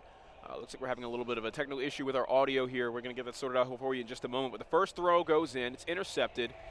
Nothing connecting there, and Reedy's going to take that on the turnover. His armor protecting him here. Zed is able to find 2 kills. Big play from him. However, there is still 1 Cloud9 player, 2 Cloud9 players just in front of the drone carrier, and he's going to get shut down real quick. Watson starts the gunfight and throws a grenade mid-gunfight. Luckily for him, Assault's going to team kill Lacefield anyway. Try and even up the odds a little bit here. Zed peppering the players on the side of Cloud9. He's able to find 1 kill. Shawnee and Reedy there to pick up the rest of the slack. Great coordination and team shot there from the side of Elevate. And now that's going to be another possession from them. They move the drone towards middle map from blue side. Their drone carrier getting jammer grenaded. That's going to be a tough route for him to take as he has no idea what's on the other side of Soda. There's a lot of opportunities to get these 1-point tosses through. Reedy firing some good ones. Actually tosses the drone down here. See the big gun engagement. If he can win this one, that's going to be big. Able to get the nice beat down. That's going to be big. Tries to find another one. Not able to make it happen. Unfortunately, he does drop, and 2 players drop for the side of Elevate. Lacefield over here, actually on stairs. And he's going to spot 1 player over toward Bowling. Tosses that one for a few yards, ends up training his life. And now Ricky going to go for a little bit of a run here over on that blue side. Wouldn't be too out of the ordinary if we see him try to reset this drone. It looks like he might go ahead and offer to do that unless they can actually get these kills. There it is. Easy beat down from Ricky. Great misdirection, utilizing the fact that that ping is delayed on the mini-map in competitive Call of Duty uplink. He's just able to double back and forth, and, the enemy team's not really able to get an idea as to exactly where you are around the corner, so you can just get in the melee range and take him out with the drone. Aches there is going to die to Reedy. Or Shawnee, excuse me, mid-map. 3 kills go in favor of Elevate. The last man standing is Assault. He's just going to hug a corner. He knows he needs to buy his team some time, and that's great. He's able to find 1 kill, gets tagged up and shut down by Reedy, and now Shawnee is the aggressor here, trying to stay ahead of the drone for his team. Great positioning. However, just around the corner are 3 Cloud9 players just waiting, and he's able to find 2 of them. Great shots with the NV4. Not missing a beat. He gets 3 of them. Someone else from Elevate needs to contribute on this push, but no, Lacefield's going to take the drone and reset it. That was such a smart play by Undoing and unraveling all of his work. Yeah, Shawnee just absolutely went big, and Lacefield was like, nope, I got the drone, I'm going to throw that one off. But it seems that Elevate already trying to make a play happen, not able to get that drone off is Zed. Shawnee going to be here. If he can win this 1v1 engagement, he can try to go for the 1-point toss, but players starting to stack in. Cloud9 has rotated, and yet again, that drone being tossed off to the wayside. As they're going to put that one over in blue. But potentially could do the exact same thing they previously did. Wait for the kills to come through. Like I said, use that drone a little bit of a distraction, but it seems that they start to go down. Aches obviously in unison resets the drone, and now with that in mind, Elevate have to wrap back. Shawnee and Reedy closing out those players that were just hovering around blue, trying to waste their time. You can tell they're just running the clock out and trying to let their team get into a better position. It's not going to work out for them too well, though. Lacefield and Ricky coming up off spawn, find 2 kills. Assault catches Zed. Shawnee, though, the last man standing for Elevate, trying to make a difference on middle map, and that he does, finding 2 kills, taking a player right off of that power position. That's Ricky that gets shut down. Still, though, kills going in favor of Cloud9. The drone not really in a favorable position for either team. They're just they're just trying to establish some map pressure here, but neither team is able to sway it into anyone's direction. Shawnee has been just absolutely destroyed when it comes down to his combinations as well as Zed's overall slaying, but Shawnee is doing his absolute best to try to make sure the scores come in, but it seems that certain 1v1 engagements that Cloud9 are winning, some clutch gunfights that they're happening to have go in their favor is what's kind of kept this game at a level playing field. Of course, still 0-0. Like I mentioned earlier, throwback uplink, not really a high-scoring game when it comes down to it, but if you can start to get a sequence of kills, maybe even on the C9's current side, make them start spawning over inside of field, you can get a sequence of scores to go through, but it seems that last 40 seconds as it starts to tick down into this first side. Zed, drone in his hands, tosses that one down and tries to make a little bit more map control as Elevate tried to get at least a little bit of an advantage after this first 5 minutes. Here it is, Zed taking point through bowling. He's able to find one kill. He's going to be met with another Cloud9 player just around the corner. This should be intercepted if he goes for it. No one from Cloud9 has to, though, as it whiffs just under the portal. Assault responds with 2 kills. Now Cloud9, all they have to do is take it over to blue. They can push it up through barn, or they can just play the corner and reset it just like they have been for the past 5 minutes. 10 seconds remaining, though. They're going to make this last-ditch effort at a possession. Still 0-0 with 5 minutes into the game. This could be our first point. The 1-point play sinks, and Cloud9 is up on the board. So we're going into our second half with Cloud9 up 1-0 against Elevate. And on the side of Elevate, one thing you really got to point out that kind of stands out at the moment is Watson's performance in this series. I mean, I understand that there are going to be failed attempts at the objective in Respawn game modes, right? Sometimes you just have to be bait, and it doesn't work out that well for you in your stats column. But this is something we've seen throughout the whole series from him. Yeah, and that's kind of maybe kind of in the thorn in the camel's back, but we'll see if potentially the thorn in the camel's back? I don't know. Is that what it is? I'm tired. Just leave me alone. Anyway, run that by me one more time. Zed starts to throw that one toward underpass. We'll see if he can maybe start to make a few things happen. Of course, the impact starting to be felt from the C9 side. Watson over toward bike path. 3 start to fall, and now Ricky with that drone is looking for his teammate's success. It looks like they're going to be making a little bit of a push here over toward back bowling. Drone thrown forward, and it's up to Elevate to try to hold this one strong. 2 go down, and Shawnee's left. He has gone clutch before. He was able to find one, tries to find the second, maybe not able to make it go through, but Ricky is going to set up for the 1-point toss as now C9 are up by a full possession. Wish we had a heat map of where these players are getting kills. I'd love to see how many kills Shawnee has on this part of the map and around like middle, taking people off of those power positions. But Reedy staying alive, finding that kill onto Assault. He knows he's about to get swarmed here. Cloud9 smelling blood. Aches is able to find Watson. No surprise there. We've seen him spending a lot of time on Respawn. One coming up from bowling, though. That is an Elevate player who's just looking for Aches here. He knows that they're close. There we go. Reads and reacts. They're able to find 2 kills, and now Zed has access to rewind. One player on middle map just on the opposite side of middle train. He's able to find that one. Tags him up, gets the assist. Shawnee, again, contributing a whole lot to this team.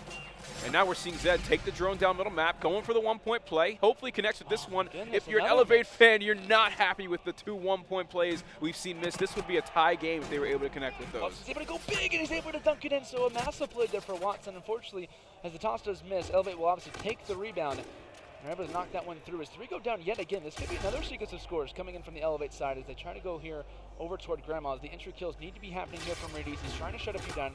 Gets one, and this could be another dunk for Elevate. So nice sequence of plays for them as they've completely started to dominate this game. Of course, only 1 overall advantage here, but still a nice job there from Elevate as they get those 2 sequence scores. All right, so there we saw Zed spend the rewind. His idea was to try and stay alive in the enemy base, which is what you really want to do when you're rallying on this side, is stay alive in and around Lime and Grandma's house. However, he's going to get overwhelmed. 2 players in front of him. He loses the initial gunfight and isn't really able to make anything following the use of that payload. Assault, however, is going to do Assault things and go on a 4 streak on mid-map, taking 2 players away from that power position. And now you can see drone control on the side of Cloud9, and they have to attack this next wave of Elevate players. And Elevate's kind of lingering on their base for the time being. Aches, 13 and 18, trying to make a little bit of an impact, but he ends up dropping. Of course, you got to keep in mind, the rigs definitely can play a huge factor. Overdrive earned for Reedy. He tosses that one forward, able to find one.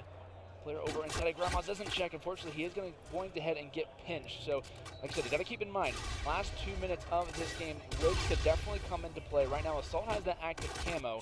Ricky also getting very close to that overdrive from the side of Elevate. Looks like Reedy getting close to that overdrive, and I believe it's either Watson, who's kind of struggling in this game, could have the active camo, but he needs to go big here. He ends up dropping, and now Assault is going to use the active camo, but they see him. He is going to be tagged, and he ends up dropping. So just like that, the active camo is not going to be used for a scoring opportunity. It's just going to get that drone up toward the portal, but Ricky also falls as well, and that's going to be a good defensive play out of the side of Elevate. Yeah, and see, that's a great stop there. In the recent patch, we saw that Active Camo received a little bit of a nerf in terms of its balancing, to where when you have the objective in your hands, a flag, a drone, whatever it may be, your payload bar actually drains, what is it, two or three times as fast. So we're seeing it come into play here now as well with the overdrive, but he's able to get there so quickly it doesn't matter. That's a one-point play. Elevate is again finding themselves in a commanding lead in this game, punishing Cloud9 for the weakness and uplink. They just have to hold on for a little over a minute if they want to close out this map. Elevate doing a great job at clearing out the base and moving the drone forward. The great overdrive play coming in from Rudy as he dips and dives and is able to get that 1-point toss in. Of course, if they would have knocked all of them in, they'd actually be up 7-2, but still,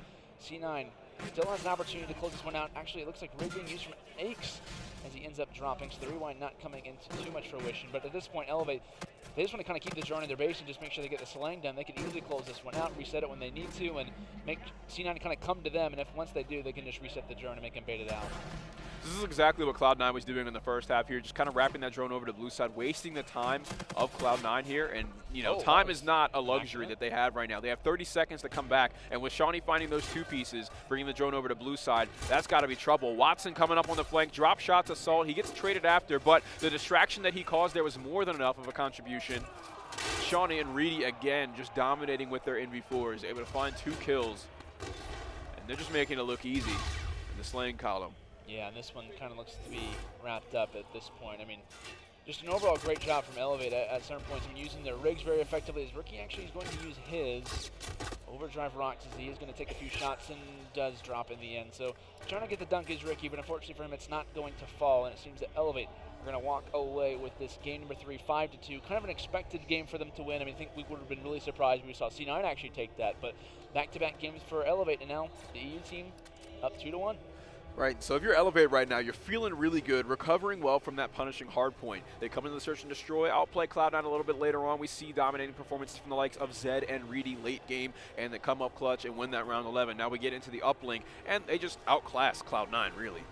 We saw, some big plays out of Shawnee, for sure. Many multi-kills coming across their side. Great NV4s on the side of Elevate, and it's showing there on throwback. So now we're going to get into our next hard point. And if you're just tuning in, we saw a dominating performance from Cloud9 on that hard point. So if you're a Cloud9 fan, you want to see them do that again. Tie it up, force game 5. Otherwise, Elevate's walking away with this series. Yeah, and I believe we're actually having retaliation hardpoint. Now, this is one that I've been able to watch in certain scrims when it comes down to the C9 side, and this is one of their favorite hardpoints. I mean, when we talk about previous, when the recent update kind of came in, and we talked about how, different the spawns kind of are, and people always talk about, the classic COD kind of feels like old hardpoint did back in the days of Black Ops 2, and, when this patch came out, I remember Aches actually, the night it came out, he was saying, playing retaliation hardpoint, they were scrimming, and he was like, this map is fantastic. I love this map, and I think it kind of reminds him of that Black Ops 2 feel. Of course, a very dominant player, one of the best players when it came down to Black Ops 2, and complexity, their incredible run throughout Black Ops 2, especially with their dominance in hardpoint and whatnot. So I think this map kind of feels like home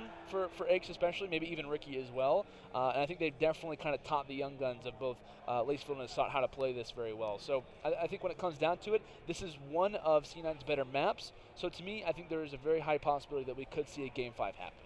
See, so here, I'm a little torn. On the side of Elevate, I'm really liking the performance out of Zed. I'm expecting Reedy and Shiny to do big things. It's Watson, and then right? Maybe Watson will pick it up a little bit. I'm not really sure, but he's not having too great of a series. He's having a few shining moments, right. but I think he's definitely being outclassed by his teammates at the moment. So I feel like they do have a little bit of a win factor in terms of the slaying power from the likes of Zed and Reedy, right? We've already complimented their NV4s, awesome shots, and multi-kill potential. However, on the side of Cloud9, they have Assault, and he's always a threat with that weapon. Then they have the aggression of Lacefield, two of some of the best slayers in the North American Call of Duty World League. I look for them to contribute a whole lot to Cloud9 and their win factors. And then we have, of course, Aches, who, knows hardpoint like the back of his hand and is an incredible shot caller. So I'm curious to see how this plays out. I feel like this is definitely going to be – I think Cloud9 is going to take it, but I think this is going to be a much closer map than Map 1. Yeah, I definitely agree with that. Like you said, Map 1, 250, so I believe 159. C9, like I said, obviously having a very, very dominant performance when it comes down to it.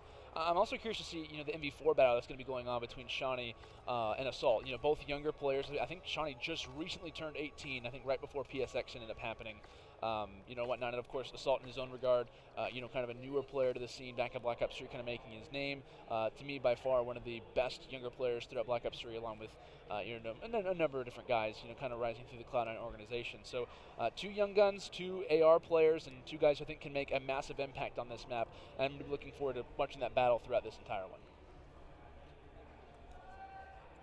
So one more thing that I want to look at, obviously, is going to be the rig selection for either side. It seems that Ricky is going to continue to go with that Centurion.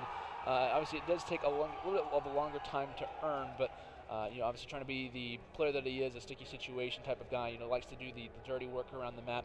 He's going to have that trophy drone trait there as well to kind of block those things. So a lot of the time when I see players rock Centurion, they usually like to put it for that central hard point. If they can lock that one down, kind of get a realization of where the spawns are, that Centurion just kind of locks things down to make sure that if any players do try to enter in one by one, they can easily kind of pick them off. So I really like that pick there from Ricky, kind of staying consistent. Yeah, for sure, because that hill is just flood central and nade hell. So I'm curious to see how they respond to it with that Centurion, of course.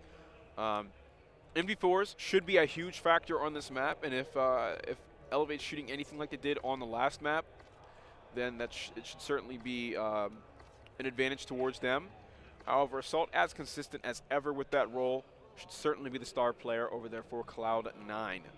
So I want to see what wacky opening strategy Elevate's going to have for this map. You by the way, think we see smokes and a sniper for Reedy I again? wouldn't be surprised. It was good. It was a really good strategy. I mean, it Wait makes a second. sense. Oh, okay. I saw Zed with the pistol, and I was like, wait a second. Hold on. But Wonder why he's not running the Horn instead of the. Yeah, I don't know. It seems like the EMC Well, they're probably agreeing not to use it. What was the other pistol? I think they're agreeing not to use it, actually. That's a good point. That actually might be the case. It was in the search and destroy though, which is weird. I don't know. I thought that was the Kendall. It was like the Kendall 44 and the EMC. I don't think we've seen maybe we have seen a Hornet. I don't know. There was a Hornet in game 2. Was it? Yeah. Okay. For sure. Well, we got turned on. Remember? But yeah, that was the EMC. That was the Kendall. That wasn't the Hornet. Ah, yeah. They do look very similar, huh? Yeah, they do. It's kind of odd. But anyway, looking through the players' classes, not seeing anything necessarily kind of standing out. Glad to see Lacefield rocking that OSA. Definitely a more preferred weapon. He probably feels a lot more comfortable with that one as well, being the sub player, or actually close-up player that he is. Of course, AR is preferred when it comes down to this. But is there any play that you want to hop on board with as this game does load in? I'd like to see what Shawnee's going to start off and do here, really. I'm interested in his play at the moment. He's got access to a flechette grenade. Expect to see him just tossing that over the cars, blowing them up real quick, letting his teammates get into a solid position, and just really pre-aiming with that MV4. Of course, early nades starting to come out instead of getting an early second of time. Is currently contested, so early gunfight starting to come in there. The flank is on play, so a nice job there from Aches. He tries to find one, finds a second as well, so a nice job there coming in from the C9 side. No one goes through lobby, and it looks like Elevate pay for that. Cloud9 wins their opening engagements on every respawn we've seen so far. So you got to wonder if that's something that Elevate's going to go back and revise here shortly. Reedy coming up off the spawn that was able to gun Aches. Some awesome shots going down there. Ricky, though, is going to shut down Watson on the wall run coming from their curve. Zed and Reedy, though, responding with 3 kills, getting them some awesome map pressure to move up towards this objective, hoping to close this deficit that Cloud9 has started off the game with against them. Assault, all over your kill feed there. Easy 2-piece. Like I said, such a huge threat on the map. And we're seeing Lacefield, who's already rotated for the next hard point. Excuse me, expect to see the rest of Cloud9 follow that up shortly. You got to see someone up on Plat. It looks like there's going to be a gunfight going down around Plat or Bedroom here shortly. Yeah, shots going in here toward lobby. Zed firing one a few away. He's able to clean that one over on Ache. So C9 definitely trying to be aware as they're coming from that market side. What a shot from Shawnee as he sees him for a split second, and a few bullets is all it takes. Rushes inside that hill. Player over on Cat, and Shawnee is starting to do a little bit of damage. And this is the guy that you don't want to kind of start to go off here. You can't let him have those 3 and 4 kills because he will absolutely make you pay. All right, he's well on his way, 2 in a row so far. He's sitting in position, trying to protect the garage area. However, he's not there to save Zed. He's there just a little too late.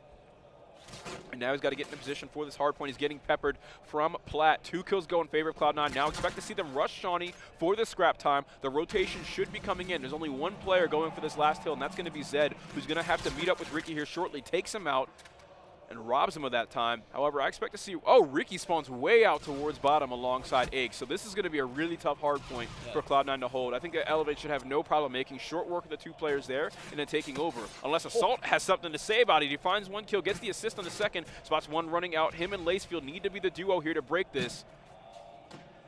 Reedy, though, is going to shut down Lacefield. Ricky's there for the two-piece alongside Assault. Excellent push there from Cloud9, working through that disadvantage. Yeah, that was a big play from both Lacefield and Assault. I mean, the young gun kind of holding off on market, waiting for basically the two veterans to come back from that side street, the backside street. They're able to lock it down. So a great job there from the side of C9. Like I said, kind of playing through that disadvantage, and shots starting to come in there from Assault, trying to lock this one down. Of course, like I said, the rotation, once these players start to die, it's all about the rotation over toward Broken Building. That was without question the money hill when it comes down to this map. Looks like Assault has run out of ammo, and the Fists aren't able to make anything happen of it. So really, most likely going to gain the scrap seconds as the rotation battle is already underway, and kills starting to happen as Ricky finds one, and Lanesfield finds the second. Cloud9 spawns out. We should see them have control of Broken here now. I'm curious to see what their setup's going to look like. It looks like it's a little disrupted, though, as Shawnee's able to open up with a kill. And Aches is going to spawn at the top of the map, way behind the rest of the Elevate players as they make this push onto the hard point. But we saw that Cloud9 was able to work through the disadvantage in the last time. The question is, can they do it again? Reedy, the odd man out of his roster, he's still able to find a kill and tag up a second. He's definitely making the most of his positioning right now, tagging up another player as well. 3 versus 2, though, in favor of Cloud9. And Ricky still sitting on the hard point unanswered. Yeah, and it looks like the side of Elevate have got to rush players through. They cannot afford to lose a lot of this time, but when you're rushing one player at a time, this player number 8, I believe it's Shawnee, trying to just hold off the side of Cloud9, trying to wait for his teammates to even get toward the hill, but it seems they keep getting picked off. And when you have a player like Watson who's currently 2 and 9, you cannot afford to have him have a slow game when he respawns again. I mean, 3 and 9, he went on 2 streak, but in reality, like I said, you cannot have one guy just dropping the ball. I mean, C9 will absolutely make you pay for it, and that's the reason why they're up by the amount that they are. Yeah, and you really got to pick on Watson a little bit here. You got to wonder what's going on with him in this series. Someone on his team's got to get his head back in the game, hype him up a bit. You know, they're only down by 20 seconds. If he steps it up, even just to have like a sort of an okay game, that would be more than enough for the rest of the team to carry the slack. So just play average, Watson. I'm joking. Obviously, no. but 3 go down, and Ricky's still on the hill. He will be fine here. Expect him to pick it up here shortly. I'm sure he understands the importance of this match. So as you rotate over to the hallway, Ricky's going to take point with the K-bar. Again, uncontested time here. Expect to see some pressure come in shortly, though, as he's tagged up a little bit. Ricky knows he doesn't have to engage this, though. Assault's going to do it for him. Find 2 kills, 1 just around the corner. Easy challenge there, easy kill. And again, just lots of unanswered time here as Ricky soaks it all up. Over 2 minutes. Look at the scoreboard. Look at how much time Ricky has compared to everyone else in the top right corner. And he's 16-5. Like, he's doing absolutely everything for his team right now. And, of course, he's getting closer and closer to that Centurion. We'll be able to use it on this next hill for the side rotations. But this is hard point, right? Ricky's just kind of sitting pretty here. Of course, the time is winding down, but he got so much of that with very little opposition. So now we see Elevate. They're fully aware they had to give all that time up. They're going to rotate over to Bridge and try and get a full 60 on this one. Looks like that's what the shot call is going to be. Reedy in a favorable position for it. However, he's not able to finish the kill. Assault is going to shut him down. And now Watson, front line here, tags up 1 player, but he's got 2 in front of him. That's going to be tough to handle. Ricky is going to put him away. And Reedy looks like he has what could be a good flank here, but Ricky's triple is actually going to make his flank much more difficult. Ricky is just going off. I'm going to try to stand by with him for as long as I can because, like I said, he's doing everything. He's being the main slayer, he's being the guy who's been in the hill for so long as he just ends up dropping. But being that front line, being the defensive player that he is, doing a fantastic job at that. But Assault, did I catch that one on the wall run? Great intuition to just over and look at that one. He's going to close that one off. So it seems that C9 getting closer and closer to that 200-point mark, and like I said, the side of Elevate just struggling massively, and it's kind of all been to the play of both Watson and Shawnee not having a big performance. We talked about Shawnee needs to have a bigger play with that MB4, the battle between him and Assault. Assault double positive, Shawnee basically almost double negative. Yep, not looking so good for the side of Elevate here, but Shawnee's taking point in the hill. They're getting this initial time, so they understand the importance of the rotations. But I think a lot of that is just due to the fact that they can't stop Cloud9 from getting that scrap time. Trying to claw their way back into this game. If we take a look at our scoreboard in the top right corner, we can see who has the progress toward their payloads. Now Cloud9, with them having such a huge lead, you can see that a lot of their players are much closer to their payloads than the likes of the Elevate players. So when those come into play, expect Cloud9 to snowball this game a little bit harder. Reedy is able to find a 2-piece before Aches shuts him down. Assault shuts down Shawnee, is able to take down Shawnee as well. And now Ricky in position. He has access to Centurion. I think we should see all of this scrap time go to Cloud9, but the rotation, once again, is going to go to Elevate. Elevate needs to lock this one down. They cannot afford to give another 30 seconds or even 40 seconds away, because at that point the game will be all but over. So the rotation starting to They got come one in. spawned One out. coming Look at from Zed. lobby, Reedy looking toward Market, ends up dropping. Watson and Shawnee still trying to hold strong, but they don't realize they're going to be getting that spawn over toward Market. So nice shots there from Watson. Laceful still spawning out, and Ricky, with that Centurion in hand, is not able to make anything come of it. So nice job there from Elevate as they're able to get that early rotation forward. And what a shot is that from Shawnee? What is that? All right, so we're seeing the initial, we're seeing the rotation in that early time actually paying off here as Elevate is able to clear out the first wave of Cloud9 players. Here comes the second one, though. Shawnee still finding kills no matter what. Awesome NV4 shots from him. He's got to stay alive, but now the pressure is on. He's got so much in front of him. He's shutting down everyone on Cloud9 right now. Awesome performance from Shawnee for the past 60 seconds, and it looks like Elevate is going to get this entire hardpoint. This is what they've been trying to do for the past 3 minutes, and it's finally paid off. Now, Cloud9 posturing up and mounting up and ready to do the same. The Centurion is active just in front of Ricky. Can they hold this hardpoint and end the game? Elevate went big on that last hill. Can they do it again? C9 trying to hold strong. The Centurion inside, but Ricky currently 23-11 over. Double paused up. Nearly has 3 minutes of hill time. Doing everything for the Cloud9 side as they try to force this game 5. Last player here, he shuts down Watson. Tried to find another. Ricky don't. But it looks like it will be Lacefield able to make it happen. Zed comes from behind, so a nice job there. Nice two-piece coming in from Zed as this will be awarded a few seconds.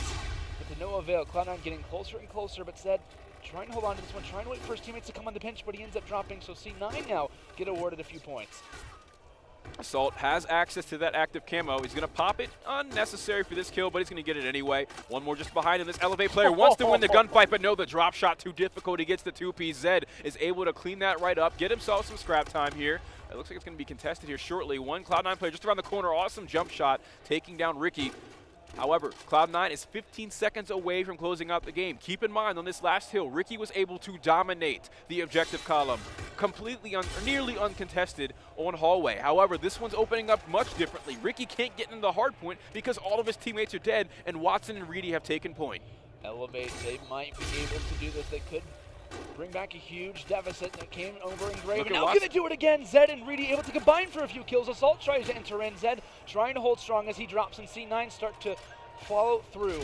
Assault finds one. Ricky lingering, trying to catch a few players. Hill currently contested. They're able to shut down one. Only 8 more seconds. He did. Cloud9 trying to hold through. Zed rocks his rewind, but in some cases that's not exactly what you want to do, as he has to back up, re-engages, and it's not going to be good enough. Cloud9 able to hold on and force that game 5 as retaliation hardpoint ends 250 to 219. See, and it's a shame that Watson didn't start this game the way that he was playing within the last few minutes of this map. If you take a look at his KD, he's actually only -3 towards the end of this game, and that's when his team, when he started to find those kills, that's really when his team started to come right back into this game. They got that full 60 on Cathedral thanks to Shawnee's awesome performance with the NV4 and Graveyard. However, it wasn't enough. Cloud9 was able to clutch up in the end and end the game. Ig's going 13-23. It seems like it's so even in Black Ops 2 you can notice this. Like I feel like the other players on Cloud9 are so strong on hardpoint that Ix just has to be like relevant and like really contribute a lot for you know, a hill or two into the game, and then they win the hardpoint. It's really crazy to see. It's kind of hard to find kills when you have players like Ricky, who's going on for a lot of the time, Assault and Lacefield, who are going to easily drop around that 25 kill margin. So, with that in mind, Cloud9, yet again, I believe every single series that they've been in, it goes to game 5. I don't know. Yeah, Ix had 0 defends that game. Did he? Yeah. 0 defense, but there it is. We're forcing the game 5 here. Cloud9 takes the hard point. That's 2 hard points in this series. In case you're just tuning in, I'm Fox. I'm joined by Landon. We have Cloud9 versus Elevate, and we're going into game 5. The hard point, first one taken by Cloud9, dominating fashion. Then we get into the search and destroy. Elevate's able to win that in round 11. Awesome performance out of the likes of Reedy. It went to game 5 round in round 11, didn't it? Right. So it goes to round 11. The likes of Zed and Reedy, huge factor for Elevate that map. It was a scorch, search, and destroy. Then we get into the uplink. Elevate's going to take that one. Really, that's what everybody expected, is for Elevate to stomp all over Cloud9's weakness in that game mode, right? And then we get into the hard point, as you just saw. Cloud9's able to close it out in the end. Disappointing performance for Watson on a lot of the maps in this series, but once he started to come to life, Elevate was able to come back. So maybe he has that fire behind him now, and he can have a great game 5 here. It's going to be an intense one. Yeah, definitely gonna be looking through Watson through the Codcaster a lot to see like what he kind of provides. if he can at least help his squad. I mean, even if they try to give him the bomb, maybe he can even try to do that objective. He's just not doing well in the slaying. I wouldn't make him do that. If he's not usually carrying the bomb, I wouldn't want to force that role on him now just because he's having a poor series. I feel like that would kind of. That's exactly what they need to do. If he's having a struggling time, then give him the bomb, let him play the objective, and then if he's like usually the bomb carrier's not going to get the most amount of kills anyway. Like he's kind of, and so he's not necessarily irrelevant, but he's doing all the dirty work. So the only reason why I'd say maybe give the bomb to Watson, it might not be familiar, but at least it's the factor of, Watson, you're not doing well this game. Let's give you the objective. Let's let the other guys try to slay out and try to do their work. That's the only reason why I would say that. Yeah, I mean, I guess it kind of just depends on the way that you approach the game here. I feel like what that would do to a player psychologically is like, hey, you're doing poorly right now. Let's completely, just change everything. I feel like that messes up their opening pushes that they've been practicing together. I think that they should just keep whatever their plan is on Crusher that they usually have and run with it here. Expect Watson to contribute. That's why he's on your team. You think that he's competent and able to do so. So if he comes through, I think that we could actually. It's hard. I don't know. Yeah. I think Cloud9 is just going to close it out here. I'm going to stick with my original prediction. Cloud9 is going to win the series. Hashtag C9 win. Thinking so. So. I'm kind of leaning toward you. I'm kind of leaning toward that as well. When it comes down to map like Crusher, expect to see sniper rifles. Expect to see Reedy with that sniper rifle. Again, obviously, but it seems that we are just about ready to go here for game number 5. Of course, like I said, C9 has been in a situation many times, getting reverse sweep against TK, nearly getting reverse sweep versus Echo Fox. I think the same thing happened in another series as well. So in some cases, they could have a little bit of an advantage coming into this game 5. They've been in a situation many times. I'm not sure how many times Elevate has gone to a game 5, maybe, or at least maybe a last map search and destroy in the open bracket or anything. But you got to imagine, as far as this event is considered, Cloud9 are kind of like game 5 veterans. Yeah, they've had so many game 5s here. I feel like that's sort of a worrying trend. You don't want to always have to rely on clutching up in game 5. You want to have a win factor that can close it out within those first few maps.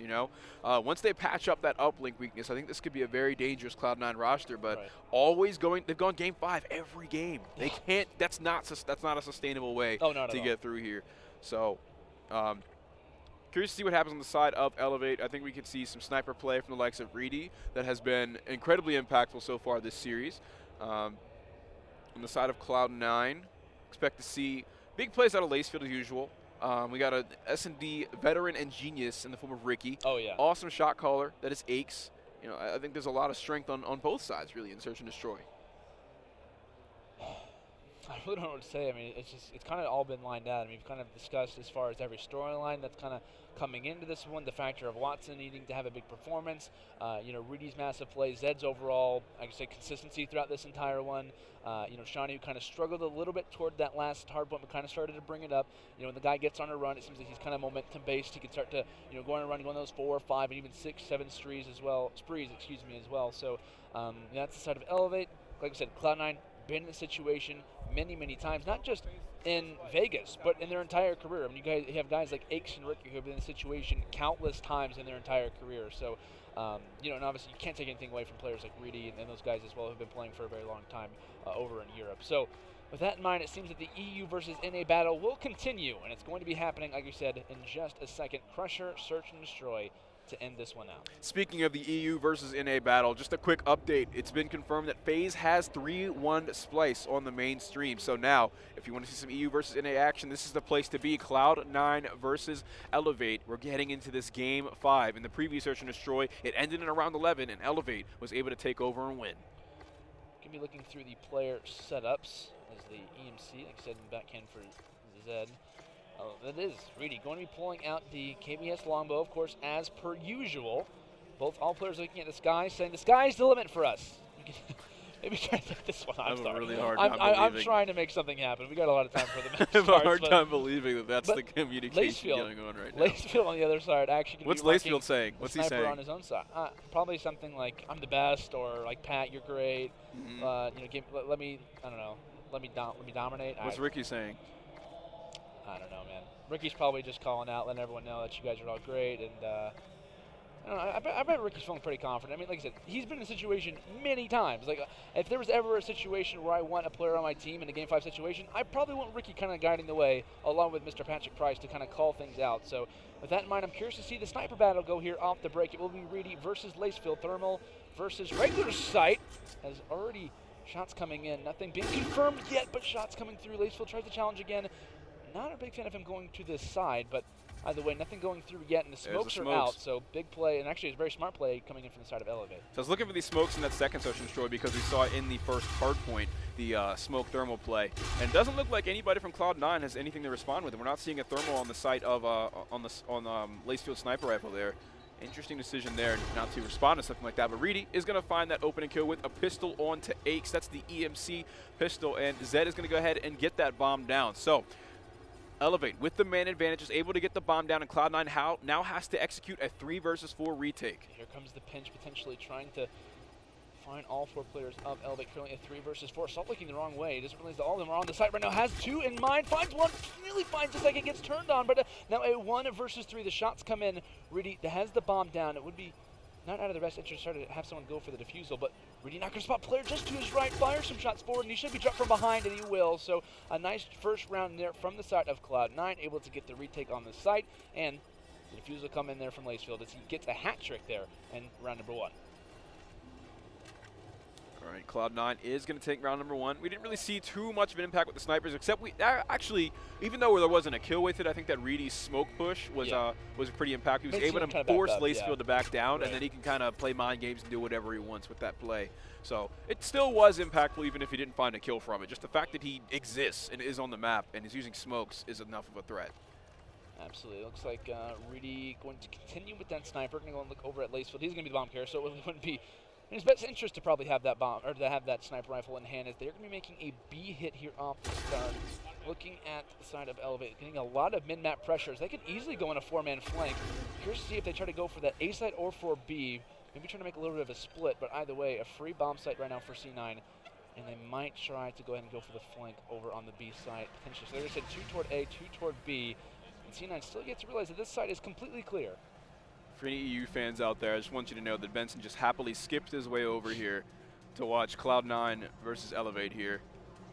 Back into the action that we're seeing 4 Cloud9 players on the B site. The bomb goes down. Shawnee setting up for the retake. We could have a little bit of a pinch here coming in. Player 1, the top right corner of the mini-map, that's Zed. He has 3 enemy Cloud9 players just in front of him. He has to wait for his teammates to initiate. Otherwise, he's caught and dead. Watson finds the first kill onto Lacefield. And now this is Zed's time to strike, but he gets shut down anyway as Assault's the one to do it. Smoke grenade coming out, cutting off the line of sight. Assault finding yet another kill. He's such a huge threat in this series, and Cloud9 closes out the round to go up 2-0. That was a very interesting play from the side of Elevate, because of course they don't really provide any pressure toward a particular site. They all send 4 through middle, and it's kind of a basis of, do we rush that A site, do we rush toward the B site? They send 2 through that A site, they don't really see anything, and then they start to slowly wrap back around. One player kind of pushes through that site. I believe that was Zed, but he quickly gets foiled as C9 get the bomb down. They're able to kind of look at every direction. So with that in mind, C9 off to a hot start, 2 rounds in a row.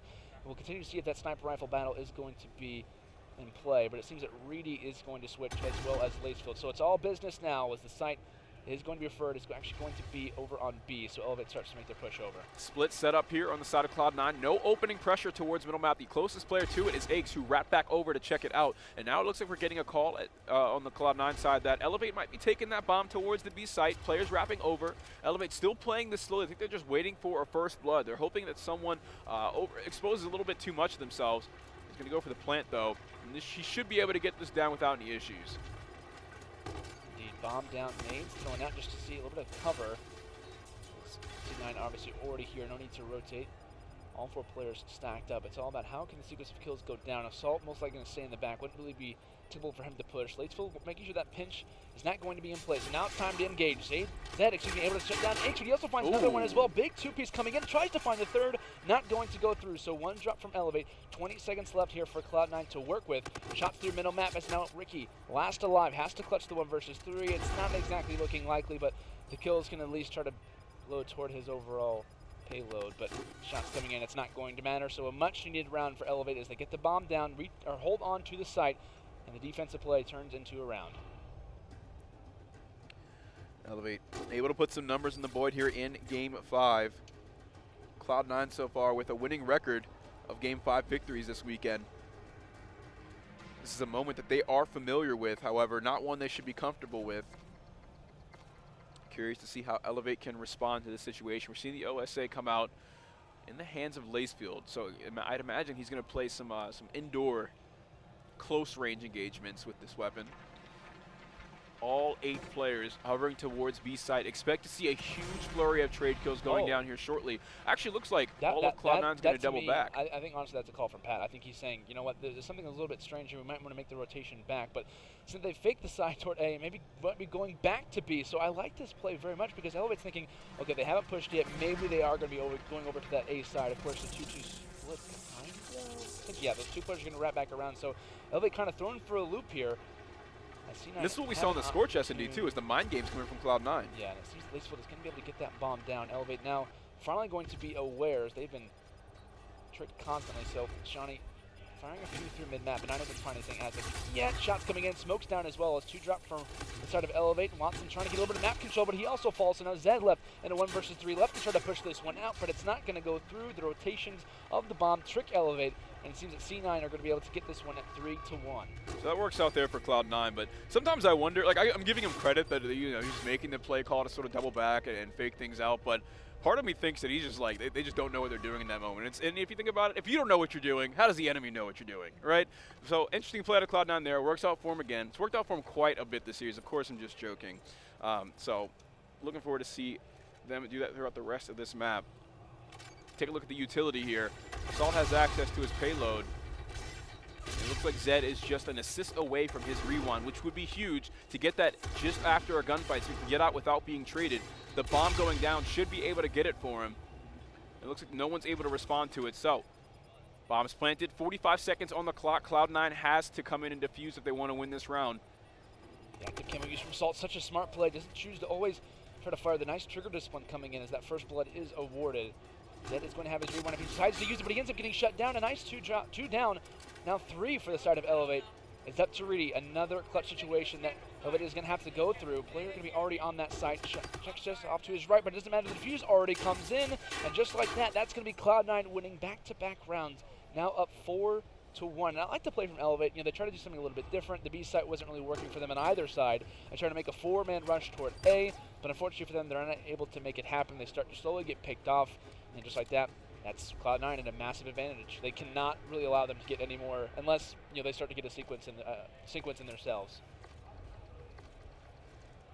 Big game from Assault on the side of Cloud9. He's been a huge threat throughout this entire series. Again, looking at the payloads, Zed was able to earn his rewind last round. Reedy so close. Lacefield also just an assist away from reactive armor. That would be huge here. It looks like both teams just playing it pretty slow. Elevate heavily stacked towards the B bomb site side of the map, and both teams look like they're just posturing up on opposing sides of the map. Cloud9 not entirely sure of where they want to go just yet, and I think Elevate's just patiently waiting for them to make a play, just sort of checking all their routine lanes and routes and everything, and just trying to get a feel for what the enemy team is doing. And that one stun might actually completely bait out the side of Elevate. They're going to be making that way toward the side, but it's not going to shut down these 2 players, it seems, but Lacefield still checking. It's going to be actually getting met, but getting with the gunfight. It's a big one. Wow. One there from Lacefield, mid-plant, excuse me, able to get off of that one, wins the gunfight. And now it's a 3 versus 4. Lacefield still holding strong. Shots coming in just from the side.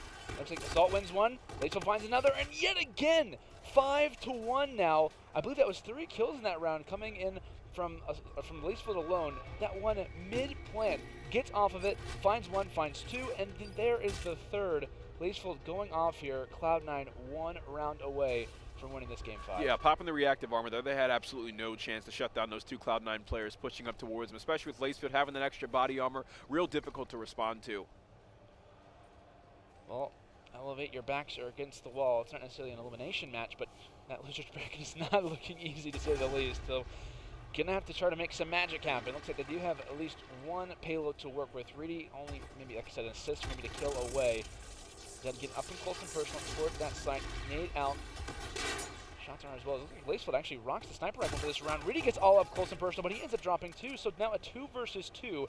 Aches and Ricky, 2 veterans on the squad to try and close this one out. Young Guns did it last round. Can they do it this one? But Zed mid-gunfight decides to rock the rewind. He thinks he's going to lose it and decides to back up.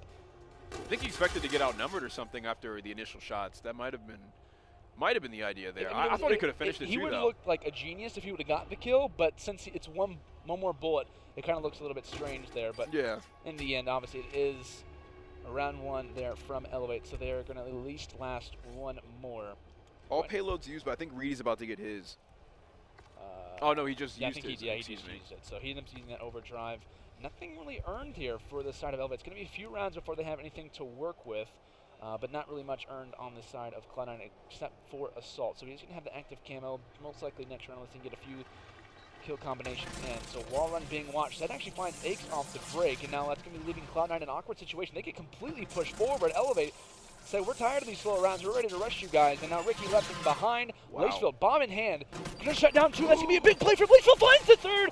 Not able to make it happen.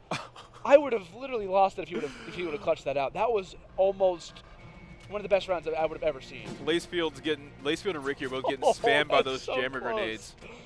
Oh That would have been an my. embarrassing way to lose the round for sure there. Lacefield was able to find 3 kills, almost caught the 4th, just hugging that corner, just no one bothered checking it. That's going to bring him up to a solid 11 kills, the most in the lobby. We're seeing the sniper rifle come back out. Hasn't had too much of an impact so far this game, and really this series from Lacefield, but it's going to put that class away. Now it looks like Elevate mounting up to push towards the B bomb site. They're going to be met with 3 Cloud9 players. Zed is able to put this bomb down, 200 points away from some more score streaks. He has access to the Scarab. We could see him plant and then just go for that immediately. He also has the rewind though, so I don't think he wants to get out of his character's model at all right now. I think he wants to stay alive so he can pop that rewind when he needs it. Connecting with some lethals and tacticals around the corner, that buys him a little bit more time. But those Cloud9 players read that. They know that he does this every time they put the bomb down. He just throws his grenades immediately.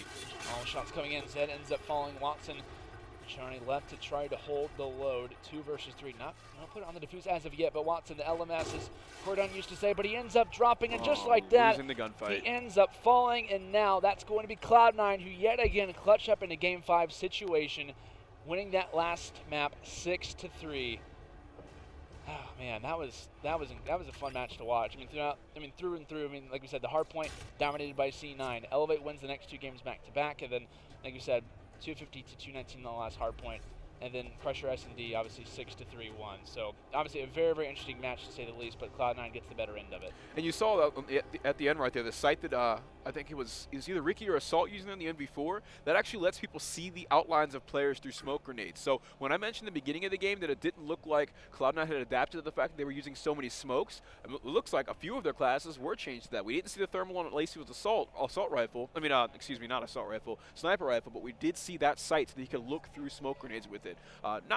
Not really that great of an impact because they used it later in the late stages of the game where there were fewer smokes, Right. but still good adaptation on the side of Cloud9 and lots of great mind games and shot calling on their side too that's able to make them come out on top. Absolutely. Again though, disappointing performance for Watson, going 2-8 that search and destroy, and really that's just been the story for him all series long. You got to imagine what would have maybe completely changed the game if Watson, has a little bit better of a performance, and not just the S&D, but as well as the respawns as well. But you got to be looking at the other side, the young guns for Cloud9, Assault and Lacefield, combining for 22 kills in that one. So obviously it seems that the young guns definitely kind of holding their load there in that game number 5. So with that in mind, that is going to do it for this particular series. It seems that we are going to be having, obviously, matches tomorrow here on Bravo. You guys can obviously see the schedule right now at 11:15 a.m. bright and early. We're having the Losers Round 4, and, of course, right after that at 12:30 p.m., Losers Round 5. Of course, tomorrow, Championship Sunday.